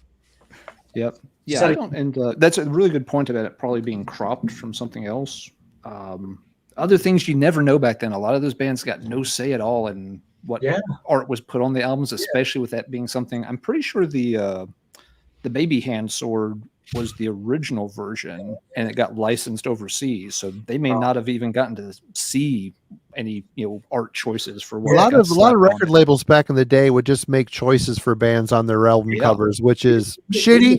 It's super shitty. A lot of Seagrave stuff on the earache was give me art and we'll put it on the cover.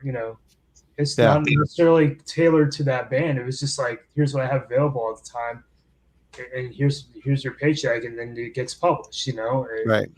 And I mean, honestly, like even just in my own experience, I've got a good amount of bands just reach out and do you have any? I don't have anything unpublished laying around, but I get that question a lot. Do you have something we can use?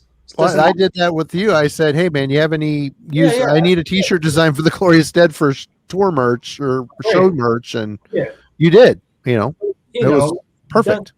Death metal is death metal, fine, but not everything needs to be tailored. But it can make a difference in the result and what you get. And maybe the band has to decide, is this represent what I'm doing? Yeah, I'm looking at this just a little bit more, Mark. I wonder, you're exactly right about the character. He is kind of obfuscated there in the center. I wonder if that is partially intentional, that if this is a scene where he is trying to bait the bug in with this and swat it with that, if he's supposed to be sort of camouflaged, if the backstory is here that he is some kind of druidic figure, and then it would make sense for him to be blended into the background more. That's a great point. Like I don't know if you heard of like the Dryad, which is like a Celtic lore character or creature that would blend in with the trees, right? So maybe the point was, maybe we want a Dryad on the cover, and maybe that's what. So then that makes sense. Again, we don't know the intent. It might tie into the Guardian part of the title a little bit. And it might more, be what they eat because the bridge is going to the tree and stopping. So it's almost like that bridge was built there for them to sit in the tree to bait the bugs in so they could take food back to whatever. It might be, like sort of, like a basically like a deer. They're the weird sci-fi bug version of a deer stand. Or it's just a stupid fucking cover and there's no rhyme or reason. It's just stupid. It could be someone who just slapped some ideas together and cropped it really badly. I don't know. But yeah. Somebody human falafel commented fantasy pest control. This album was brought to you by Orkin. All right. I'm going to go through. We're getting kind of late here. I'm going to go through. I picked 1, 2, 3, 4 covers that are kind of leaning on the punks crossover / crust vibe here. I've got a bunch of other stuff too, but I'm just going to start burning through them. I don't know who did this piece. I've always loved this piece. It's not on the back of the album cover, but I've always loved this album cover. Exploited's Death Before Dishonor. You got old Maggie there trying to make a deal with death. I'm pretty sure she made several with him. Yeah, I think so too. But always love this. I even like the cutout band photo in the back. It's just, I don't know. I always like the design and album cover here. That's cool. I've never seen that, but it's a great piece. This is where the Exploited started to embrace more of a metal tone, a crossover tone, where they went from kind of UK 82 style punk to straight up. And again, I don't know who did that piece. I looked on the back, it's not there, and I don't have an insert with it. So one of the tricks I use a lot with my own artwork, and you see it on that Exploited cover, is the tombstone in the foreground, right? So that anchors the piece on the bottom left, right? And then on top right, you have, it looks like the moon peering through and the steeple of the church. It's a great diagonal composition that moves your eye right across that page from the foreground all the way to the background. So, I mean, great, again, like smart choices composition-wise. It's a really good color scheme, too. I mean, her, muted blue and the color of the cloak. And I even like the orange logo on it. I think it all works. Everything on this just kind of works. It looks like a color-tinted photo, like a vintage photo that's been color-tinted. It's got that kind of vibe to it. Yeah. Totally does. It's really cool. Very cool. Cool piece. This has always been a favorite. Very cartoony. This is an awesome album. The Accused, Martha Sweaterhead's Maddest Stories Ever Told. This piece was done by R.K. Slodel and Jeff Gaither. I'm assuming. Yeah. I was going to say Jeff Gaither. It looks like Jeff Gaither. Yeah, I used to be in touch with him. And R.K. Sloan is like part of that custom culture art movement. Yeah. With the hot rods and all, Ratfink and all that. I assumed that one guy did this and the other guy did the frame and the logo and all the outside stuff, but I don't know. But even the back very cool. The artwork wraps around on the back. The accused are amazing. This artwork is very fitting for this. And look at the price I paid for it. I walked into a shop. It was on a box on the floor for $4.99. I couldn't fucking believe it. That's cool. I can't believe I didn't know that. Jeff Gator, he did I'm trying to think, like Hyrax. I think he did a Hyrax on cover once. He's done a couple. Yeah. These here are a couple crust bands. I love both of these pieces. I did not have time to see who did the damn art on it because I suck and I procrastinate. But this is a Misery, Extinction of Mankind split. I love that piece. That's wicked. Cool. Damn. That is cool. I like that piece too. Very big. There's a poster of it on the inside too, which is very cool. I don't know. Maybe it'll say. Maybe it'll... Is that old or new? It kind of looks like like one of the dudes who maybe draws for Ghoul or something like that. I don't know. It's a recent acquisition through Profane Existence in Minneapolis. There's no information in here on who did this piece. It kind of looks wait. The dude from Ghoul, I think does artwork. It kind of looks like, or am I thinking of oh, come on. Gorged? I think the guy named Gorged, maybe. Duncan for the Ace artwork. It's all it says, Duncan. Yeah. It's a cool drawing. I'm not familiar, but I mean, the art looks amazing. I love it. Very cool. Shadowy figure in the foreground. Yep. It's amazing. Trying to seduce a kid or, nab a kid or whatever. Yeah. And this new Hellshock album artwork is really, really amazing too. Oh, Jesus, dude. That's wicked, man. The amount of detail and stippling and shit that went into this.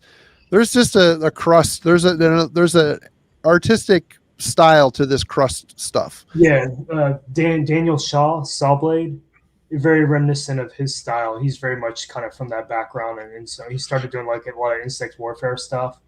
His stuff's amazing too. They're not going to give me any.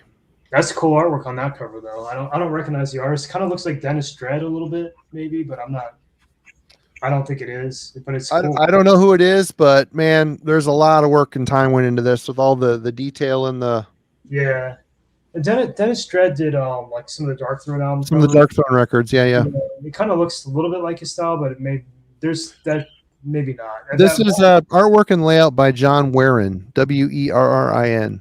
Oh wait, Brian Morgan and Hellshock. So there's a John Warren, a Brian Morgan in Hellshock. So there's some people doing the artwork, some people doing the layout. Yeah. That's a killer illustration though, man. Killer piece. So yeah, look to Crust for some very cool pen and ink type of stuff as well. Very, very good shit. This and Hellshock's got a lot of cool artwork, but yeah, did I go through all the punk stuff? Is that it? I've got a few other things here to go through. I can kind of burn through them in 3 more rounds maybe. Okay. You're up next, Mark. Yeah, I'll try to be brief because I know it is getting late. This is actually one of my favorite album covers, probably of all time. The artist is sadly deceased. He died a few years ago of leukemia, I believe. Finnish born, but I think he lived in Sweden and Italy for most of his life. And he's done a lot of work for, let's see, I had notes here. I'm trying to think of some Dead Congregation, Abhorrent, Asphyx, Crips, Lucifer, just some Dark Descent record bands. Timo Katola. This is probably one of my favorite pieces by him. It's what is it, Seven Chalices is what it's called, I believe. Yes, by Titian Blood from Spain. I just recently found a zine in my collection that had an interview with Timo, and he mentioned in the interview that this took him about a year to complete, but it was like that includes like him doing the research. And I think that's not just for the cover. He actually did it essentially comes with a book, and the entire book is illustrated as well, like hand illustrated with like hand drawn type and all these insane hand drawn illustrations, very occult inspired. I mean, it's just look at the typography on that. I actually did something recently for I think where are they from? Slovakia, maybe I can remember. Cult of Fire, Poland, maybe they're Polish. I looked to this album for inspiration on it because I was doing a lot of hand lettering. I'm like, well, let me see what Timo did, and I used him as a reference point. But looking at I think we were talking about drawing walls and blocks and stuff. That's insane. Like he actually has a demon drawn into the stonework to give it kind of like this, so almost like a stone relief impression, and he's done it with stippling, which Wow. is the pointillism. Like honestly, like that is a tough. It yields a great result, but it's very time consuming and tedious to do stippling. I do it. I tend to be more texturous with my own work. So when I do stippling, if I want to do stippling, I know I'm going to be punishing myself, but it's worth it, you know? So this is like one of those like self-abuse pieces where it's worth the effort, you know? Just the amount of detail on this is just insane. I don't want to get too much in the weeds because I know we don't have a lot of time, but that album is probably one of my all-time favorite album covers. And it's not even, it's what, like a 2007 release or something like that. Oh, it's that old? Holy crap! I mean, to me, it's not old. To me, it's still kind of recent, but Yeah. in my head at least. But Timo Katola, definitely worth checking out. You've probably seen his art before somewhere, and either it's a painting or a drawing. So Melanie knows who Timo is. Incredible artist. Sad that he's not here to do more, but wanted to shout out his Seven Chalices album cover. All right, Alan. All right. Next one I picked, again, it's sort of a landscape, but an unusual scene, not something you'd see depicted on a lot of metal covers, so it's always kind of stood out to me. It's the third album by Conception. This is a band that was on Noise Records kind of late in their run. The album's called In Your Multitude, and it's got this kind of African tribal scene going on. And I remember you talking about that once before, I think, on the channel. Yep, I've brought it up a couple times. The art continues. If you open up the booklet all the way, and so yeah, it's this really nice cool landscape. And again, heavy metal, we're so used to the landscapes are supposed to be mountains of evil filled with tunnels of evil and caves full of Boobs evil and boobs. and possibly boobs that may or may not be evil. They're either evil or fighting the evil. Oh, they're evil. And yeah, you really don't think of seeing this kind of landscape. I'm drawing a blank on the name of this kind of tree, but it's something that's native to certain parts of Africa. It has this very distinct outline. I'm just drawing a blank on them. So I always really like the colors on it. I like the fact while the logo is still kind of big, they did at least try to get it blended in up there with the sky a bit. So it's not Chateau all over again with this giant yellow blinking light blinding you and kind of ruining what you're looking at. Also like to love the detailing on the folding it the wrong way. On the face, there's a lot of detail, like on the mask, and the expression, it's very thoughtful, very contemplative. You can't tell, is he sad about something? Is he just thinking very hard about something, trying to remember something? I don't know. But, once again, the character is doing there's a story behind it.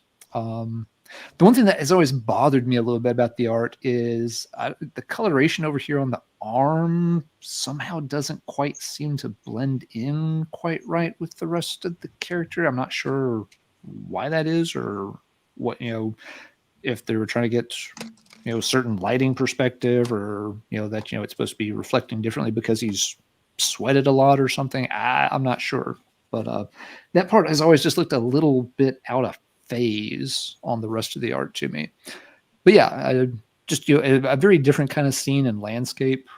There's an LP version of this that Jurgen has over from Ample Albert channel, and I guess it was like a very special limited press, but it was a gatefold, and when you opened it up, the there's a rendition of the mask in the center, and it pops out as kind of like a 3-dimensional Like a piece. pop-up book? Kind of like a pop-up book, exactly. That's And like then a it folds nice- back in. That's And I've always wanted to see it. I've never seen a real physical copy of it with the pop-up mask. It's kind of hard to find and kind of pricey. Yeah, But I just always thought that was like, a really cool kind of gimmick to include was, to take the mask from the front and then make it a centerpiece in the gatefold. that's awesome. Marty, you got to do a pop-up die cut with one of your next releases. There you go, Marty. The new challenge. It's already getting so unaffordable to do vinyl. I don't think that's going to be happening anytime soon. That's it really. See, again, Alan, I feel like you've really dug deep and pulled something that, again, is it undercuts our expectation as metal fans, right? And again, I do think that that's okay to do that on occasion. That's actually a very good, well executed painting, great composition. And interestingly enough, the African mask is, from what my understanding of art history, is what inspired modern art and what we know as modern art. Picasso collected African masks and used that as a reference point to essentially start the Cubist movement, right? So modern art was born via the African mask. Cool. This kind of reminds me of, do you guys know the Swiss band Sadness?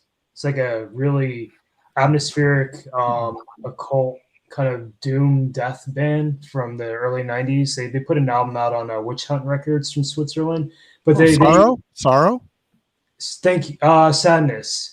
Oh, Sadness. Oh, the black metal, screechy black metal, depressive black metal band? Yeah, I think so. I don't know if you call them different. Anyway, they had like Aboriginal, it was a photograph of Aboriginal individuals on the front cover as well. It was a photograph, but it kind of reminded me of that when I saw this. Just very, again, like not what you expect on a metal record, but still enticing and engaging nonetheless, right? Mm-hmm. Is that a good record, Alan? I like it quite a bit. It's, I don't know if it's their strongest or not, but it feels like, it's probably their most what's the word I want? Confident. Their first album is, you can tell they don't quite know what direction to go in yet. The second one, half of it's brilliant and half of it's a little more mundane. This one's a little more consistent throughout.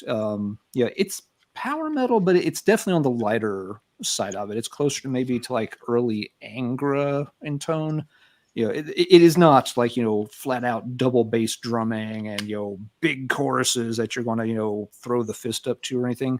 It's got, a much kind of, lighter, airier vibe, leaning a little bit towards, progressive tendencies. Part of that just being because they've got some really talented musicians, who incorporate a lot of cool stuff into it. I have no idea if you'd like it or not, Marty. It might be a little too lightweight for you, but it might hit a sweet spot too. I'm not sure. I'd be curious to check it out also. It sounds really intriguing. Yeah, it's the vocalist is Roy Khan, who ended up singing for Camelot after that album, and the band kind of folded. So yeah, all the classic Camelot albums from the end of the 90s through the early 2000s, same vocalist. The guitarist's name I forget. It's something with an O, but really, really talented guy. And I'm forgetting what other projects he's worked with. But like they include on the first album, like they would include like flamenco interludes, and they just seamlessly change guitar styles in the middle of the song, and it works. Sometimes it would work, and sometimes it was a little too. It was smashed together, but yeah, really, really good chops regardless. Cool. All right, Marty, I'm going to look up this Sadness band that Mark mentioned, because that sounds right up my alley, and I have not heard of it. So I'm going to check that out real quick on the mothership while you show another batch, Marty. A little bit avant-garde black metal, yeah. Death metal, I don't know what you call it. Well, Mark touched on Incantation, but Incantation has had a long line of pretty incredible artists working for them, and it started early, obviously with the Chris stuff, and then it moved on to this artist named Miriam Kim. Yeah, Miriam Kim. Yes. Oh, this case is all jacked This is up. some of the most disturbing artwork for it me is personally. so bizarre, and the coloration of it and the chaos of it, it's like the composition is just kind of all over the place here. I guess there's some stuff going on in there you can kind of grab onto, but it's just sick and wrong, and I've always really liked it because of that. Me too. And it goes into this next one's my favorite incantation album, actually, with Corchado on vocals. This one is a little bit more color explosive, a little more scattered and bizarre, but it's less this one is a little less creepy, but it's still strange, and the coloration and the face and the eyes, and I don't know, just Miriam Kim. If you go, I was looking at, I'm assuming it's a her. Yeah, I think it is. Yes, it is. It's collage-based, I think, artwork. I think She walks softly. It looks like there's a little bit of her artwork up, and it is messed up. Cool, very, very cool, but very demented and awesome. You know, it's just. Yeah. And then on a more recent album, they employed Elleran Cantor. Before you move on, yeah. I was always kind of surprised. I don't think Kim did a whole lot of album art, and it seemed, her style was so perfect for it. I was surprised that she didn't have just bands lined up around the block, or maybe she didn't want to do more. I don't know, but she doesn't have a ton of listings, if I remember correct. Yeah, I think you're right. For credits. So yeah, she moved on to other stuff, and I believe she's been pretty successful in other avenues as well. Sorry, go ahead, Morty. Oh, that's quite all right. Thanks for adding that. Elleran Cantor did this Profane Nexus album cover, which there's just something really off about this. It looks like you're peering into another dimension with this. It looks lifelike, but I don't know. This is the same guy that did the new Halloween album cover, which is awesome. And also he did the new Creator album. He's done a ton of artwork for bands. And this doesn't really look like either of those two pieces. This is a lot more demented and morbid. I don't know. There's something about this. I don't quite know what's going on here, but it's just a sick, awesome piece. I don't know. One thing I do like about this too is the focus on the typography, the hand-lettered album title treatment. Yep. It's a very graphic design feel to it with that sort of symbol in the center there. And to me, it's just such a weird placement, but it makes sense. And I actually kind of like that. It kind of adds that distorted, disturbing feeling of the art. But yeah, Cantor, I've seen his work all over the place lately. And his stuff is definitely more like painterly polished. Still kind of classical looking. Yeah, it looks like almost like a fucked up Renaissance piece. Exactly, kind of like Girardi, like Paolo Girardi's Yeah. style, sort of in that realm too. He's classically trained, but does these crazy morbid masterpieces. Girardi's done some Manila Road pieces. Yes, he has. Yeah, and I recall seeing some of those, the newer albums. Yeah, but yeah, I'm glad you called both of those artists out, because especially Miriam Kim, I don't think gets a lot of credit. I think she did the Incantation like One Amorphous cover or something like that, and that's at least all that I think I've seen. But yeah, I remember Corellian Isthmus, I think. Yeah, I just remember being really kind of taken aback when I saw it. I was like, wow, this is different, I'm glad that Incantation did something, worked with an artist. It's just something different visually. Yeah, the Onward to Golgotha art's really strange too. It's just a bizarre piece, kind of off-putting, unique, totally unique to any other cover out there, I agree. Yeah. Mm-hmm. All right, Mark. All right, so this is my last one. It's my 10th one. Again, I'll try to be kind of brief because I know it's getting late. But so as an artist, you'd think I'd be drawing all my own stuff, but I don't. I do hire artists on occasion. And this one I'm going to speak to is a Chilean artist, Daniel Coquera. He plays in Slotbath. I don't know if you guys are familiar, but if you're into some barbaric black death metal, Slotbath is a good choice. That's his band. Daniel's been doing art for a long time. I think he has an art book coming out sometime soon, which I'm really looking forward to. But he did the compilation of Death Logo. He did some of the art for the Zine. He's done art for so many bands. Crucimentium. I think I have a little list here. He's done actually I don't have a list, but he's done art for a lot of bands, South American, basically not only South American but all over the world. I really like his style. His style is very dark.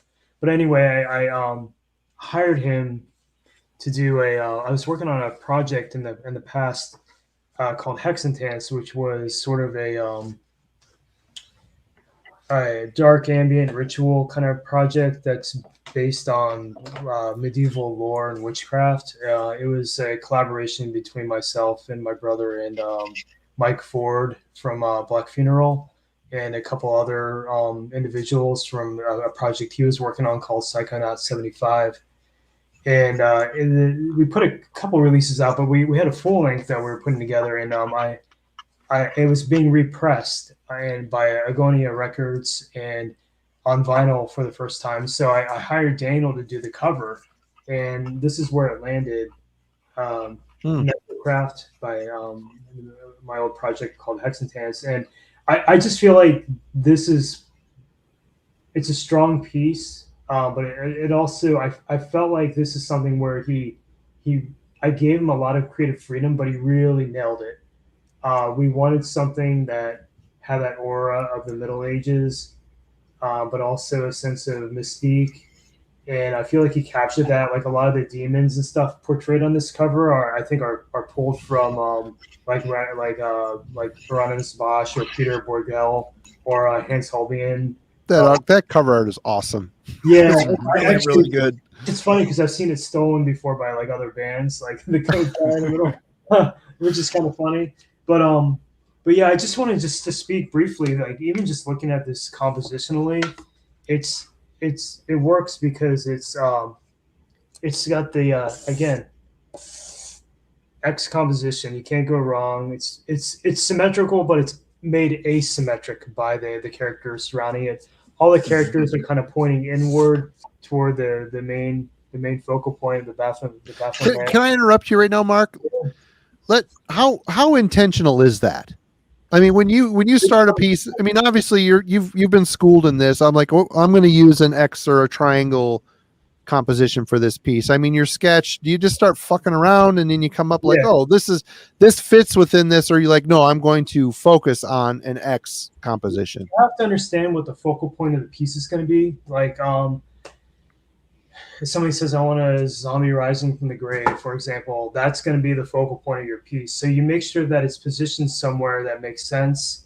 And you could easily center it on a piece, and you could do that and it's fine. But then you want some of the whatever elements you have around it to be kind of pulling up toward it or pointing toward it, whether that's an eye gaze, like a character looking at another character in the face, or maybe it's the edge of like a broken stone, where the corner of that diagonal, the angle that the stone is pointing toward the centerpiece, whatever the focal point is. It's all about intention. You know, like what is the story telling? You want that to be where your eye goes first, and everything else around it needs to tell your eye to move to that one section of the piece. And that's all you're doing. And honestly, like it's a lot of it's just intuition. You do it enough that you get really intuitive about it, knowing where to put things. Yeah.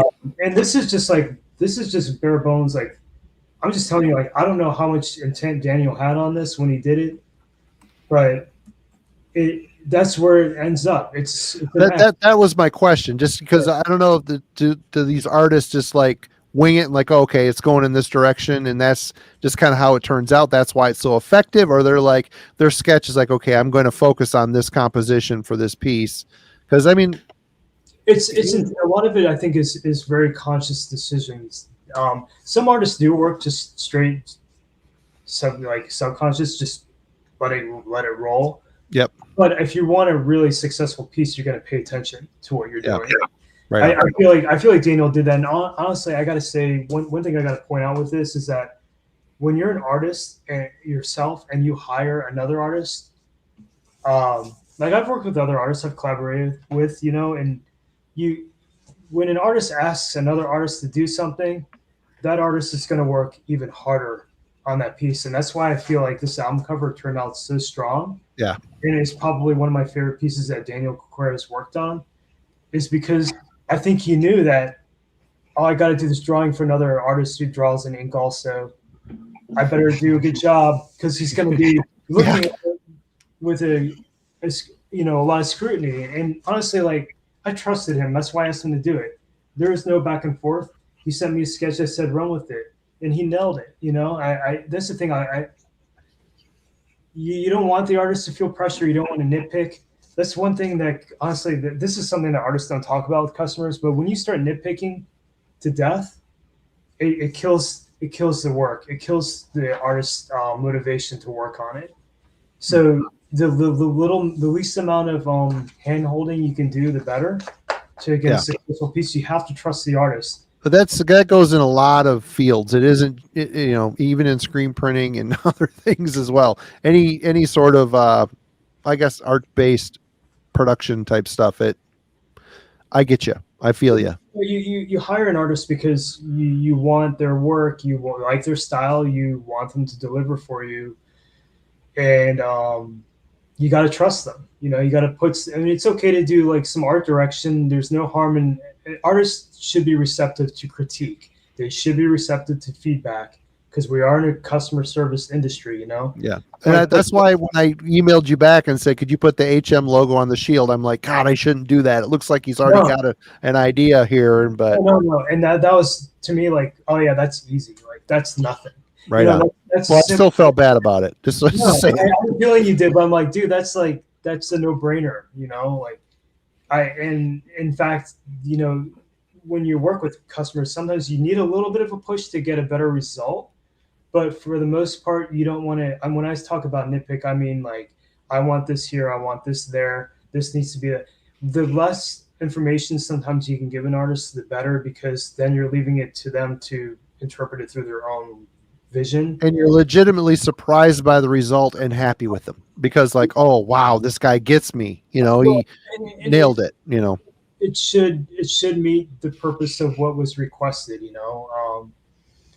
And honestly, like personally, I'm just speaking of personal experience, and maybe some artists feel differently, but for me, it's like, you just give me a song title or a lyrics or an album title. That's all I need. That's all I need. And this isn't my first fucking rodeo. You know, but it's enough information for me to get the point across, you know. Right. And sometimes you don't want, like, some bands want to overdo and like put a million things in. But sometimes that can work, but you have to remember the more stuff you put into a piece. An album cover, maybe you can get away with a little bit, but if you're looking at a t-shirt illustration where people walk by at you and they see a shirt and they just need that immediate gut reaction to it, it can't be overdone. It needs to be to the point. It needs to be simple. And from being a t-shirt guy, the most effective t-shirt design is visible from 10 feet away. Most people aren't right up on your shit, like looking at the detail in your shirt. It's right. You know, walking down the street or talking to somebody in a grocery store, you're 5 to 10 feet away. If your shirt doesn't sell it in that space, it's not an effective shirt. Yeah, you're a walking billboard, right? Yeah, exactly. Yeah. Yep. So it's just, you know, with the shirt design, you want to keep it little less content. Yep. Album cover you can sneak in a little bit more, but you have to be mindful that the more information you give an artist, that artist then has to plan out where all these things go. You know, like I've got a piece hanging back here that I worked on that has 13 characters in it, and I had to draw those individually and map them out where I wanted to put them, and then print it out a large blue line and ink it from there, because I can't sit there and figure out where 13 things are going to go on a piece. You know, I have to really concentrate on that. Where those things, because they have to make sense together, and this goes back to like building that composition. Some of it's intuitive, some of it takes work. Because you got to plan it. Because if you get into it and you commit a lot of time into something, and all of a sudden something doesn't work, you're kind of screwed, aren't you? You're starting over, type of thing. Yeah. Yeah. Anyway, that's. Mark, I gotta say, we really appreciate your insight tonight. It's been incredible, man. Thank you so much. It's really. I've learned a lot, and I think people in the chat are kind of responding as well to it. Thank you so much again. No, I appreciate you guys having me on here. Like I said before we went live, I mean, I don't get to talk about this stuff a lot, so to talk about it with other like-minded people and people who understand the genre that we're dealing with is very rewarding for me. It's exciting for me. I don't get to do it often. Well, we appreciate you, man. Totally. Yeah, it's been absolutely fascinating listening to you break everything down. Really, really cool. Alan, you're up. Did you finish where you were at, Mark? Can I move on to Alan? Yeah, somebody mentioned in the comments about Lamp and Murmur. The new Lamp and Murmur album cover was illustrated by Karmazid. He goes by Karmazid on Instagram, Karmazid, I think. He's done a lot of work for some mostly occult black metal type bands. Lamp and Murmur is really good. I actually finished an illustration for them last week. Nice. Oh, cool. That'll accompany, I guess, the album release. But the new album is freaking awesome. I got to hear in advance of the whole thing, and it's amazing. Don't sleep on that one. I was listening to a little bit of their stuff today. Yeah. Yeah, I just saw a comment in the chat, so I thought I'd mention that really quick. Right on. Okay, Alan. Okay. My last one. Oh my God, I've got so many fucking records. Go ahead. I'll roll through them. I'll burn through them. No problem. Yep. Last one. An old favorite. It's a fun. Wait, cover. Alan. Before you do it, this is a good question. Sure. Oh yeah, go right ahead. Mark, have you ever had a piece rejected by a client? Yeah. Oh yeah. I mean, I have like some stuff kind of sitting right now that I don't know if it'll get published or not. Like I have no idea. Like either the client doesn't communicate with me, or it just got rejected by the band's management, and that happens. That's part of, it happens. It doesn't matter. It's okay. As an artist, you learn to accept those things. You learn to accept a lot of things. So that I definitely had stuff rejected, no doubt. Right on. Okay, I just wanted to catch that comment before it slipped into the void. Okay, Alan, sorry to interrupt you, man. No problems at all. Yeah, last one's just kind of an old favorite, both in terms of an album and just kind of a fun cover. It's Broca's Helm, Black Death. This was another one of those things that went very overlooked. It's a good record. 80s. Really good record. Weird record in some ways. Weird band in some ways. But sort of very infamous underground, California act. This is the band that a lot of people attribute as where Slothfeg got a lot of their ideas when they were starting out. They have this same very kind of quirky song construction that they draw on a lot of the same kind of fantasy and sci-fi tropes and such. The guitar work on this thing is crazy. It's very fast, very noodly, all over the place. The first time I listened to this album, it sounded like a complete mess. It just seemed to be going everywhere at once. Is it thrash, like thrash metal? It's more of power speed metal. It's almost like you take classic Iron Maiden, but speed it up almost to like 78 RPMs or something. It's a very loose construction. The songs almost feel kind of rickety in nature. But the second time I played it, just absolutely fell in love with it. It's like, oh, I get what they're doing now. And have liked it ever since. They never did a whole lot of stuff. They did 2 albums back in the 80s and 1 album, I don't know if it came out in the late 90s or maybe sometime early in the 2000s, but all their stuff is really good. They had a couple of singles or EPs along the way. That's about it. But yeah, just, it's a fun album. It kind of just crams a whole bunch of, fantasy tropes together. I like it because there's a lot of action. You've got, lightning. You've got, this big, you get the sense, that, there's this giant, skeleton things kind of leering over the scene, cackling. Maybe it's, time's running out for the hero knight to finish whatever it's doing. This horse, I feel like, has some issues, maybe some genetic inbreeding or something. The horse don't look quite right. But destined for the glue factory. He asked for a charger and they were all out. So onward, trigger to Elmer's. Anyway, he's like, this is the only one we got, Sir Galahad. Sorry. It's just like, I guess it'll get me there eventually. It's faster than walking in armor. That horse ain't going to go much further, I don't think. Very beefy, very, very beefy horse. Yeah. It's been out to pasture for a while, and it's working those pounds off now. but yeah, it reminds you of one of those scenes in the movie where it's almost like where you have the music montage going on. The hero is running across the plain, and just overlaying in the background is Skeletor or whatever cackling, "Ha ha ha! You'll never get here in time, He-Man." And as such, it feels very fun, very epic. I just like the way that they did it all. So fun album with sort of a goofy, fun, stereotypical heavy metal album cover. It's a cool cover. It is cool. I like that the horizon line is at an angle. Mm-hmm. Like this, And then if you look at the shoulders are lined up along the that plane of the field or whatever. It's cool. It's well done. The composition is really well done on that one. I like it. Cool artwork. Yeah, it's one of those covers that when you see it, it's instantly recognizable. It fits the album just perfectly. Awesome. Never heard of that band either. You're picking some really obscure stuff. Cool. Yeah, that's his job here. That's why he makes the big dollars over at Heavy Metallurgy. That's why Marty keeps me around and lets me. That's right. He's the brains of this operation. He lets me come up out of the basement once a week to bring some records out of the cellar. All right, Marty. Let's work through this pile that you've got. I've got a pile here. I'm going to start off with the Runes of Beverast Blood Vaults. Oh hell yeah, man! Yeah. Artwork by Alexander von Meilenwald. I want to say that is so appropriate given the subject matter of that album that the artist would have a name like that. I bought that just for the art, man. I bought that CD just got the art. It's again one of those artworks that completely perfectly encompasses what's inside. It's just a dark, layered, twisted, and again, I'm always drawn to these blue covers, man. What's up with that? I guess I'm just noticing that tonight. I guess I have a blue cover fetish. I don't know. Yeah, I don't have much to say about this, but it's a very atypical album cover.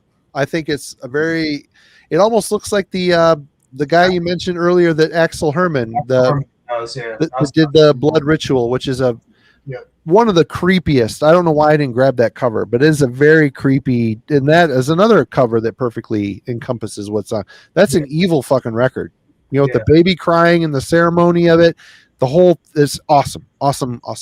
That very reminiscent of Axel Herman for sure. Yeah, yes, that's a great album cover though. That is amazing. Awesome cover.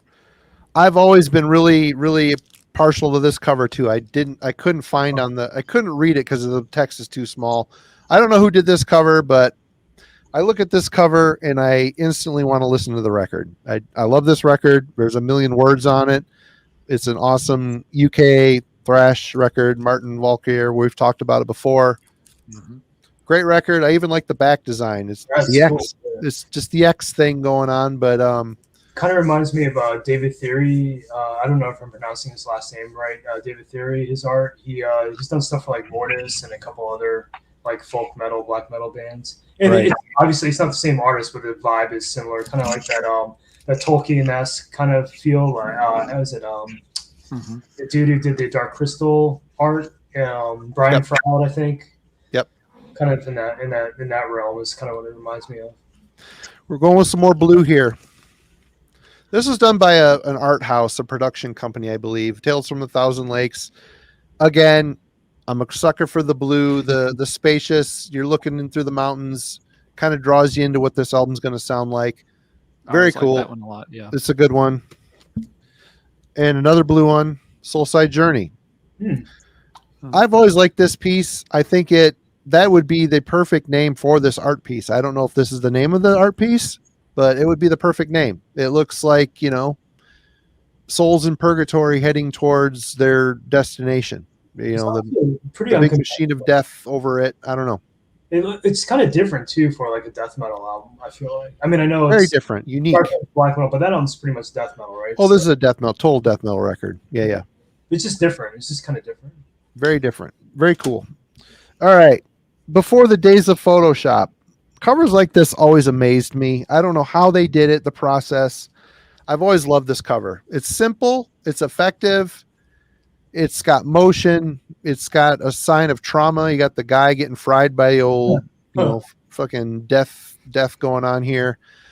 But my question is, why in the hell didn't they put this direct metal mastering thing on the back? That would have been so stupid. But anyway, I've always loved the artwork of this record. Very cool.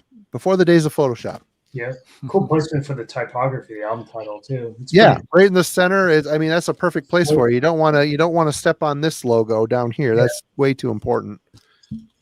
Always loved this album cover.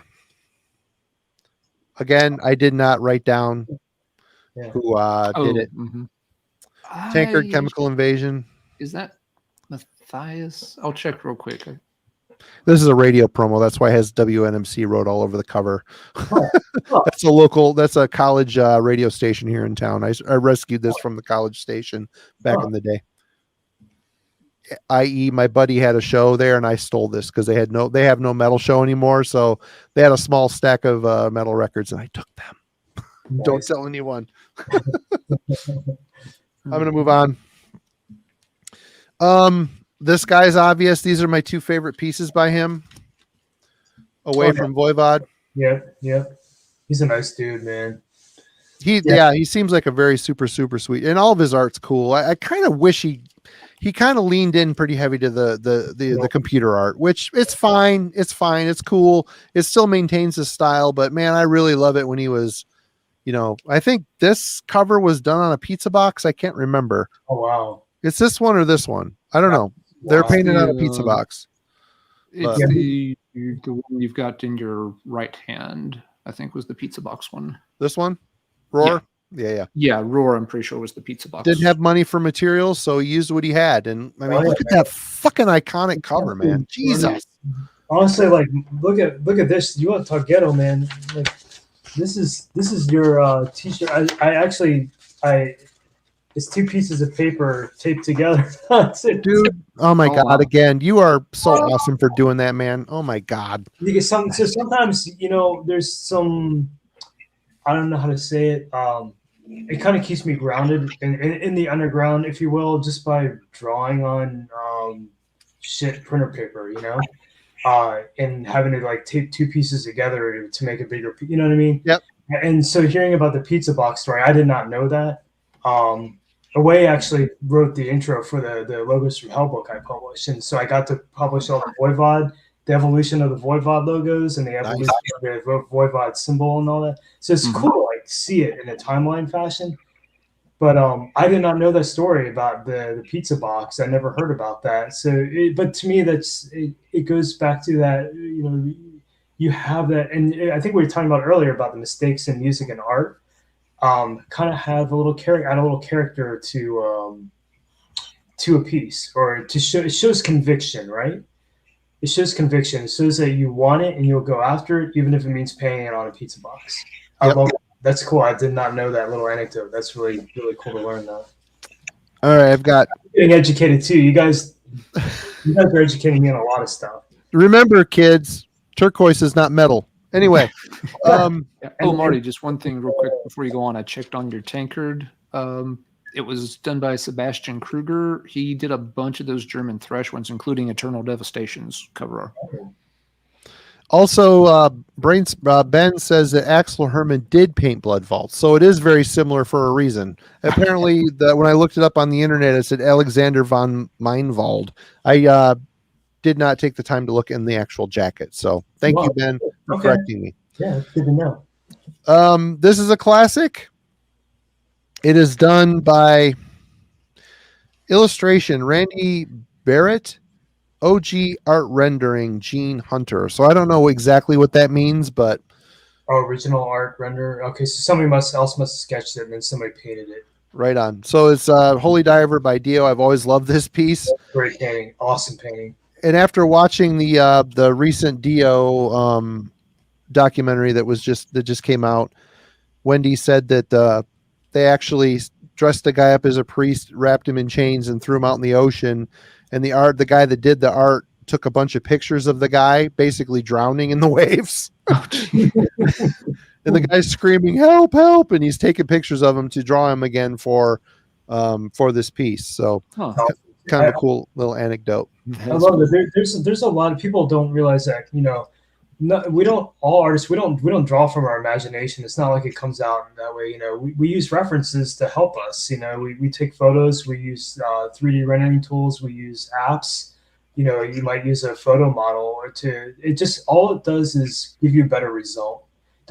Art never needs to be photorealistic, doesn't need to be accurate. It just needs to be enough to convince. And having references just kind of makes your piece stronger. So that's that. Again, another thing I did not know about that cover. It's a great cover. It works really well. Mm-hmm. But I mean, now you know the photo reference is part of what helped make it a great cover. Yep. Okay, for my last one, I wanted to touch on ancient artists. You know, it's very much a part of the metal aesthetic, and this artist in particular is very popular. I mean, my band, the demo we did, I stole a part of his. You know, it's all open for public now. It's not, I didn't steal anything. It's public domain at this point. But his name is Gustav Dore or Dor. I don't know exactly. He is. I mean, here is Skinny Puppy's Chainsaw single. I mean, obviously that is a very obvious. I could have grabbed the Emperor cover, but I figured I'd grab this as well, just to demonstrate the fact that his artwork is openly used by a lot of artists, from industrial to noise to metal to black metal. Here's another piece of his. This is a Skinny Puppy Dig It. Oh yeah. Yeah. I think this stuff was all predominantly done wood carvings, wood cuts. Is that what this stuff is? I believe it could be a woodcut, or it could be a zinc etching. Maybe I'm not sure what technology they're using or product they're using then, but I don't know if it's a metal etching or a wood etching. I'm not sure. I mean, he basically went through and did the oh my god, I'm drawing a fucking Paradise Lost. Paradise Lost, exact. Thank you. Yeah, he went through and did sketches for all of the Circles of Hell or whatever, and I mean, what an amazing atmospheric art piece this is. I mean, let alone this. No matter what color you color it, it's his collection of art is pretty amazing. You can go online, look it up. There's a ton of it, and a lot of it you've seen before on metal albums or demos or you name it. It's all out there. It's black and white. Black and white, exactly. Yep. Black and white. Or black and white. Yeah. Yeah, but I remember even that's another one in college. Even I remember just sitting when killing time looking at that. The Hordane's Land cover from Emperor Enslaved, and sitting there trying to like recreate it myself. You know, just with like an ink pen and paper, just because it was such a neat image and neat style. Didn't look very good, but it was fun to sit there and just try to see how they had pieced it together. It was fun. Yep. But did we all get through this? Are we all good? Oh yeah, we're good. Well, Mark, again, you've brought a lot of expertise and mastery to this, and we really, really appreciate you. And do not think that this is your one and done episode to Heavy Metallurgy. We'll get you on again. It doesn't have to be art next time. It can be music. It can be whatever the hell you want. We'll figure it out. Introduction to Manila Road 101. Yeah. We could do that. Absolutely. I'd watch that. I'd participate. And everybody, this is coming soon. It's going to be various color t-shirts and a hoodie. Mark might do some more illustration for it. I hate to put him to work more. I mean, we can get by with what we got here and I can figure something out, but we got some new t-shirts coming, and hey, thanks Christopher, appreciate it. Yeah, thanks for everybody for tuning in too. I mean, I know that we ate up a lot of time here, so it's very, very generous of you guys to spend your time with me also, and all the folks who tuned in for this. Really glad to do it. It's been an absolute pleasure. I've been geeking out all night. Just folks, I think have really been awestruck by your analysis, your great explanations on how these things work. Because like you said, a lot of times we look at the art, we know what we like and what we don't like, but we don't always stop and figure out why do we like it. And so that's been so informative and interesting to listen to you break all these things down for us tonight. And I gotta say, going through my collection tonight, trying to pick pieces and jog my brain, the rise of second wave black metal and Photoshop artwork has kind of been replaced by photographs, like scenic landscape photographs, or a guy in his grandma's basement with a candelabra and a corpse paint, or organs. It's I had to look kind of long and hard to actually hit actual art, people that paid an artist to draw or paint something. And whether you like that Amorphous record I showed, it's done by a art production house or whatever, it's still an artist that did it. It's still and art is important. I mean, I like a dork standing in the woods just as much as the next guy. It's fine. It sometimes is what the album needs art wise, but art's important. And it's important to support the arts, and if you're in tune with the artists you employ, the results can be huge for your band. It's the face of your album. It's the face of your merch.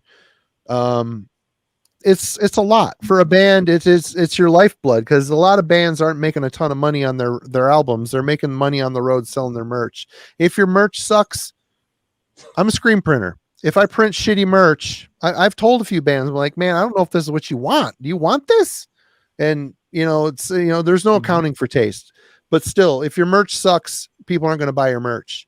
And it all boils down to having a good artist in your war arsenal. And Mark, you are one of the best. And thank you again for joining us. Yeah, we really appreciate you. And just keep in mind, there's a massive pool of talent right now. So many new artists coming and stuff. I'm trying to keep up with. It just, there's a lot out there to choose from, and that's a good thing. That's a good sign. There's a lot of bands, and there's definitely demand. So hit up some talent and get your band represented properly. Hit up whatever resonates with you. Yep. Well, awesome, everybody. Thank you again, Mark. Go check out his website. I will be putting Justin's GoFundMe link to help out the family and whatnot after his untimely passing. Please go check that out and contribute. If you're not familiar, he's been a very active artist in the underground for many, many years. I never spoke to the guy, knew the guy, but he seems to be well loved throughout the community, and I'm sure his family is really, really in bad spot right now. So if you can contribute even a couple bucks, help him out, man. It'll be all right. Time goes on, we'll all heal, and everything. Little bit of money will help them out a lot right now. Trust me. Yeah. That link, and yes, and someone was asking, there's a link to Mark's main art website in the show notes as well, so you can check that out there. And I guess one quick announcement for next week. We're going to be on Thursday night. We've got multiple guests, and to get everybody on board, we had to we'll be doing a Thursday night show instead of the Friday night show as regular. So we'll get the thumbnail posted early in the week. But you want to tell them what it is, folks? I don't know if we do or not. Why not?